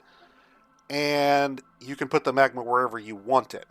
So in our fortress, what that would mean is that I can come up here to the level where the sand is. Remember, there we go. And I can come up here to the level where the sand is and mark this as a sand collection zone so that we're pulling the sand out here, and then come down a couple floors to where the magma smelter is and have magma smelting literally like right next to the sand collection. And at that point, glass for days, glass in everything, glass everywhere, all the time, always. Glass furniture, glass doors, just every dwarf in your fortress can be a glass maker. And it becomes very easy to handle a magma smelter Well, there's two ways you can do that. Well, there's a few ways, but this way is the easiest because you can use this wall. This wall is, well, it's loam. I've got to find some sand. We know we have sand here somewhere, so I've got to find some sand. We may have to have a separate glassmakers guild before we're done. This is fire clay, so I still have to find some sand somewhere. Two ways. You can build grates, I believe, allow you to access the floor while being a building prevents them from growing moss. So if this were sand, and it's not, but pretend for a moment, I could build a grate like right here, and you can pull the sand from the floor. But you don't need to. If your sand zone includes a wall, like this, let's say this were sand here, I could just make this staircase into a, this whole thing, including the wall, into a sand collection zone, and they'll collect it from the wall. Cave moss doesn't grow on walls. Problem solved. If you have an area for sand, and it's already grown cave moss, and you don't want it there, the easiest way to get rid of it, well, if they won't, or if they don't in the current version, then you can use grates, I believe, work. Failing that, if grates don't work anymore either, I don't know if stockpiles block moss. I know that they used to block trees, but I don't know if they block moss. And if they don't, you can clear an area by using a road. If you go in here and build a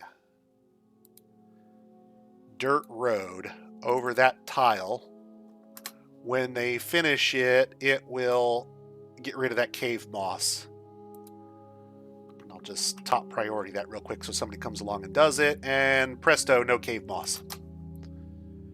So if you've got an area that they are collecting from a floor and you can't find another way to block the moss, periodically come in, build a dirt road, make it the top priority. Dirt roads require no resources and minimal effort, and it kills cave moss dead. It will take a while before the furrowed fire clay becomes cave moss again. Failing that, what else could I try? Obviously, you could build something like a workshop over it or something like that. That's a little more work than you'd want to do. I don't think there's an easier way. I would check stockpiles if grates don't work. And now I'm going to have to check, because it used to be that you could use a wall as long as it had a floor as part of the zone. You can't just use the wall. It has to have a floor tile to be valid as a sand collection zone. But I want to say if they can stand there and it's sand, they will. Maybe not in the current version. I have to look. Now you got me confused. Now you got me questioning. I got to look. So I will. But we're not ready for that yet anyway, because we've still got oodles of things that are going to have to be done before we're ready to do a proper smithy. So huge amount of digging we're going to do in this area between those two, a couple floors down from there, and then... Oh, dude, glass is like awesome once you discover it for the first time. It's like, oh my god, how did I ever live without it? Because you can make just about everything out of it. If it's not weapons and armor, just about everything. And not only can you make just about everything, but since sand is effectively an infinite resource, as long as you either have fuel or magma, glass is not resource intensive at all at that point, and you can just crank it out. Mass produce it. It's going to be, it may not be next session because it takes a lot of time to get all this stuff dug out, and magma furnaces are lower on the list than just having furnaces running.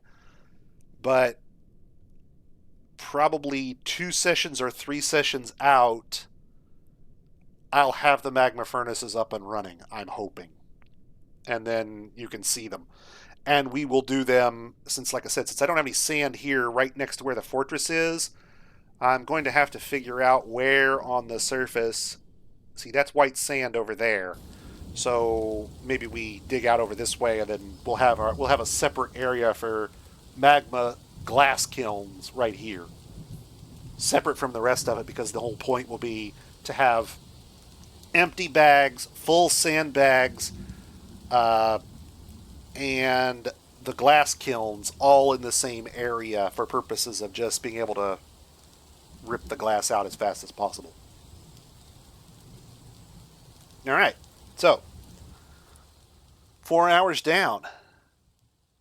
34, was it 34? Yeah, 34. So 33 more days to go. 33 more days to go for Extra Life, boys and girls. If you haven't already and you have the means, please pop on over to Extra Life, donate, help some kids. They need it. If you have more Dwarf Fortress questions, check out the schedule. I can't promise it's exactly correct yet. It's sort of generic until I figure out how my schedule is actually going to work.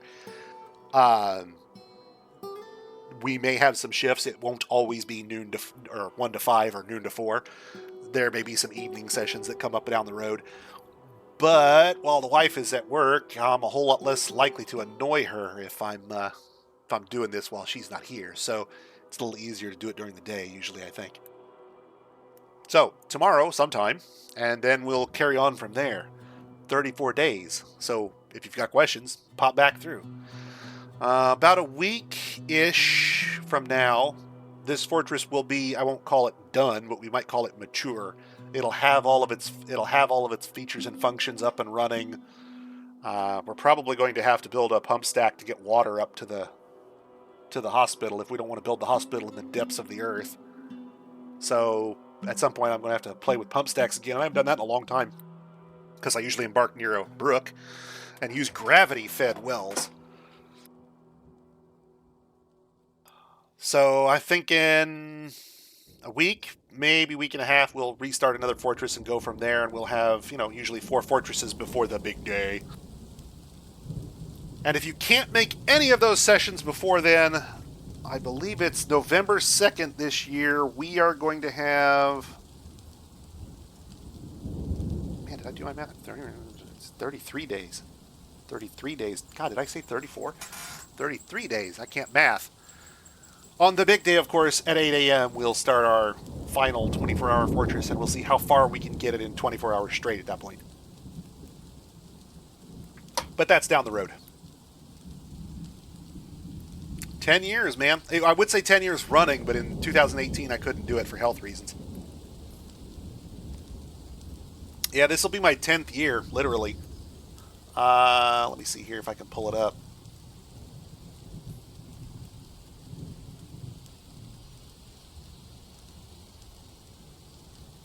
So this is, let me pull up my page here. Hang on a second. I don't think it shows it here. No, it doesn't show it here. Hold on, I have to pull up my proper account here.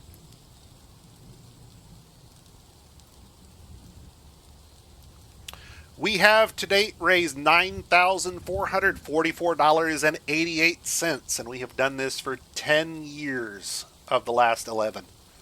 And like I said, the only year I couldn't do it, I was literally unable. So this year, I've even got a little milestone in here, right here. When we get to this point, with some change, we have raised $10,000 over the years.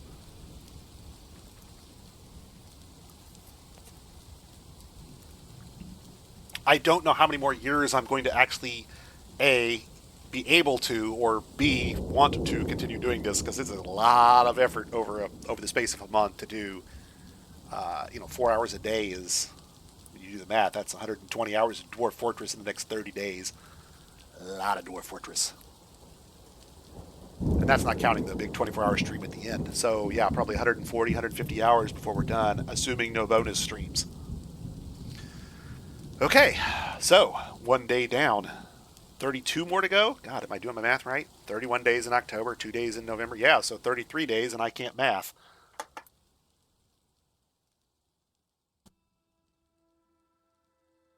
Damn, but that's embarrassing.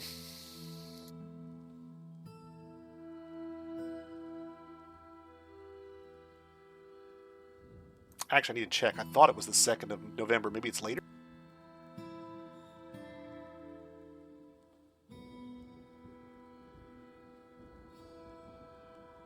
Nope, it's the 2nd, so 31 days and then 2 extra would give you 33. I don't know how I came up with 34.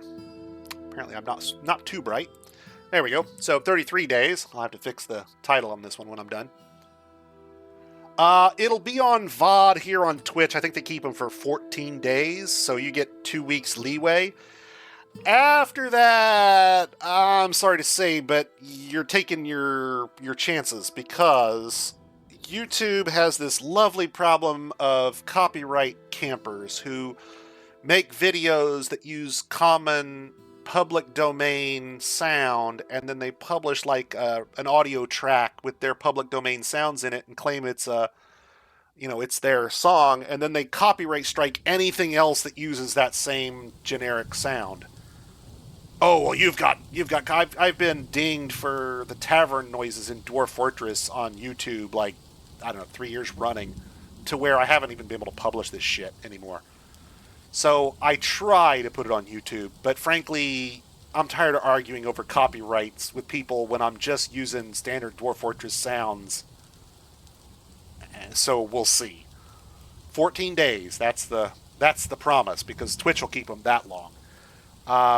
After that, maybe. Depending on how YouTube wants to play this year, I guess.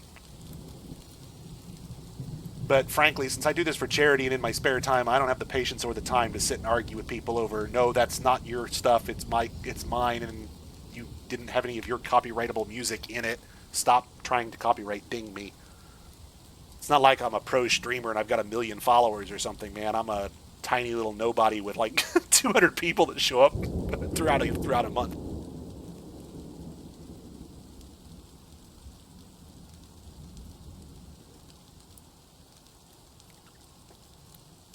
Now, if you really can't see it in the next 14 days and you really have to see it on YouTube, my strong suggestion would be pop out on Reddit and poke me in a couple of weeks and remind me that I'm a lazy schlub and I haven't posted this all to YouTube.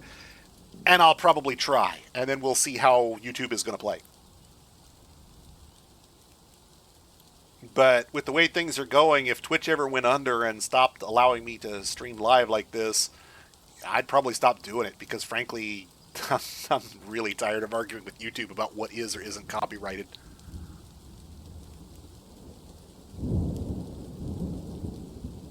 I shudder to think how semi-professional streamers, those folks who aren't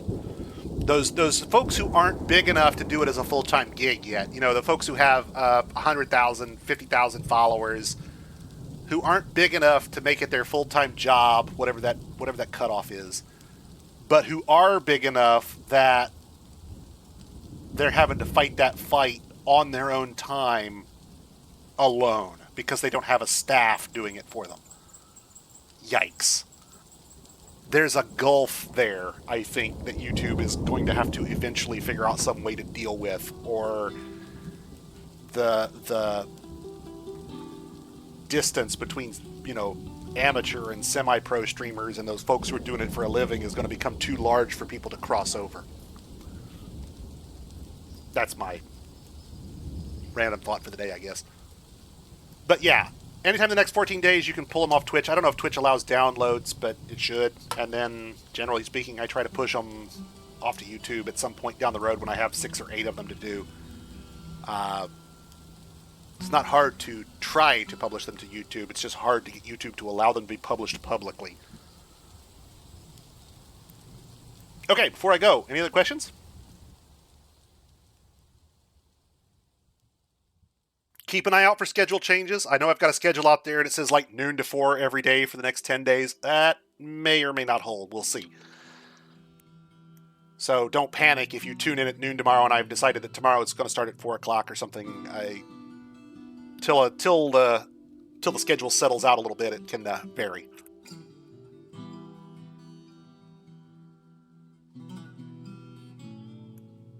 All right, guys. I'm going to pop out of here, but don't go. Don't leave. Because as is tradition, we dump our channel into somebody else's. So let me find out who out there is playing Dwarf Fortress.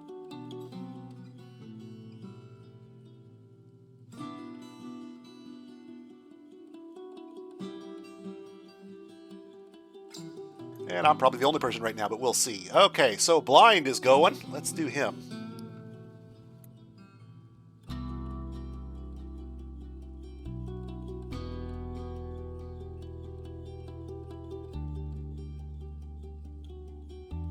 All right.